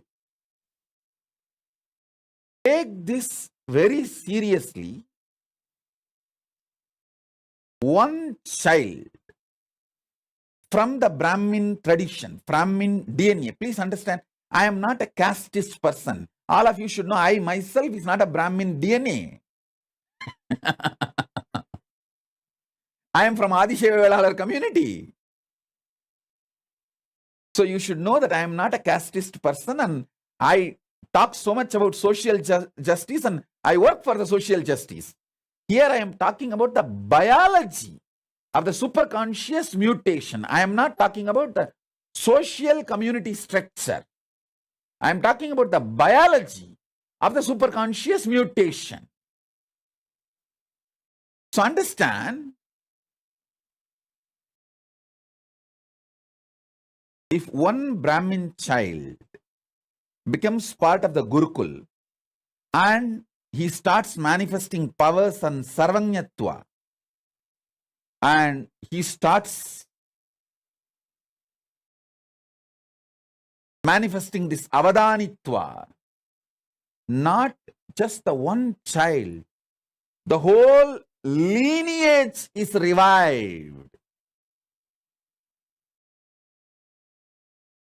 Hindus need to realize, last 300 years, heavy persecution, huge effort was put to destroy this Avadani science. the superconscious mutation science, because this is the core of Hinduism. Core of Hinduism is not just in Shastras, not just in temples. All that is great. Keeping it alive. All that is container. Content is the superconscious mutation process. Understand, I am not disrespecting Shastras or the temples. No way. But all I am telling you is Shastras and temples are all containers. See, when invaders invaded India, they burnt libraries, whole thing. Some of our libraries was burning for 2 years. Around 20 million books, manuscripts have been burnt. But the whole thing was rewritten within next 10 years by just 10 Brahmins sitting in a remote forest, because in their DNA the whole thing is programmed and in their memory the whole thing is there. They just sit and go on writing. Patanjali himself says, I took my 1,000-headed Patanjali Adisesha farm and wrote this whole Mahabhashya. It means he became the Sahasravatani, the 1,000 independent, intelligent brain tracts. He activated it. And all the whole 1,000 track revealed all the 1,000 branches of the knowledge. Patanjali is the Tamil Brahmin who is a Sahasravatani, mantra, Shastra-centric Sahasravatani. Is the Tanjore Brahmin. Shastra-centric Sahasravatani. He reveals the whole Mahabhashya. So if you just have one Patanjali, even if 1,000 libraries are burnt, no problem. They will repeat it and rewrite it, pen the whole thing down in next 10 years. That is the way, even though millions of temples are destroyed and the libraries got burned, we immediately came back. We immediately revived the whole thing in next generation, within next generation. Now is the time to revive not just the Avadani science of organ-centric, mantra-centric, Shastra and Shastra-centric, all the 25 branches of Avadani tradition.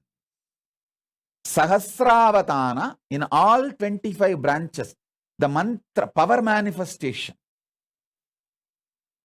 Power manifestation, Shakti Avishkarana is one of the signs, branches.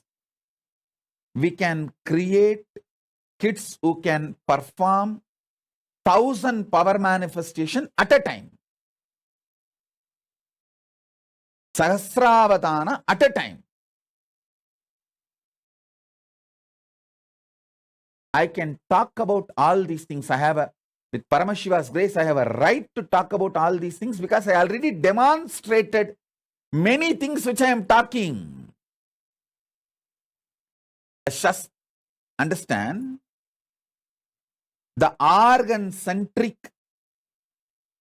Sahasravatana, that is what is this remote vision, ability to read blindfolded, and Shastra-centric Sahasravatana, that is what is that any book without opening the eyes, the kids can just tell what is there in which page. Already Nithyananda demonstrated this power multiple times. Sarvanyatva, not just Nithyananda, many kids along with Nithyananda demonstrated this power multiple times. And Astra-centric, Astra-Shastra-centric Sahasravatana. This comes under this materialization, many other power. many other power manifestations come under this Astra and Shastra centric Sahasravatanas. You can receive anything you want and send anything you want. Many of these powers, these Avadana traditions, these sciences I have demonstrated. Now, through a large scale Gurukul, I'll be taking this whole science to the whole world. See, the good news I have for all of you is, with the grace of Paramashiva, we demonstrated it is possible. We already revived the foolproof. The methodology is success, end to end, the quality control pass. That is done. Now we will have to make it available to the whole world by making large numbers, like 10,000 balasans, 10,000 female sannyasinis, 10,000 rudraganyas, manifesting these different Avadana traditions. That is what we have to do, and that is what I am doing. That is what I am focused, and I know what all the dangers and attacks possible, what all the persecution, dangers and attacks possible. I am first doing all the protection needed to protect once I start doing this work. To understand,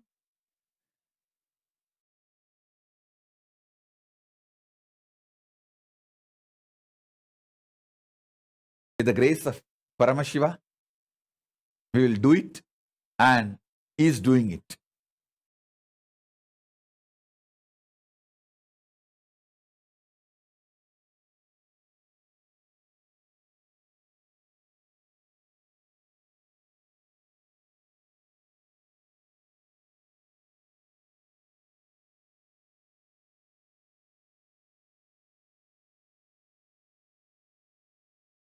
To understand,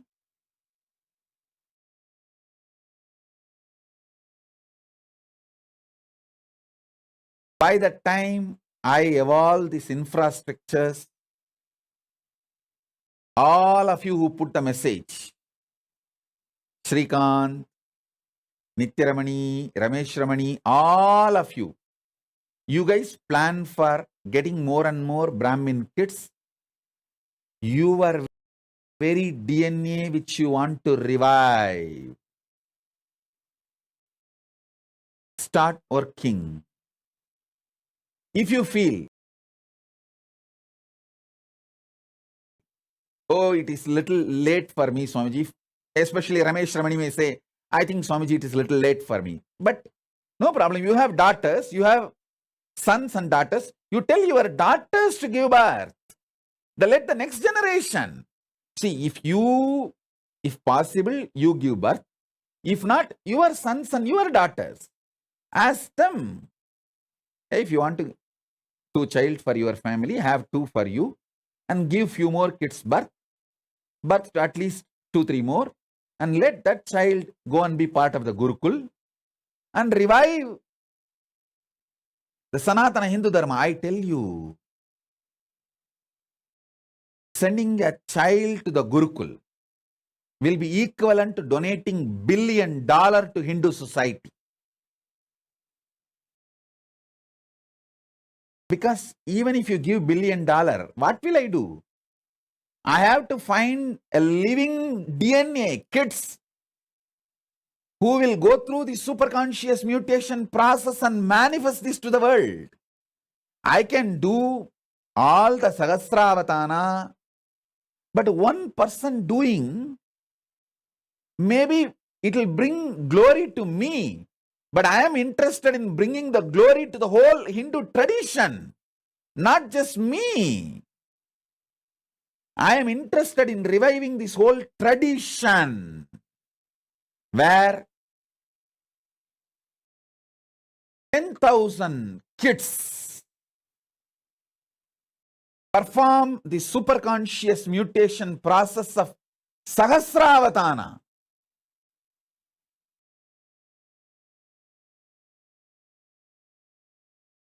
I want all the Brahmins to know, especially if you are from a family where alcohol and non-veg is not a lifestyle, where still you keep the Brahminical traditions alive, you are carrying something extraordinary in your DNA which can revive Hinduism. So I request the Brahmins, especially still who are living the Brahminical lifestyle of no non-veg, no alcohol, that lifestyle. You all need to know you are carrying something extraordinary in your DNA, and your kids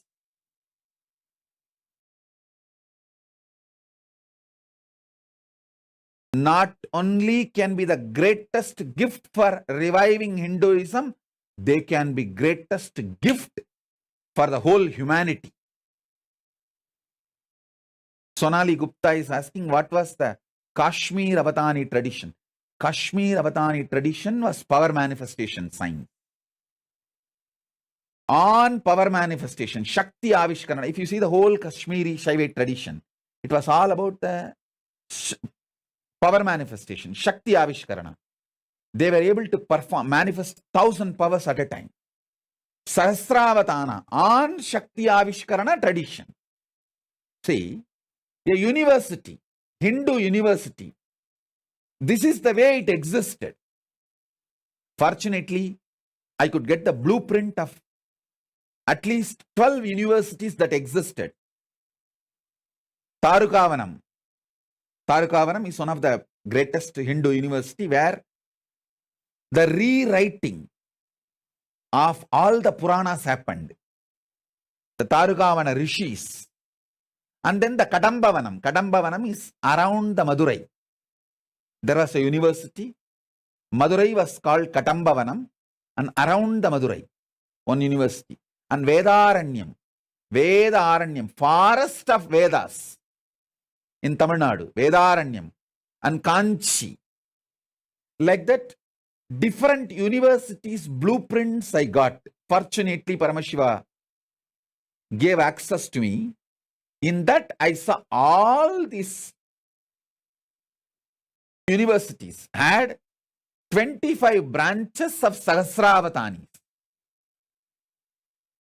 People who can perform 1,000 actions spontaneously, simultaneously, synergetically. Because of the superconscious mutation, either centered on organs, are centered on Shastras, scriptures, are centered on Shakti Avishkarana, power manifestation, are centered on Astra Shastra Vidyas. Like these 25 branches, the metallurgy and arts, the whole Vishwakarma Sampradaya. Understand, we had Vishwakarmas who can perform 1,000 acts at a time on the science of sacred arts. Vishwakarmas are called Vishwakarma Brahmins. You should know that. They are Brahmin DNA. That was one of the branch in the 25 branches of the university. With Paramashiva's grace, we will revive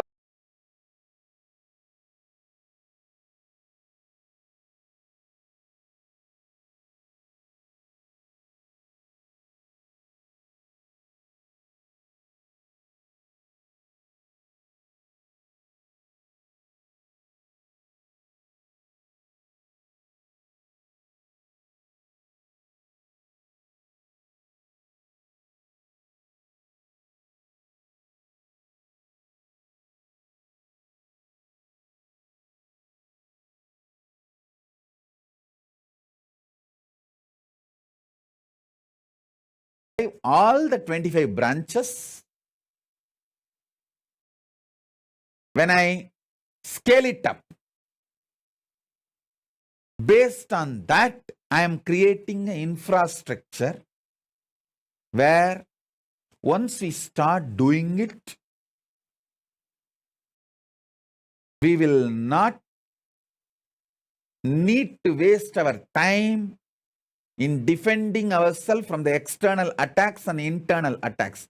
We have a complete foolproof system where there is no attacks.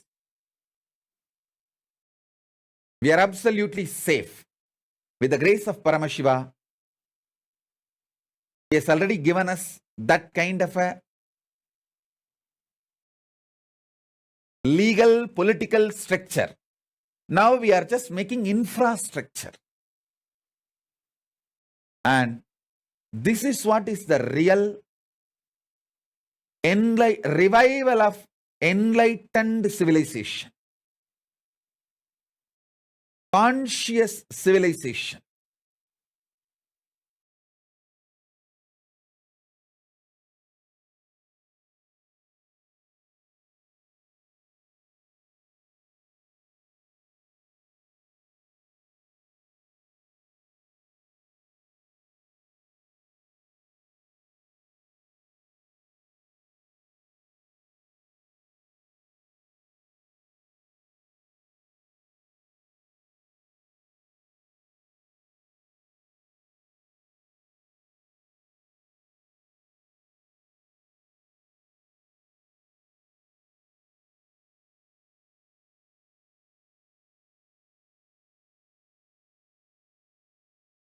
And I know now what I said, what I focused,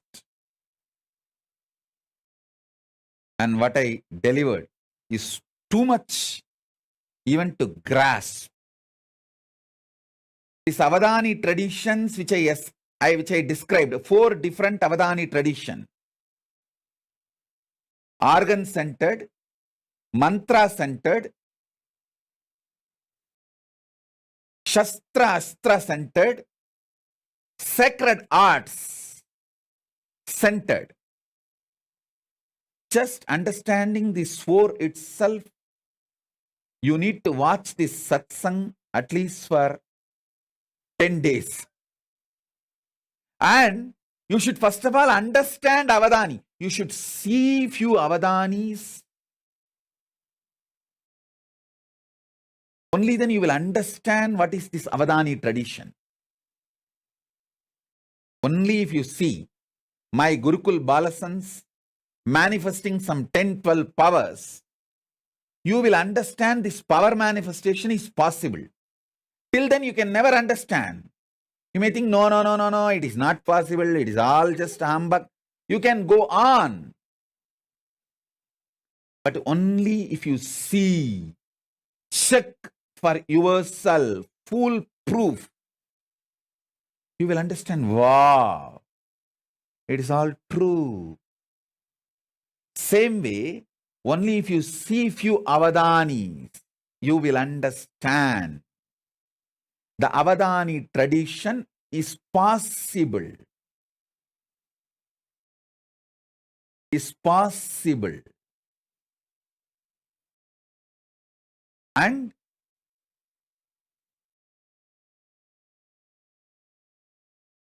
understand all these various Avadani traditions.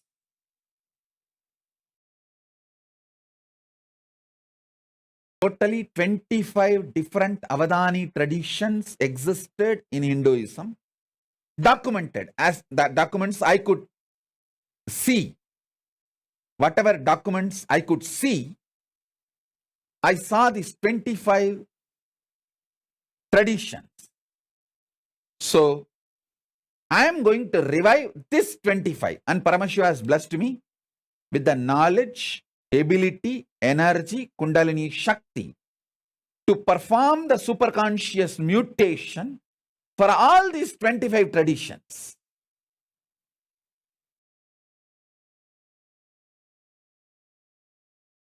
In these 25 traditions, each one represents one face of Paramashiva. One face of Paramashiva represents one Avadani tradition. Avadani is a person who can perform multiple acts simultaneously, spontaneously, synergetically.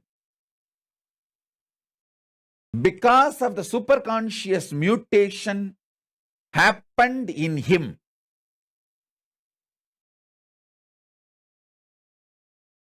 It can be in the field of organs. It can be in the field of Shastra scriptures. It can be in the field of power manifestation, Shakti Avishkarana. It can be in the field of Stapatya Veda, sacred arts. Stapatya Veda. It can be in the field of food and medicine, Ayurveda, Ayush Veda. Food and medicine both are considered as the same branch in Hindu tradition. Food and medicine was not separate. It was one and the same in Hindu tradition. And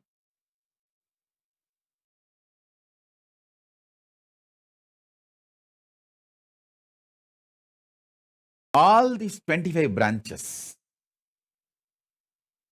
with the grace of Paramashiva, we will be reviving through the superconscious mutation process.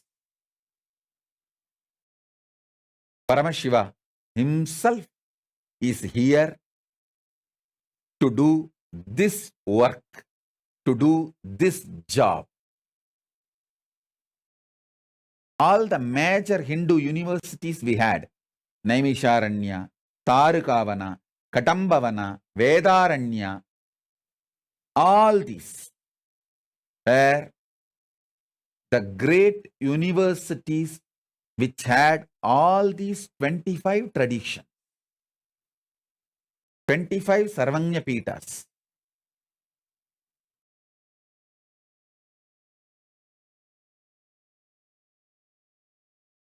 Understand? Temples, monasteries, gurukuls, libraries, all of them are containers. Content is this superconscious mutation process.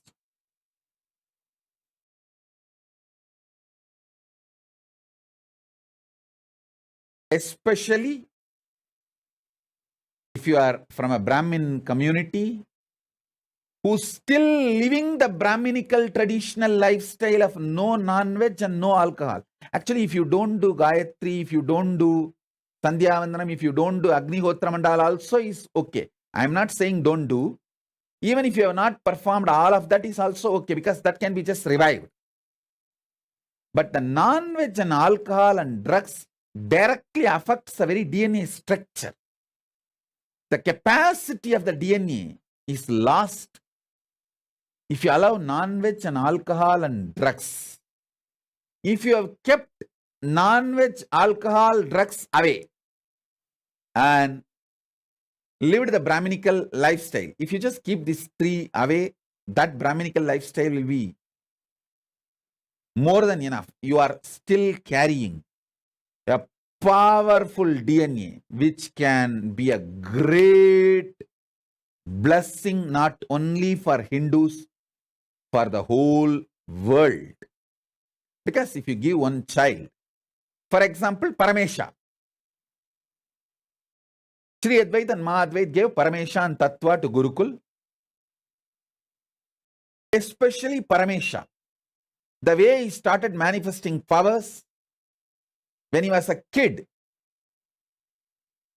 It is not that now he is only one sannyasi or one kid, one balasant manifesting powers.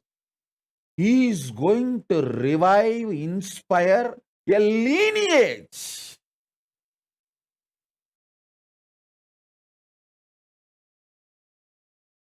I'm giving an example. If he becomes a Pitadipati, once fully able to perform Sahasravatana, 1000 actions, he can easily perform 50 at least right now. 50 power manifestation he can perform right now, simultaneously, spontaneously, synergetically.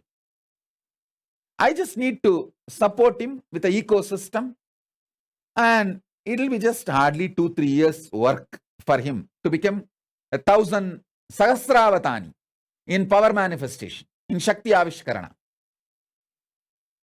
Because he's a Tamil Brahmin, the Tanjavur Brahmin DNA, he will be naturally centered on mantra, the Shastra, scripture-centric Sahasravatani, that he will naturally manifest with the power manifestation.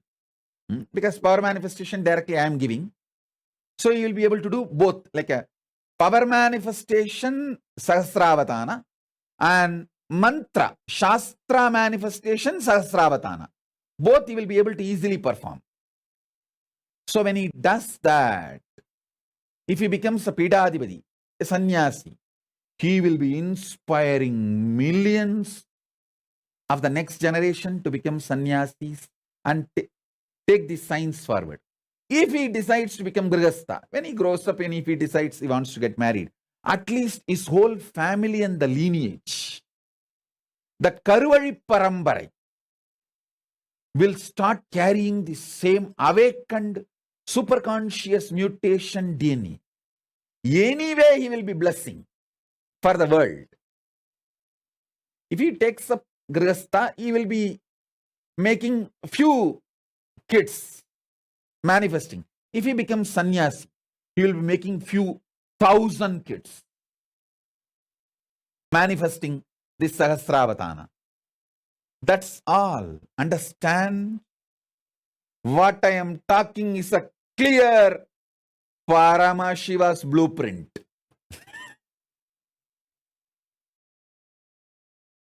He will do it. He is doing it. He is doing it.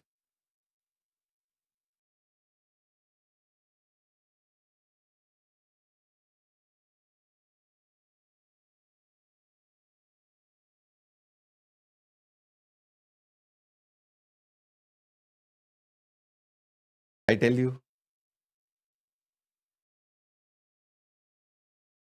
the real work is all about super conscious mutation.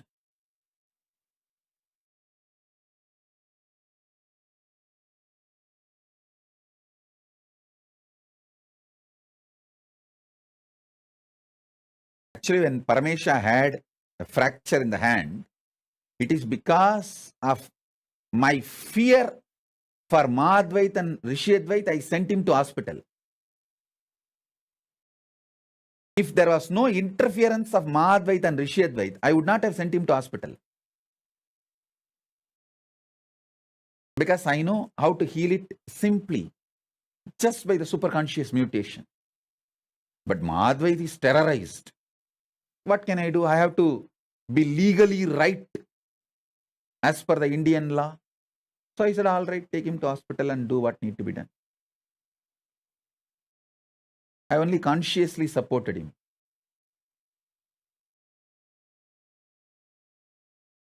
If I did not have Mahadvait, Rishiyadvait's interference, all it would have taken for me is 10 minutes to remove the pain, next 10 minutes to make the bone set. And after half an hour, I'll tell them, hey, now take the X-ray and show that it's all clear. The X-ray will prove he's all right, it's all clear. That's it. No question of any other things needed. Because this Avadana tradition, when the superconscious mutation starts happening inside a child, he gets the power to manifest the body as he wants.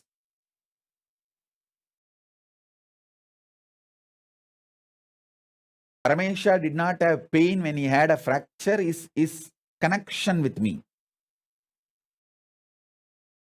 But he has to be sent to hospital for medical attention is because of Mahadvait and Rishiyadvait's fears. Middle class Hindus, what to do? For last 5-6 generations, even they do not know that this kind of avadana is possible, and even they have not seen their parents or great-grandparents manifesting these powers. At least 3-4 generations it is gone. So they are all jittery, shaky, middle-class Hindus. Always they want to have a plan B, that fallback. And it is not their mistake. That is the way now, because for so many generations you did not see all this is possible.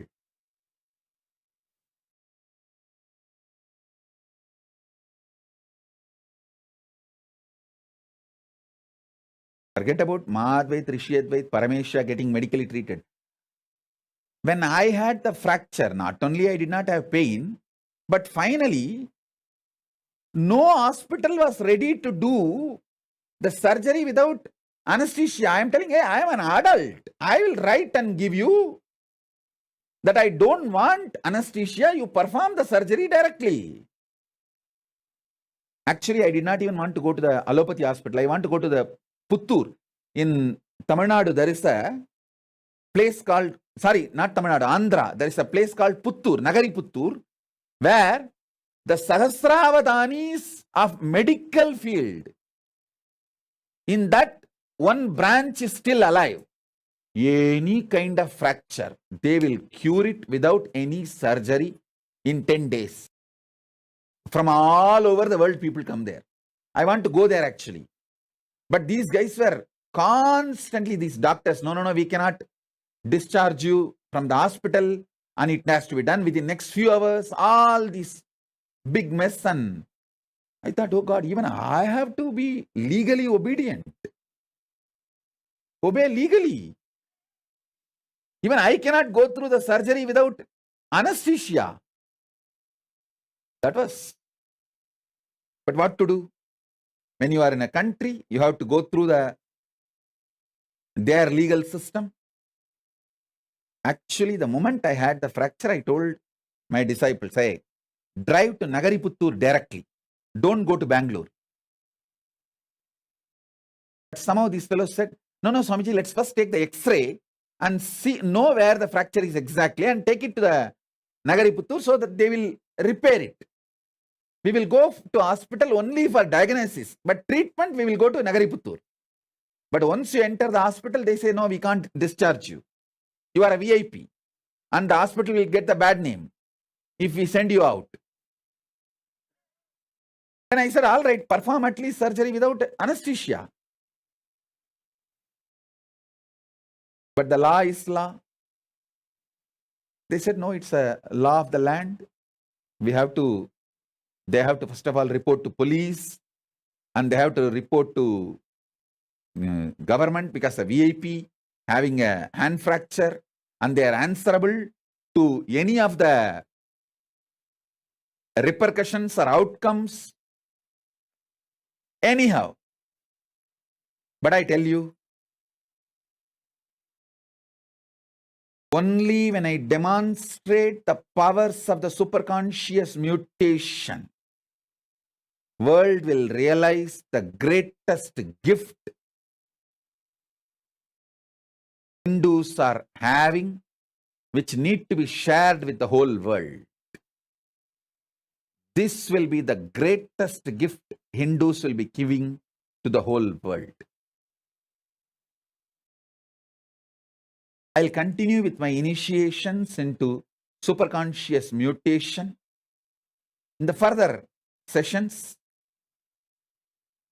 Today I wanted to reveal the blueprint, Paramashiva's blueprint. In the further satsangs, I'll give you detailed initiations. So, with this, I bless you all. Let's all radiate with integrity, authenticity, responsibility, enriching, causing, living Shuddhatvaita Saivam, Paramadvaitam, the state, space, powers, being, superconsciousness, and Kailasa of Paramashiva, Paramashivoham, Om Nithyananda Paramashivoham, the eternal bliss Mahakailasa of Paramashiva. Paramashivoham. Om Nithyananda Paramashivoham. Eternal bliss, Nithyananda. Thank you. Be blissful.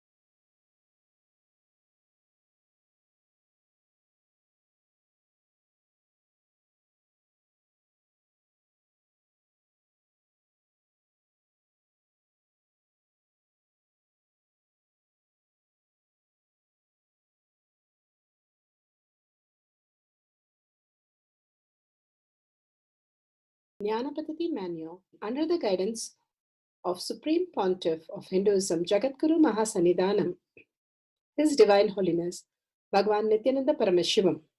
Let's start with the Sadguru Vandanam. Nithyanandam Paramasukadam Kevalam Jnanamurtim Dvandvatitam Gaganasadusham Tattvamasya Lakshya Ekam Nityam Vimalamachalam Sarvadi Sakshi Bhutam Bhavatitam Trigunarahitam Sadgurum Tam Namami. Let's go through the disclaimers. Security measures. No photography, video, audio recording. Important cautions.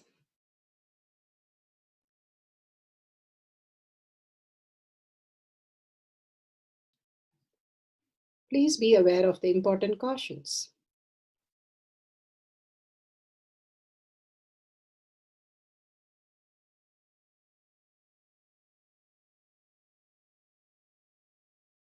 Science of our manifestation is authentic, time-tested, scientific, and foolproof. The pramanas, the evidences, Shastra Pramana, the authentic scriptures, Shrutis, the Veda Agamas, stand as a foundation for Hinduism.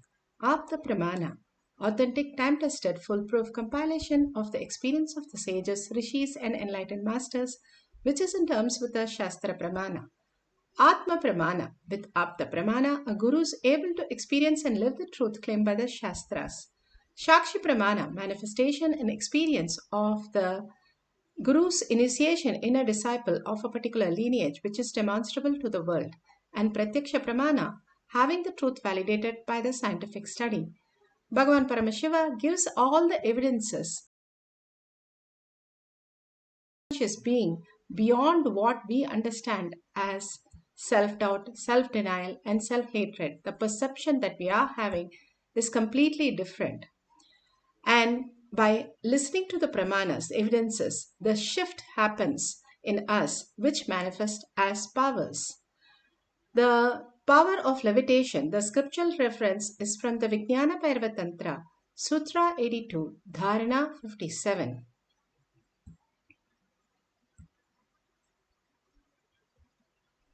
Bhairava Tantra, Sutra 82, Dharana 57. Asane shayane stitva niradharam vibhavayan swadeham manaksikshine kshanadakshina sayo bhavet asane shayane stitva niradharam vibhavayan swadeham manaksikshine kshanadakshina sayo bhavet. Bhagavan Paramashiva beautifully explains in the sutra, being situated on a comfortable seat or on a bed, firmly cognize that your own body is without any support or base from anywhere. It is resting on nothing. By holding this cognition, when the mind becomes worn away and thoughtlessness arise, then in an instant, one becomes weightless, experience the space beyond the mind, the space of Paramashiva. How Bhagavan said, we are all the ultimate happening on planet Earth. Not recognizing the higher dimension, constantly we are deluded into the again and again the pain and suffering of life. Bhagavan beautifully says how we can bring the thoughtless. In a Zen tradition, one day Bhagavan says the Zen master told the disciple just to sit when he was walking on the bridge and observe the bridge to move and the water to become still. And then you come back, he says. And the disciple did not have any questions nor had any argument. He just sat. He sat and sat and sat looking at the bridge, constantly looking at the bridge, looking at the bridge, looking at the bridge.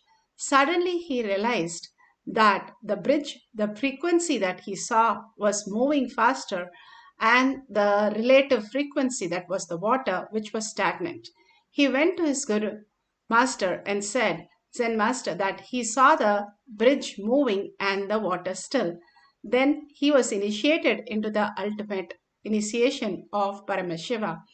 All that it takes for us is to put our all the energy that we are experiencing into that space of oneness, integrity, the highest who we are, bring to the present moment and experience Paramashiva as our reality instead of running our past again and again and creating the chaos and confusion and living only as length, breadth, depth. Beyond that, we can live in 14 dimensions, which is a possibility of a human being. Bhagavan beautifully says it's like you buy the latest iPhone and use it as a button phone and try only using for the calling somebody and don't use any of the apps. And you say life is so miserable, the phone is so miserable, is because you have not read the manual. All that Bhagavan says, if you understand how we exist as the ultimate consciousness, we will be manifesting the ultimate reality. And beautifully here how the levitation happens, whether it is Krishna or Hanuman or many of them, Rama or Ravana, all of them were able to levitate a Vimana, levitate them, levitate the mountain. In the scriptures, we have seen so many things of what they were able to carry across the place, fly across the place. All this was the way they existed because they lived in the higher dimensions. We have lost the science, but we ourselves, it's not impossible for us. Just before us, Rama, Krishna, Lakshmana, Hanuman, or all of them experienced all this. So, Vibhishana, everybody is said to have manifested these greater powers. So, the powers is a possibility in all of us. Then why are we not experiencing that? Because constantly we are not given the knowledge. Here Bhagavan gives us the knowledge to make us experience this greater science, that this is a possibility that exists in each one of us. Here in the Apta Pramana, Bhagavan beautifully says the story of how Jnana Sambandar had so much of problems in the society not being accepted of what the possibility that he could perform in the world. And so the Jain monks thought this person just, he's getting a lot of people and it is not right, because these monks were not the real Jains. They were creating only chaos in the name of Jain monks. So they created problems for Jnana Sambandar for him to function.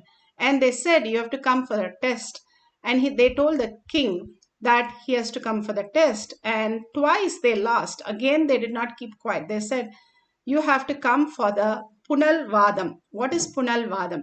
They have to take the leaf that where they have written their mantras, and they have to leave it in the river. And the river has to decide and bring the leaf back to them, or it will just take away the leaf. And Dhyana Sambandar, of course, accepted this because he knew that Paramashiva existed in all reality. He can manifest to revive himself. Why should he worry? So he goes to the Vaiga river, and the Jain monks leave the palm leaf where they have written their mantra, but the current just took away the leaf. But when Dhyana Sambandar offered the leaf at the river, the Vaiga river brought it back against the current to Jnana Sambandar. This was all of them witnessed manifestation that happened, and it is recorded in Periya Puranam. And beautifully, this is the same thing that Abhayar also demonstrated, and many of them have demonstrated, offering the leaf in the Vaiga river, whatever they have written, and it flows back to them because of the power of the leaf that existed beyond the gravitational or the current, water current that was there. Because each one of us have trillions of energy cell, like each cell has 1.4 volts, and we have 50 trillion cells. So we have 70 trillion volts of energy, the possibility in us, like a lightning power. Then why are we not using that? That is what Bhagavan is asking. Why are we not using that and manifesting the higher dimension instead of using all that for our incompletion and chaos and confusion in our life continuously, only to live the problems and all the impossibilities as our reality. Here Bhagavan says how beautifully you can go beyond and experience the deep oneness and manifest the power of levitation in different possibilities, mental level, physical level, and extraordinary superconscious level, how you can perform the power of levitation. You have to burn all your pain patterns. Listen carefully. I am explaining the principle. When you breathe with thinking, means your breathing is happening, thinking is also happening. That is called prana. Your breathing is happening, thinking is not happening.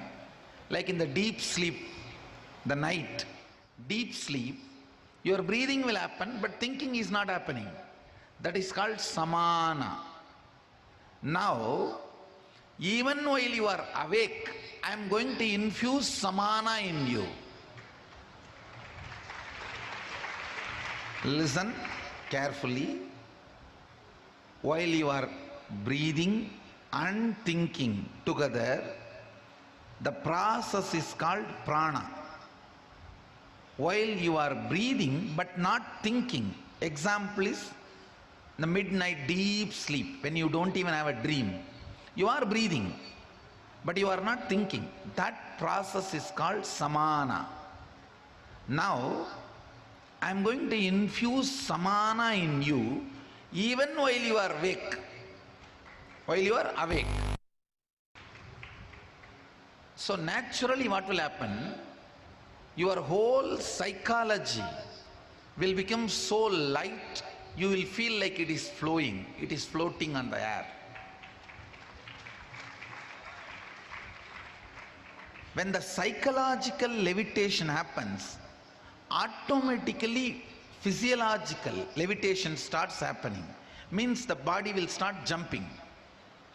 Then the physical levitation, it will raise and be there in the air for quite a few minutes. Understand? This is a 3-step. Psychological levitation, feeling so much of lightness. You will feel as if your whole being is floating. Second, physiological levitation means your intra-organs will become light and it will start jumping. Like a equivalent to your weight, the samana will get filled in you. So it will jump, but in few seconds you will fall back. It will jump and you will fall back. That is physiological levitation. Then comes physical, means more than your physical weight, the samana energy will stay in you.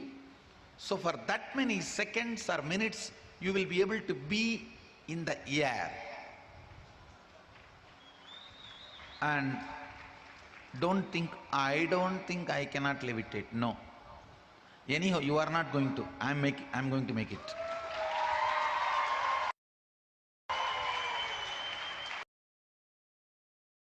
So you just be free from your idea of whether you can or not. If you can sit in Padmasana, that will be great. If you can't, listen carefully. If you can't sit in Padmasana, sit in Ardha Padmasana. If you sit in this posture, you will not doubt whether you are lifting or it is doing it by itself. In this posture, you can never lift yourself. Even normally, you cannot lift yourself. In this, surely you can't lift yourself. In this, any moment happens, it is only because of Kundalini.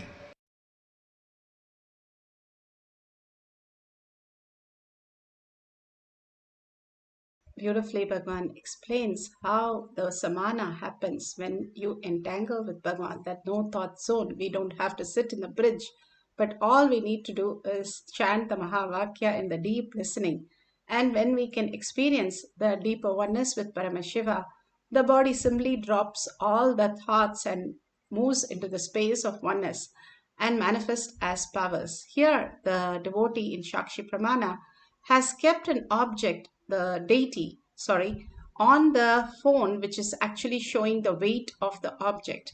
It has dropped the weight of the object by showing that it is levitating.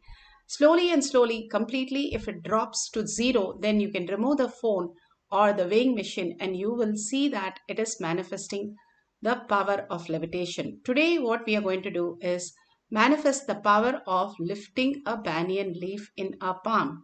So if you have a leaf, that is good. You can have the Jnananjan on your third eye, on your temple, and on the leaf. And after that, just place it in your palm and make sure the palm is straight and there is no wind outside like a fan or some AC or anything to move it, but only from the point of you chanting the Mahavakya, it's going to move. And make sure you can do it with other people, or you can do it yourself. You can do it for yourself, or you can keep it on others' hand and move to see the object is levitating on your hand.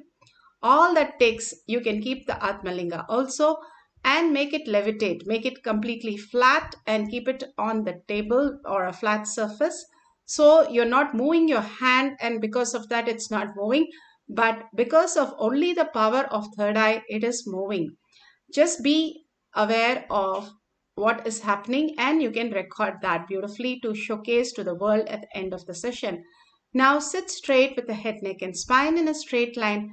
Bring your listening to your third eye. Sit as Paramashiva for few minutes, unclutched from the outer world. How you go to sleep, that's exactly what we are going to do.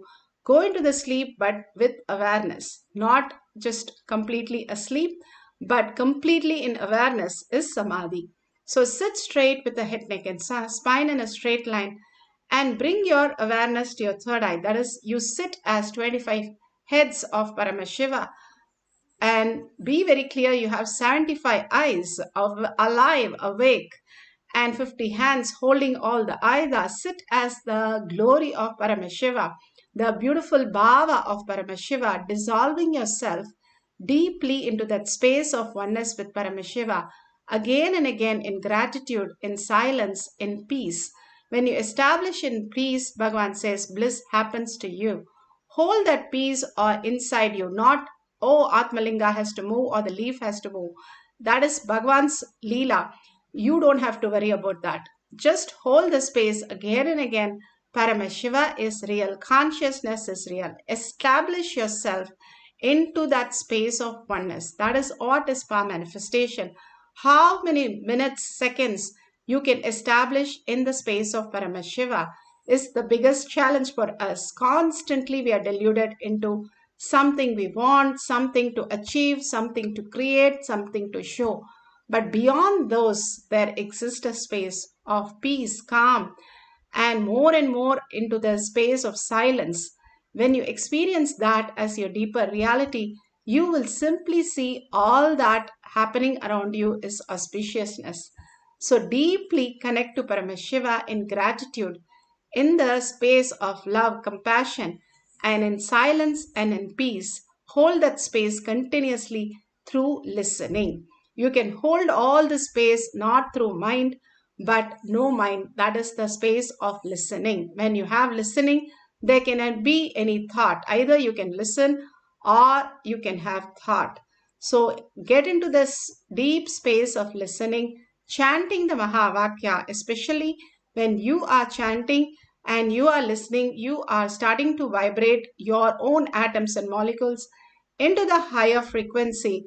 And constantly you keep doing that. At one point, you're sucked into the superconscious zone where you start levitating and manifesting the powers of Paramashiva. So let's start chanting deeply and intensely without any gap, holding that space of powerful oneness and experiencing the power of levitation of the leaf.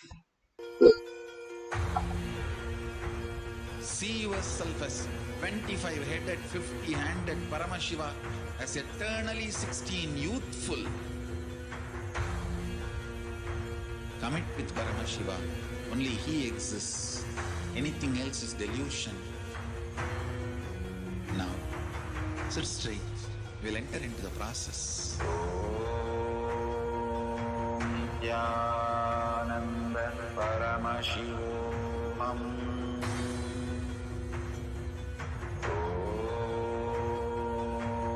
Nithyananda Paramashivoham.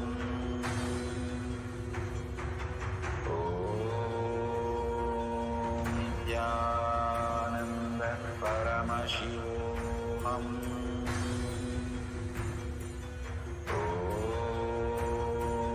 Nithyananda Paramashivoham.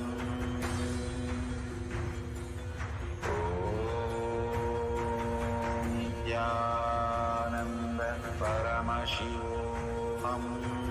Nithyananda Paramashivoham.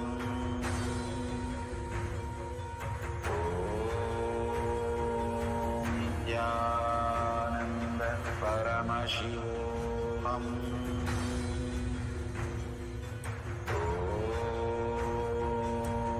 Nithyananda Paramashivoham.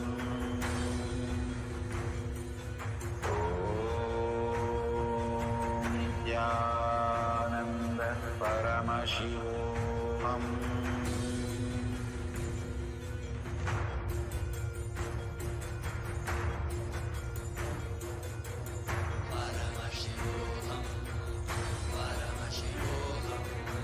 Let Paramashiva's third eye manifest in all our third eyes.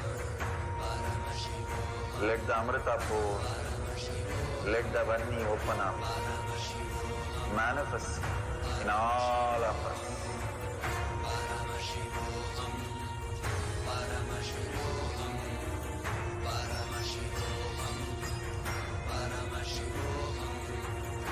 Let Paramashiva overflow, manifest the powers in all our third eyes.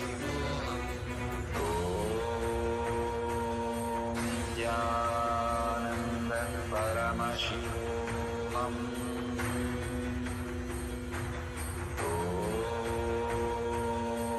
Nithyananda Paramashivoham.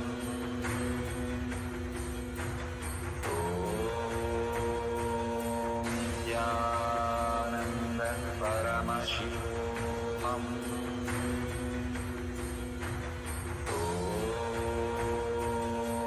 Nithyananda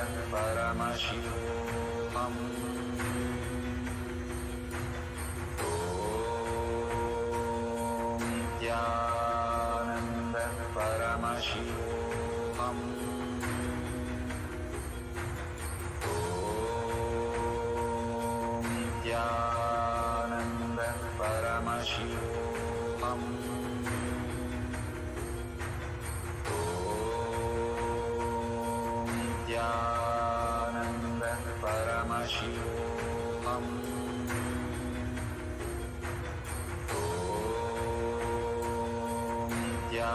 Nithyananda Paramashivoham.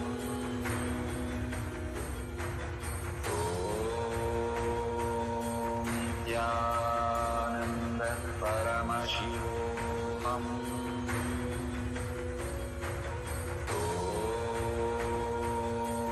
Nithyananda Paramashivoham.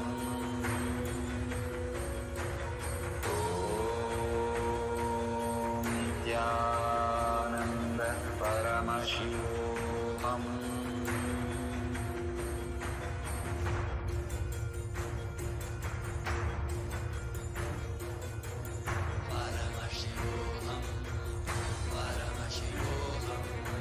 Let Paramashiva's third eye manifest in all our third eyes.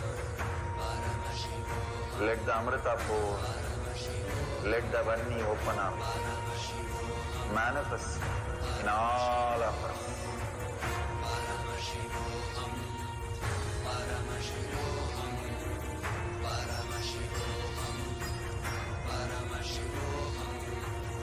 Let Paramashiva overflow, manifest the powers in all our third eyes. Nithyananda Paramashivoham.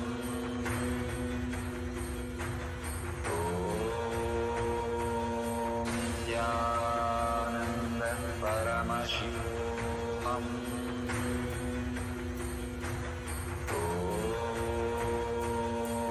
Nithyananda Paramashivoham.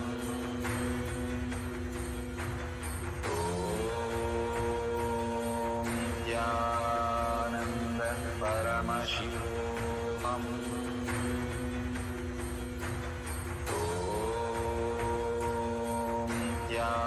Nithyananda Paramashivoham. Nithyananda Paramashivoham.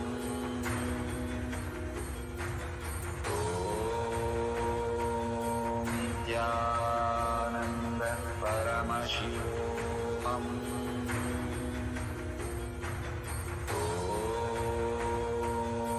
Nithyananda Paramashivoham.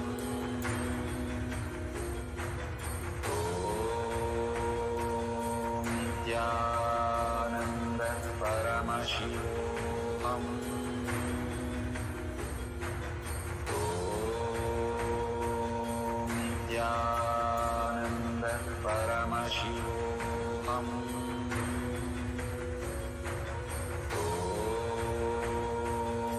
Nithyananda Paramashivoham.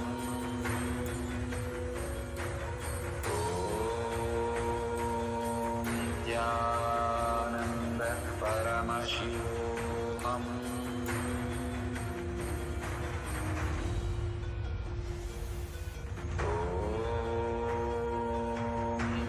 Nithyananda Paramashivoham.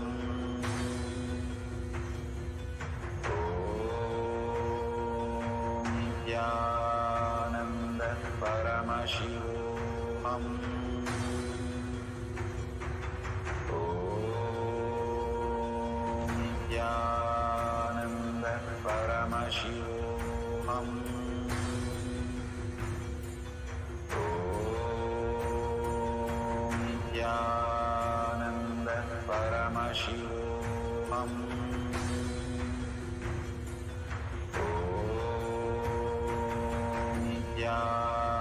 Nithyananda Paramashivoham.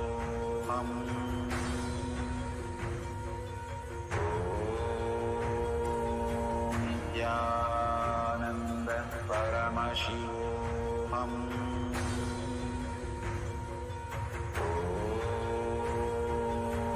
Nithyananda Paramashivoham.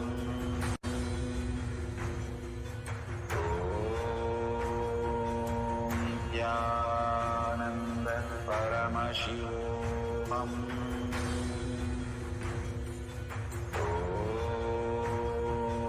Nithyananda Paramashivoham.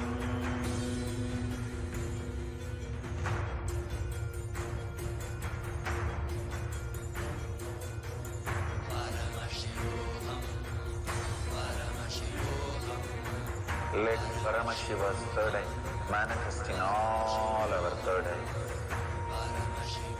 Let the Amrita pour, let the Varni open up, manifest in all of us.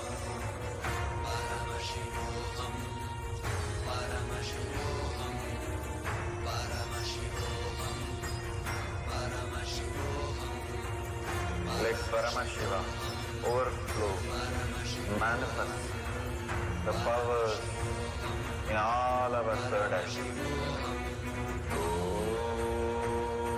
Om Nithyananda Paramashivoham. Om Nithyananda Paramashivoham.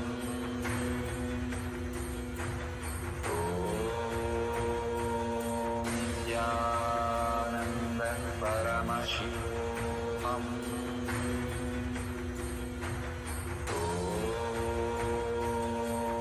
Nithyananda Paramashivoham.